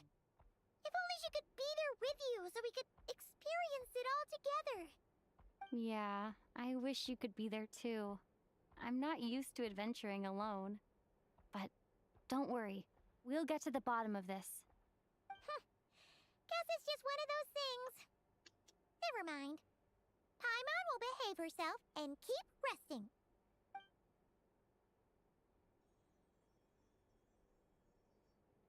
If Odette is Lelek, she may well have inside information on Project Stuja.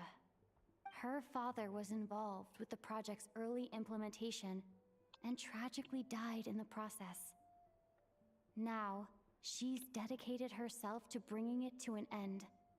It's hard to imagine she could have gotten this far without knowing anything at all about the Tsaritsa's true intentions. When she spoke to us as a member of the Fatui, how much did she let on? And how much was she hiding? Only time will tell. Maybe tomorrow everything will be answered.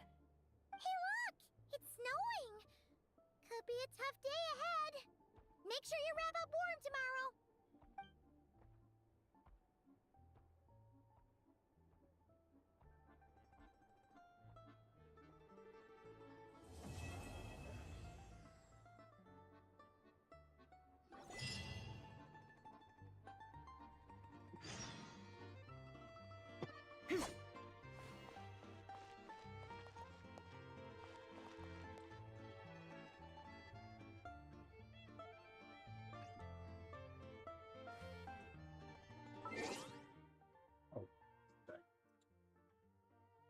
If she's... I must have missed one of the core stories.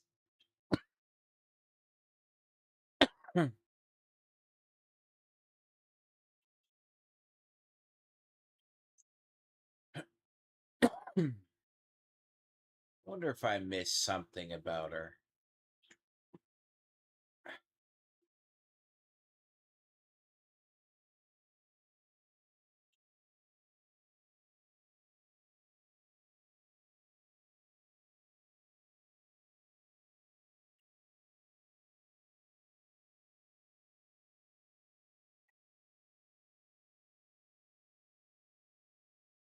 I missed one animation and it tells a lot.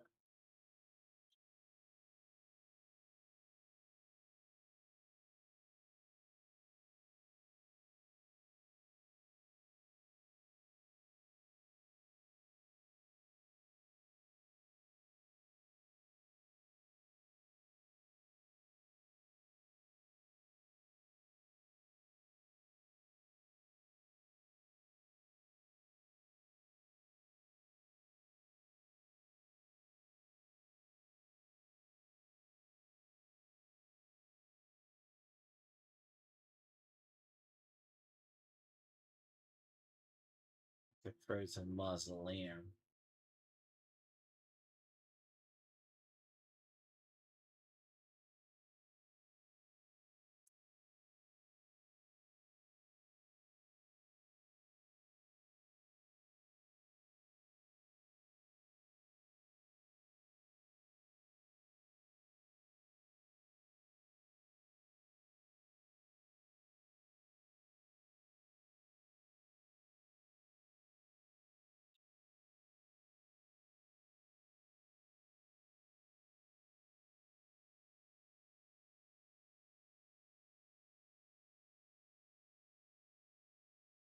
basically never core lesson is never miss a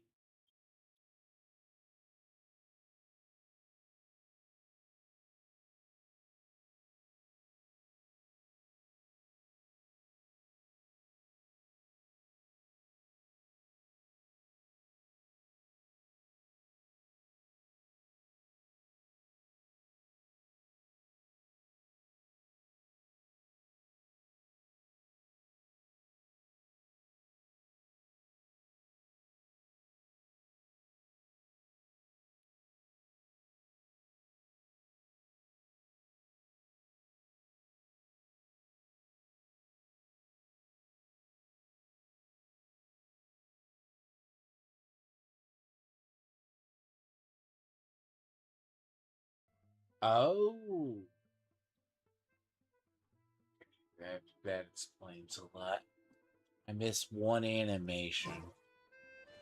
Okay, yeah, you miss one animation, it tells you a lot.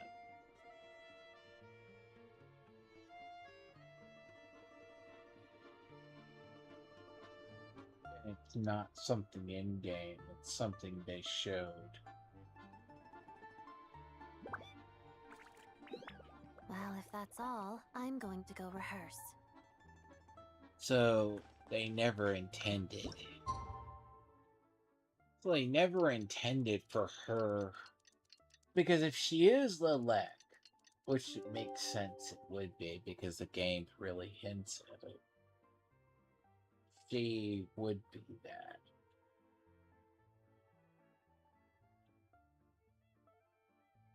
That she was not meant to follow.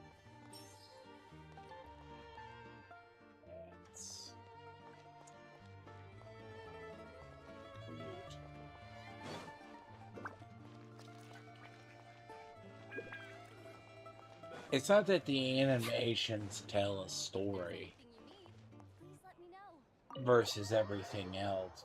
They'll fill in gaps, but they'll also explain a lot of other stuff too.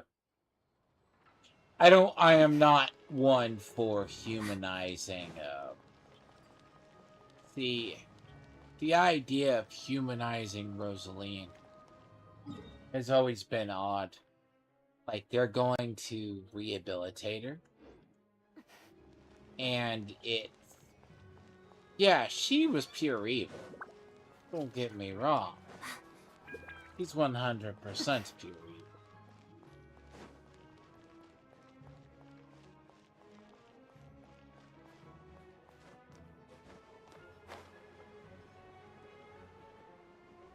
Even though she was Odette's main teacher.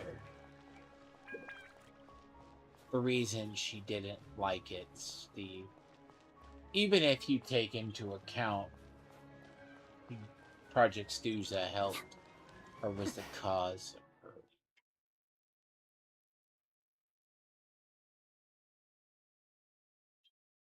her father's death. So it's the core of her father's death, and her mother is already suffering.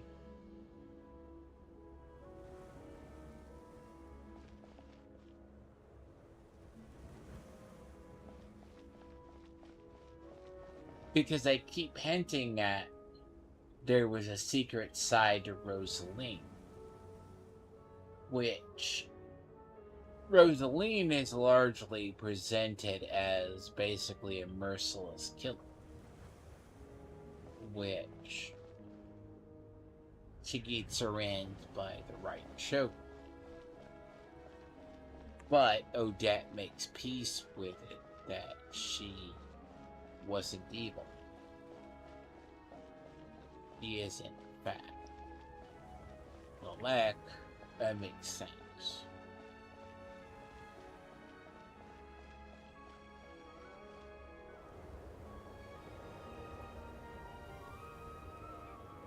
Ooh, it sure is cold today. Here to see Odette? I just need to see your tickets for...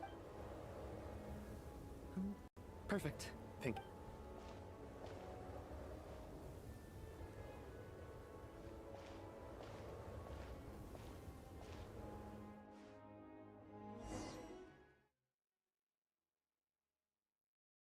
But if Rosaline didn't want her following in her footsteps, it'd be a separate story too. I think I'll leave the Lelek question until after the show's over.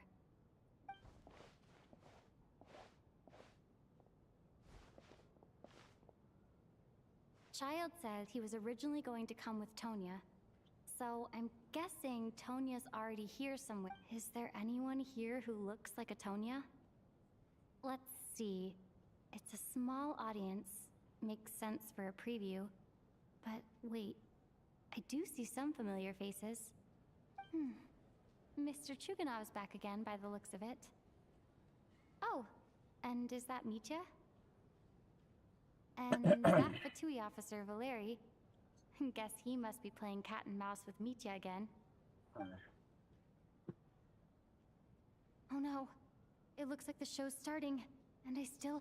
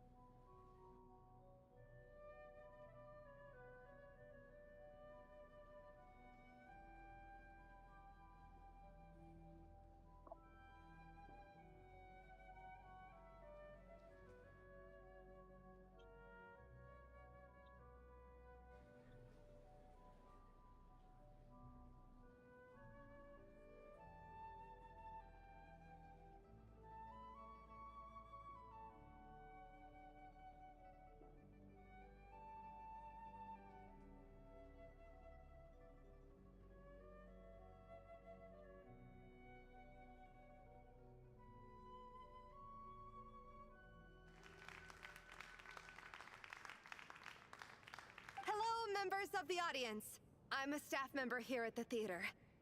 Today's performance was a very special one for us, as it marks the first attempt in a long time to revive the classic Sneznayan ballet, Spirit Seeker.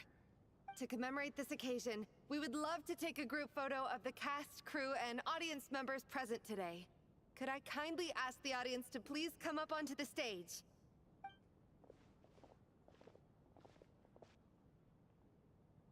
All right, everyone, huddle in a little more. Now, look at the camera. 1, 2, 3.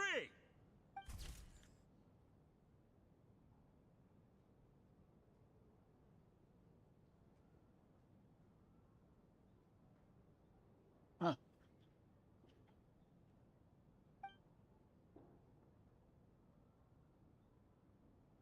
Are you quite satisfied, Mr. Energy Scientist?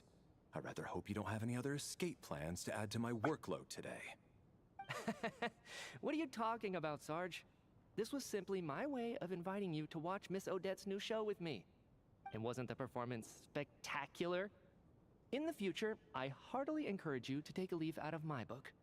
Find some soul-nourishing pastimes to enrich your time outside of work. It was indeed a fine performance, but I must correct you on one point. This is not time outside of work. These are working hours. Working hours and non-working hours are just a social construct.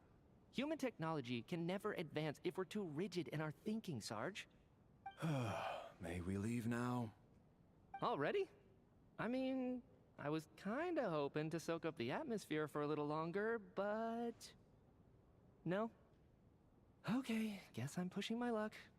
Didn't seem like too much to ask, but fair enough. Off we go then, Sarge. Back to the land of working hours. Lead the way.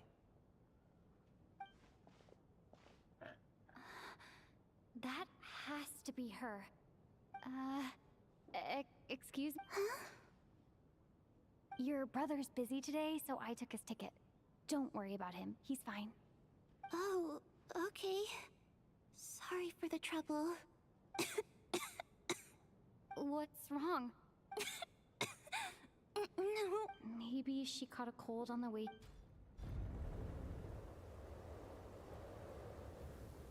I haven't seen snow like this in a long, long time. I know. It's completely white out there. You can barely see a thing. Let's wait it out for now. You'd be lucky not to freeze to death in this weather. Well, look at that. Maybe we shouldn't be in such a rush to get back after all. What do you think? Let's wait and see. Why do you need to take it so seriously? Fate has given us this wonderful chance to take a break. We owe it to ourselves to make the most of it. Come to think of it, there's a small inn not far from here that always keeps plenty of extra blankets on hand for guests. I know the route well. Shall I head over and borrow a few blankets? That way, anyone in a hurry can wrap up warm for the journey back. Sir, there's really no need to go to a— Hey, it's no trouble at all. What a kind gentleman. Very good. Man turns My into wife an and daughter icicle. are waiting for me at home, so I shall be heading back as soon as I get my blanket. So are you expecting us to go back to the Armory Palace wrapped in blankets too? Don't worry about that. I made arrangements in advance. Should I not return to the Armory Palace within 3.5 hours after Operation Showtime begins, an armed squad will be sent to collect us. They will escort us back. You are one of our key military personnel, so any weather-related risks must be eliminated. I mean, Operation if it's a Showtime? blizzard, you wouldn't go So, wait. anywhere. Every single time you Assuming. drag me back to work when I sneak out, it's a whole official operation? I gotta say, you've really turned this into quite a moral dilemma for me. It's snowing pretty hard out there. And I think you that's should stay here for child's now. sister. You seem a little under the believe. weather. Sure. My brother might come pick me up in a bit anyway. Time to get to work. I should head backstage and find... Excuse me, are you looking for someone? Ah, a fan? I'm sorry, but that area is current. Huh. That... What happened to the gentleman who went to fetch the blankets? I was thinking the same thing. Whatever the reason for his delay, I must say, well, I have to treat my employees like that on occasion, but that's different.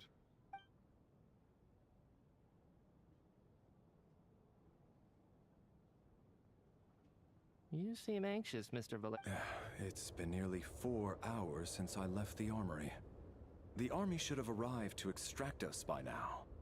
They know how much I despise tardiness and disrupted plans. There's simply no reason that they shouldn't have shown up by now, barring exceptional circumstances. Surely a snowstorm like this one counts as such. Few things in this world can stop the Sneznayan army, Mr. Mitya. And a snowstorm is certainly not one of them. Why don't you go out and take a look? They might be right outside, waiting for your orders before they dare come in. Combat, An absurd hypothesis. I have no intention of leaving your side for even a moment until I have escorted you back to the Armory Palace. This doesn't look like an ordinary snowstorm to me. That guy who left earlier. It looked like he just vanished into thin air. Either that, or my eyes were— A man-eating snowstorm? Come on. Night hasn't even fallen yet. Spare us the...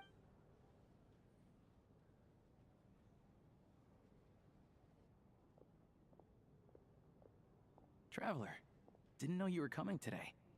How come you didn't say anything? Oh, right. I assumed you were looking for... Whoa, that's quite a snowstorm out there.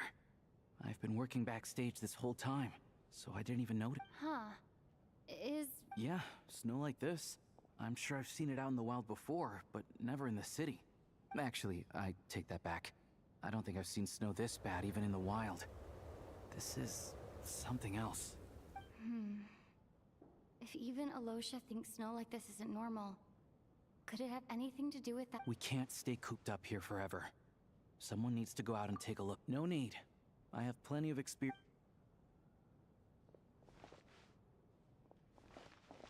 Everyone by the door. Careful not to let the snow soak into your shoes. In a snowstorm... Heading out, my man? Be careful. Thanks for the advice.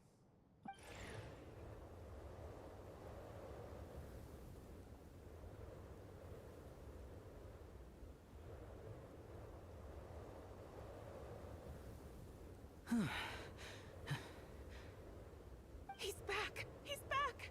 How was it? What's going on out there? Did you see any soldiers patrolling the area? Something about this storm isn't right. There's no one out there. I didn't see a single soul. And something in the air gives me the creeps. This isn't your average snowstorm. I suspect it might be related to recent events in our nation. I strongly advise everyone to stay here until the snow dies down. Are you serious? So all of us are trapped here now? That sounds a little far-fetched to me. You want to go outside and see? I, for one, am not risking my neck in that weather. This just turned from a minor delay into a major hassle. We can only hope that our friend who went to fetch the blankets just ditched us and went home. Is it really that bad? But my daughter, I won't be able to read her a bedtime story tonight. Huh? What are you all still doing here? Whoa! It's snowing hard! So now we're stuck here? Oh, this is terrible! Luckily, it was just a dress rehearsal today, so there aren't too many people here. On the bright side, the theater's always well stocked with supplies. If the snow still doesn't let up as we get into the evening, you can spend the night here, everyone. At least, I assume that's alright? Odette? Fine by me. This seems like a sensible backup plan under the circumstances. My thanks to the theater for being so accommodating. What are you staring outside and praying for, my man? Oh, Your Majesty the Tsaritsa, I beg you. This is a golden opportunity to spend the night under the same roof. I think I've changed my mind. Sir, if you so much as look at us funny, you'll be seeing stars in a whole other way. Behave yourself, or you'll be begging for that. It's getting colder. We need to close the door and lock it tight.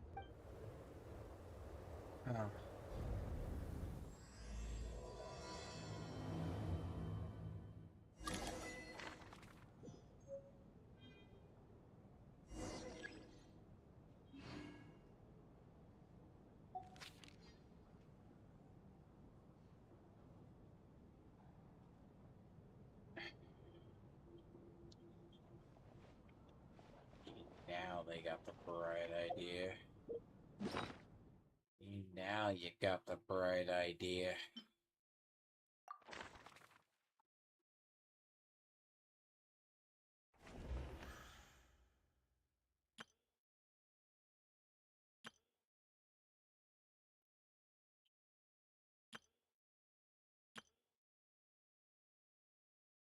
It's weird the first time you get to see her. Oh, and yes, your character's now officially a descender.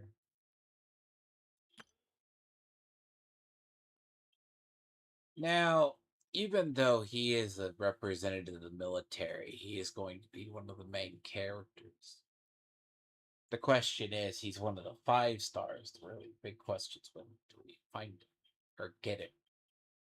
Now, I suspect it would probably be 3. Well, 2 or 3. 2, then 3, you can have Danica. If you do, was it 7.1? You do Vesna and her, the other one. Then you have, but then again, it'd be like 1, 2, 1, 2, 1, 1, 1, which basically puts 2 puts him. Then you have Danica.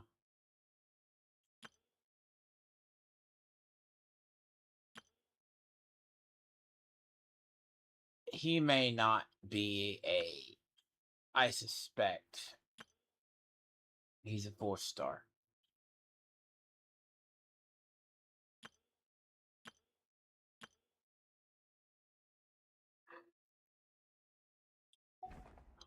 Actually, I suspect he's a 4-star.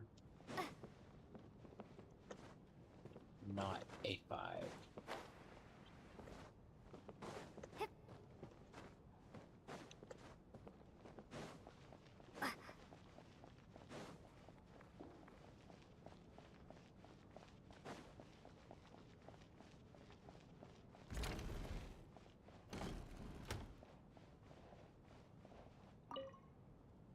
And then there's the aristocrats.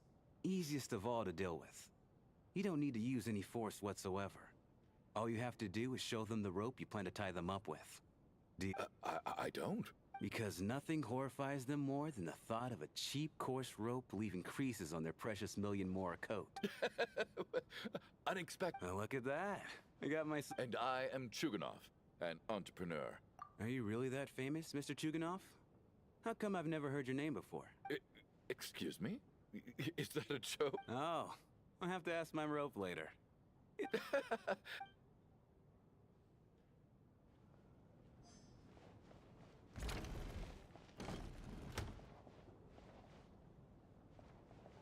How are you feeling, Tonya? I'm fine. Sorry to worry you. I'm used to it. Child must take great care of his sister. He's never mentioned Tonya's illness, though. You know, I actually stuck in a strange place thanks to a snowstorm. Having to spend the night... Exactly. It's like one of those stories where an ordinary school trip turns into a magical adventure.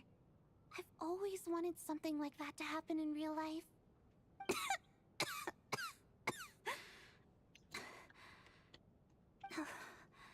I'm fine, really. Just got a little overexcited. You're not. Look after yourself. Otherwise, your brother will come after me.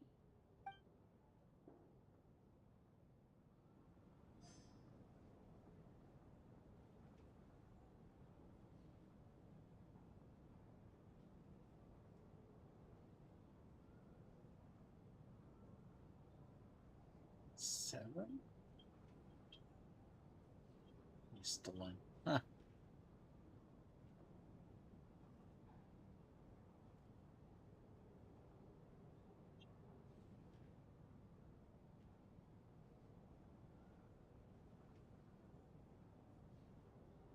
See, she's been referenced before, though.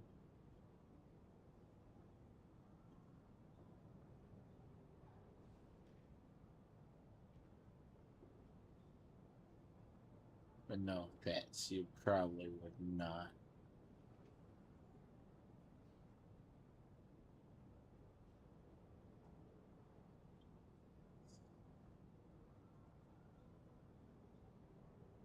Because Child really hasn't ever talked about his family.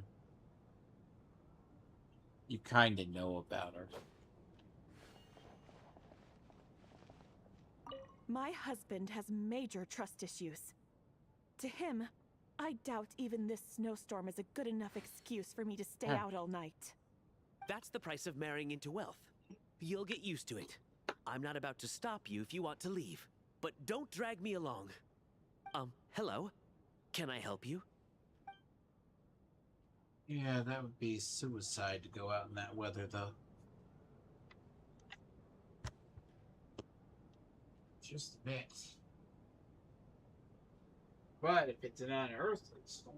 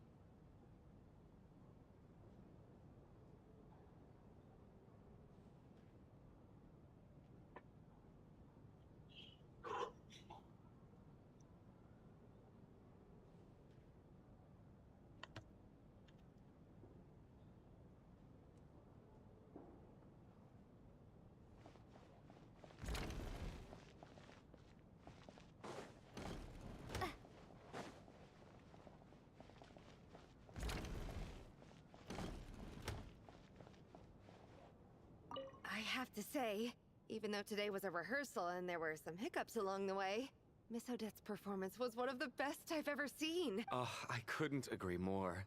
Especially considering the weight of the subject matter. Do you think we were coming on too strong? Odette's ignoring us again.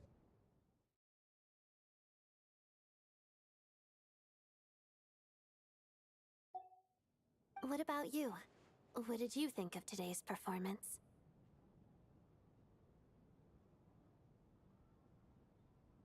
Oh my, that's very I'll make sure to save a ticket for you when the show's performance ready. This doesn't seem like the time or place to bring up the subject of Lilac. So unfair. Talk about double standards. And now it looks like I've been spotted.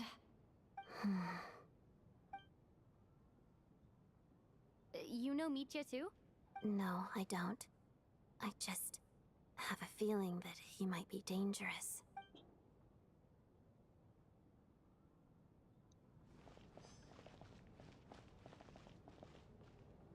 Because the interesting part is, if the core, she breaks a flame dancing outside the mausoleum, which is the frozen mausoleum. It's a area up north. And you have a Lost Signora's thing. There's like a special crimson butterfly. This is highly irregular. A delay of over an hour during an operation like this. Theoretically. Sarge, the day you learn to let go and just enjoy moments like this. Why, hello, ma'am. Any friend of the theater's star performers is a friend of mine. It's a pleasure to meet you. Greetings. Major Valeri, head of the Special Assignments Battalion. Armory Palace Royal Grenadier Guards, 1st Regiment. I am here to ensure Mr. Mitya's personal safety. Miss Traveler, I cannot help but notice that Miss Odette is stealing glances at me. Any idea what that could be? I've racked my brains, but I can't think of anything I might have done to offend her. Perhaps she noticed me spacing out during her— What? You mean I really did do something? So, Mr. Mitya, is your work related to project? Yes, that's right. The higher-ups in the Fatui transferred me from the Energy Commission to the Armory. Really? I can't even talk about that? Pretty sure it counts as part of my private life. All right, I won't say anything. Sorry, Traveler. As you can see, I'm afraid this pleasant chat will have to end here.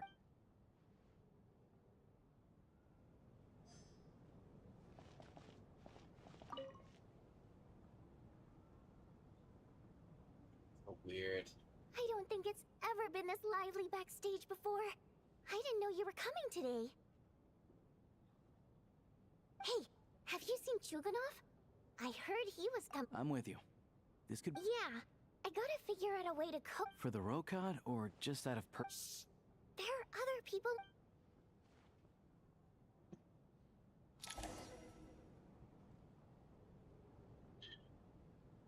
How's it looking, Alosha?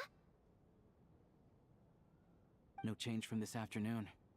Heavy snow with no sign of slow— May I have your attention, please? The storm is unlikely to stop tonight, and it'll be even more dangerous outside at night than it was during the day.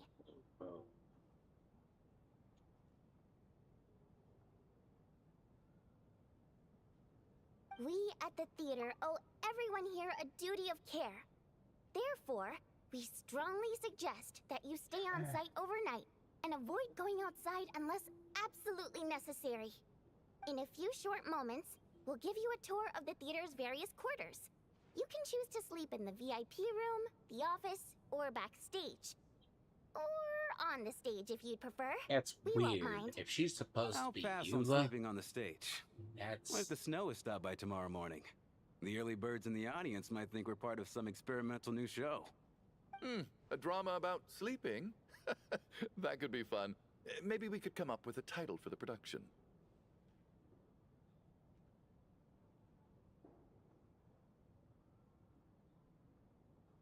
Not bad. Clear. Anyone who doesn't wish to sleep on the stage?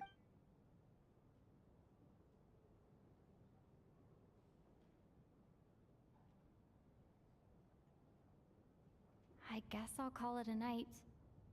Though, I feel like I won't sleep very well without Paimon here.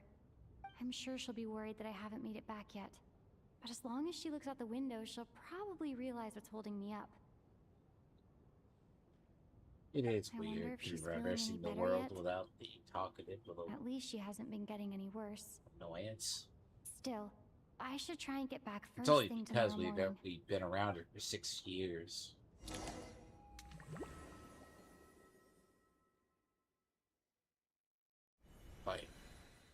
Like conditioned.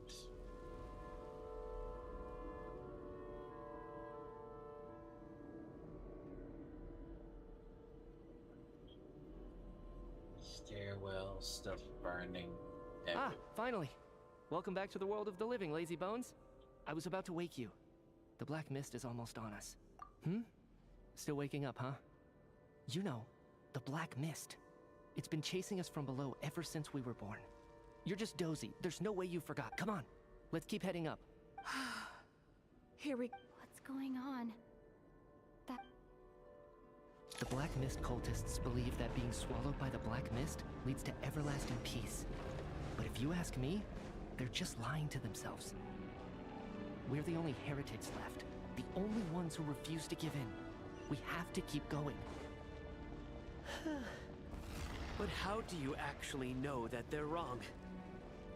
Dangerous question there, Torgov.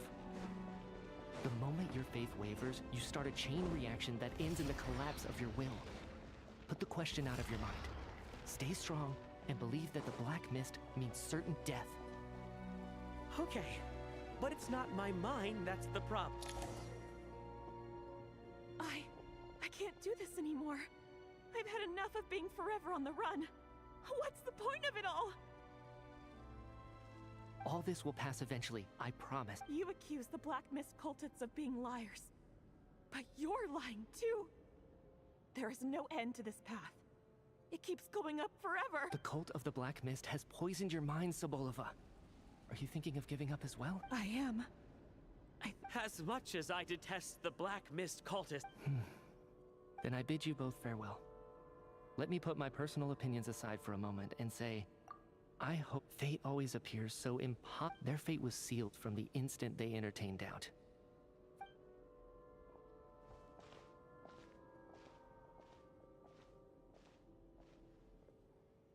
Torgov and Sobolova are gone. I never thought the day would come when even they would be swallowed by the Black Mist. It's just you and me now. Yes, it looks like it's satisfied. For now. This happens from time to time. But it won't be long before the Black Mist starts chasing survivors once again. Well, we should make the most of the precious moment, huh?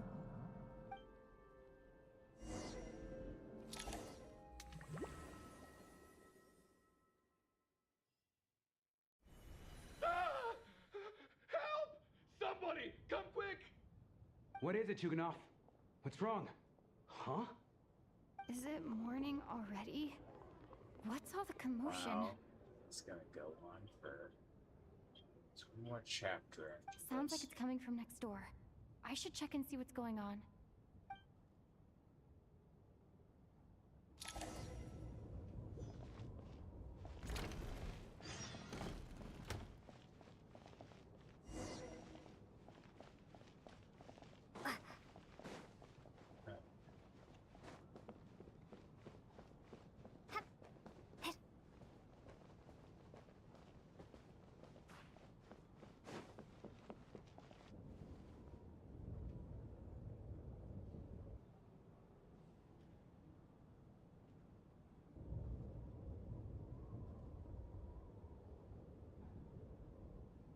Don't look, Miss Tonya.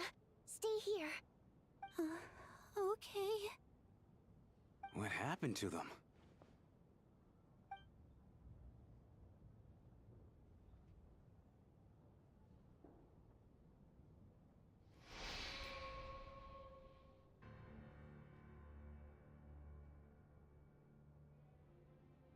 These 2 people have passed away. And the strange thing is that somehow I knew this was going to happen. I knew that they would be the ones to die. Have I seen this moment before? Or did I have some kind of premonition. I can't remember. Let me take a look.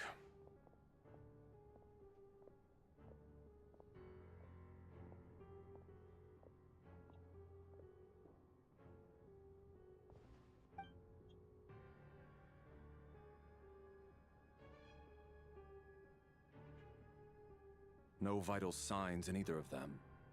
They're dead. The cause of death, however, remains unclear. No wounds on the bodies, no signs of a struggle, and no skin discoloration caused by the buildup of toxins. But just last night, they were chatting and joking away. This is so sudden. Could they have had pre-existing medical conditions? Even then, the odds of them both dying of sudden complications on the same night are extremely low. It's hard to believe that they died of natural causes, nor does this appear to be a suicide.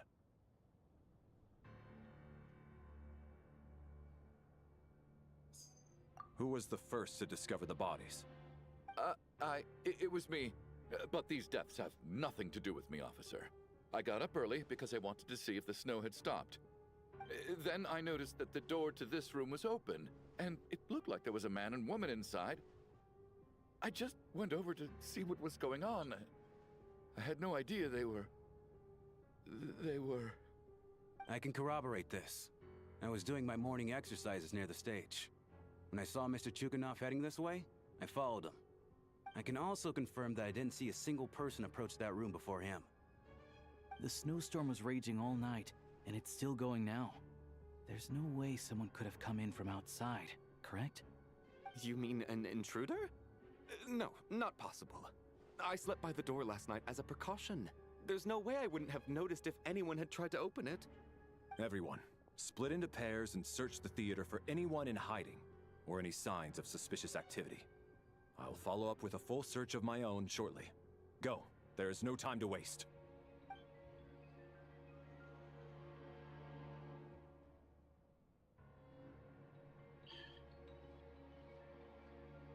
Yeah, it's gonna get serious.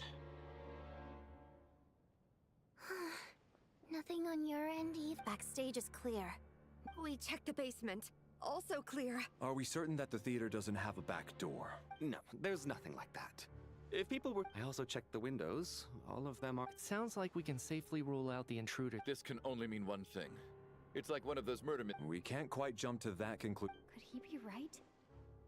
It's set in a theater during a snowstorm? Looking at who the killer targeted, and the clean entry and exit, it all adds up. I know what this is. It's obvious now that I think about it. What is? What have you figured out? Both victims were wealthy, well-known local merchants. And the door was deliberately left open so I would discover the bodies and witness the crime scene first thing in the morning. Such ruthless methods. This was your doing, wasn't it, Lelik? Lelik? You mean Lelik is among us? Lelik. I know this code name. Member of the Rokot, anti-Project Stuja. Walk me through your reasoning, Mr. Chuganov. What do you know? What now, huh? What now, Lelik? What more do you want from me? I already voted against Project Stuja at the Sneznaya Vecha. You snuck into my house the other day while I was asleep. Left a threatening letter. And I did all that you asked. But Project Stuja cannot be so easily shaken.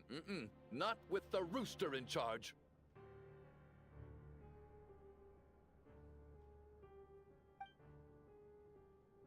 So he really was threatened by Lelik.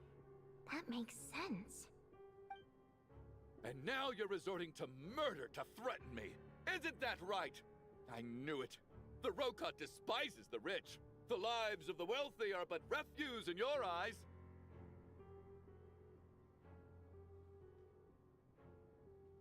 Show yourself!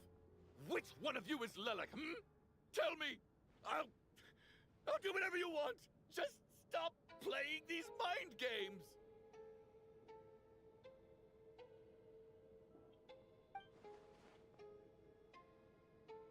Was this really Lelek's doing? Would Odette really do something like this? If Odette really is Lelek, this seems out of character. But then again, how well do I really know her? I'm probably the only one here with a compelling theory about Lelek's true identity. But if I reveal it now, I'll be putting Odette in the line of fire. What should I do? I don't think it's likely that Lelek killed anyone. At least from the stories I've heard, he's never killed anyone before. And his name has never come up in connection with any murder cases. Besides, even if Lelek did want to threaten you, why resort to such an extreme and roundabout method? It's not his style at all. Vodianitsa doesn't know that Lelek might be Odette, but her assessment is pretty much identical to mine. Miss Vodianitsa, why do you suddenly feel the need to speak in Lelek's defense? Defense? Oh, no, it's just... I'm worried that we're jumping to conclusions here, so I wanted to share my point of view. Also, I don't think the Rokot is as bad as you're making it out to be. Well, if you think I'm so wrong, what's your theory then, Why don't you tell us who the killer is? The case is still evolving, Mr. Chuganov. Please do not prevent others from expressing their opinions so early on in the discussion. Even so, there's no denying that the recent threat received by Mr. Chuganov may well be an important clue. So there's still a good chance that Lelek is right here among us. I can't do this anymore. I don't care if it's still snowing outside. I have to get out of here.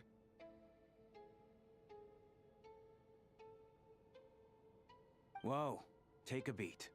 And whoever this Lelek is, they're surely not going to murder anyone in broad daylight. Be sensible, my man. You're safer inside. As much as I regret having to say this, I'd like everyone to cooperate and refrain from exiting the premises until further notice. Because as things stand, every one of us is now a suspect. Unless anyone has further information to share, let's adjourn for now. Feel free to keep searching for clues, but make sure you don't go off alone.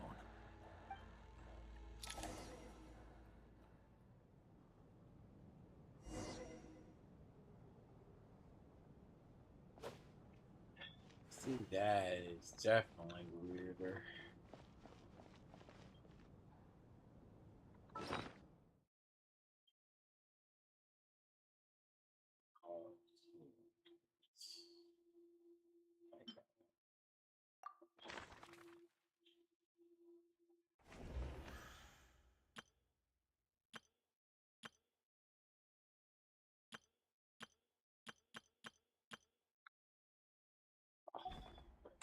This up another day.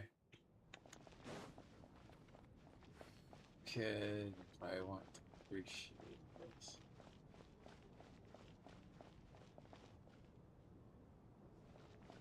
Yeah, the problem is we get a lot of dialogue.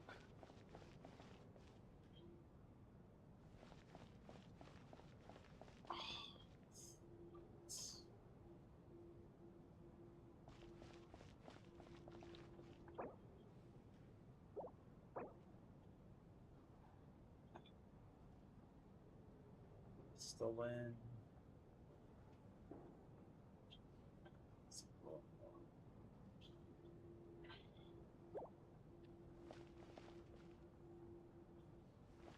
I need to finish this bonus tomorrow. I ain't gonna have to go lay down.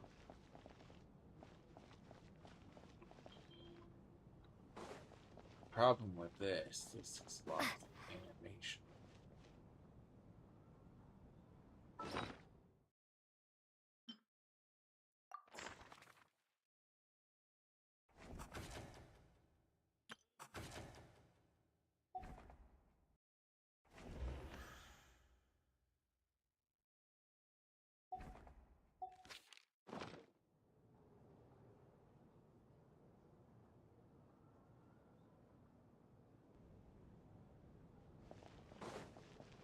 I'm not going to be able to appreciate it. Because I'd like to see the reveal of this, because Like, what I hit the last 2 parts? Because the reveal that happens. I am tired. Like, I can only sit through 4 hours. That's why the recordings of the other take so long. So.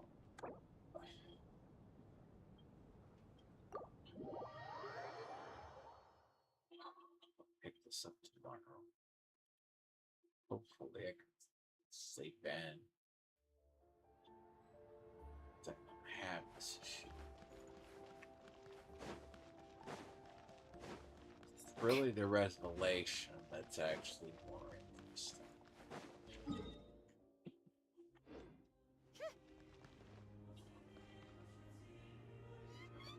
I'll be live tomorrow. Or I should say later today, but since it's 12 right now. Story started about an hour in. Yeah, about 4 hours of dialogue.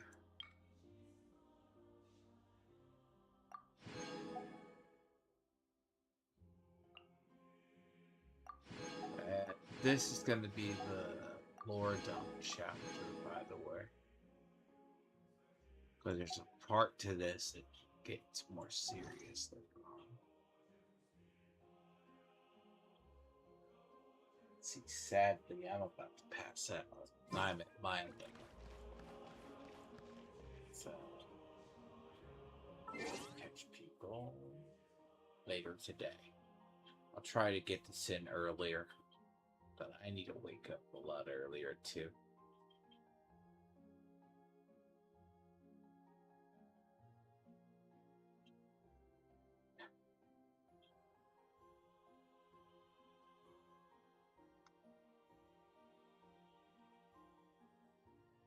I mean,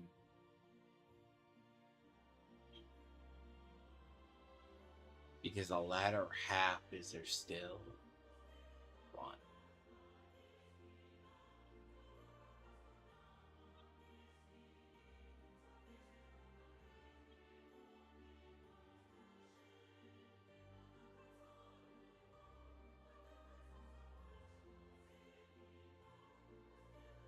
Because I have a suspicion what I know what this is. And if you know what it is, it's going to be how they reveal it.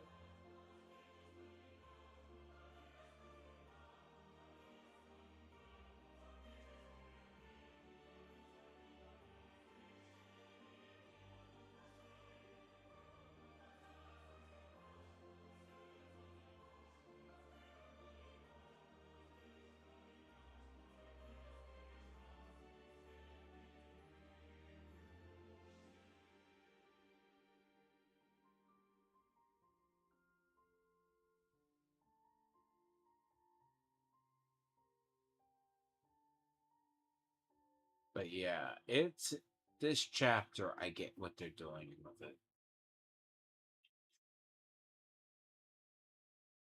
But it still looks like it's gonna be an hour, a couple of hours, at least an hour or so, because you got to finish out that, and then you got to finish out Miss Storm, and it's all cutscenes too.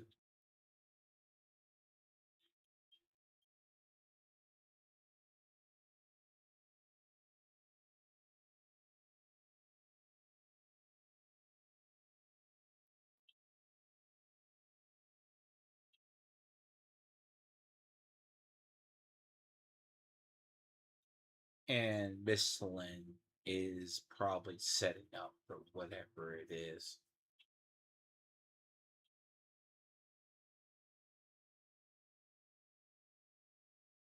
But sadly, I am just tired and I have to lay down.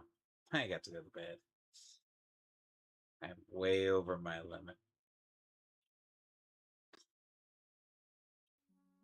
But yep, I'll pick this up tomorrow. Call it quits after like 4.5 hours of dialogue. So, anyways, till tomorrow. because technically, even though there's a cutscene or so, because like what I need to finish up to finish out the stuff for Sneznaya, I mean not Sneznaya, to get the road to it, is the latter half of Cimarron. So, and I am on to go to bed because the revelation's interesting. But I will catch people tonight. Because if you really want to know, you can spoil yourself, but knowing the signs, it's all there. I mean, technically, they kind of spoiled what they want to do with Sneznaya in the first beginning.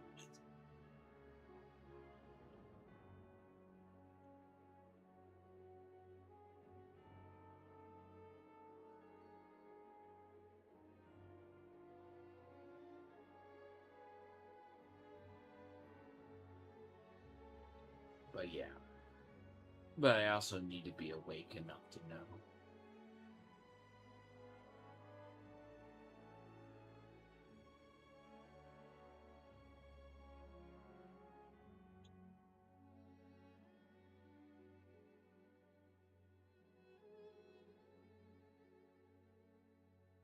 Because the revelation is more interesting. But I need to go to bed. Because, yeah, the moment you approach about 4.5 hours of dialogue, imagine how much I have to cut up. You know what I mean? I have to cut up that. And as people said, I don't have stuff. I have probably everything from the stuff I did for the Archon quest forward. So, like, I was meant to finish up. Like, see, I got, like, the last 3 parts to finish on 10. The problem is 10 feels like it takes forever. But that's not counting the other. But yeah, dialogue, yes, I cut it about 4.5 hours.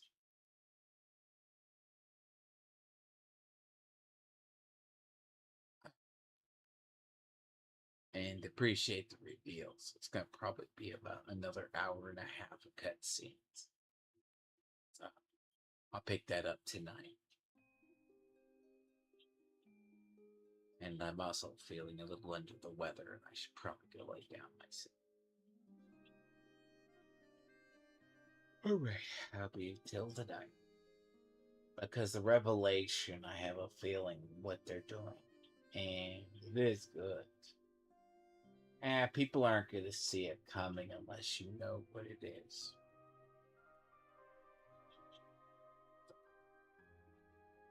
And I recommend people don't spoil themselves because the revelation itself is, if you already know who it is, it's more interesting. Because I'm intrigued to see how they're going to do it. The experiencing it, that's why I say give people about a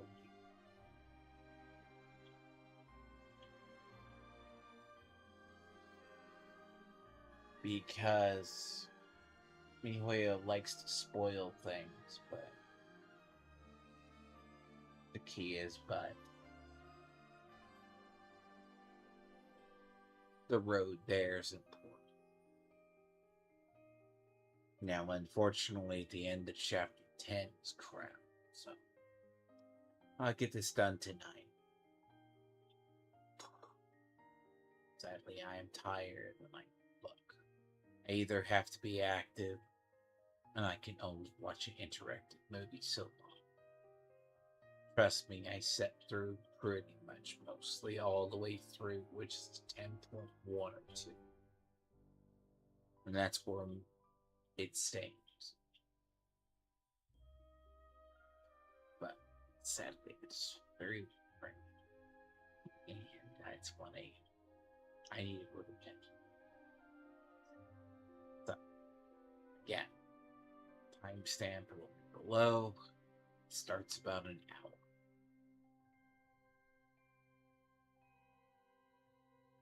I was really hoping this would end It's at least more interactive.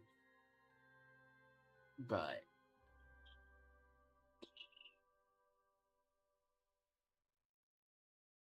I don't know why they do it. Long story short, the rest of Sneznaya is combat. The main quest is good. But the world quest is good. But the dialogue in the main quest is just, it's brutal. It is brutal.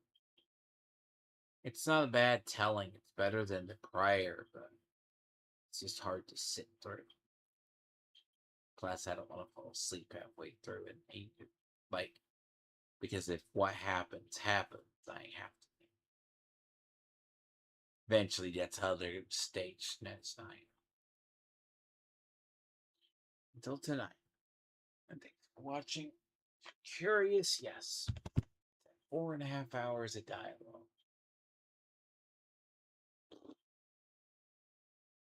That's brutal. That's where I'm at right now. But dialogue, some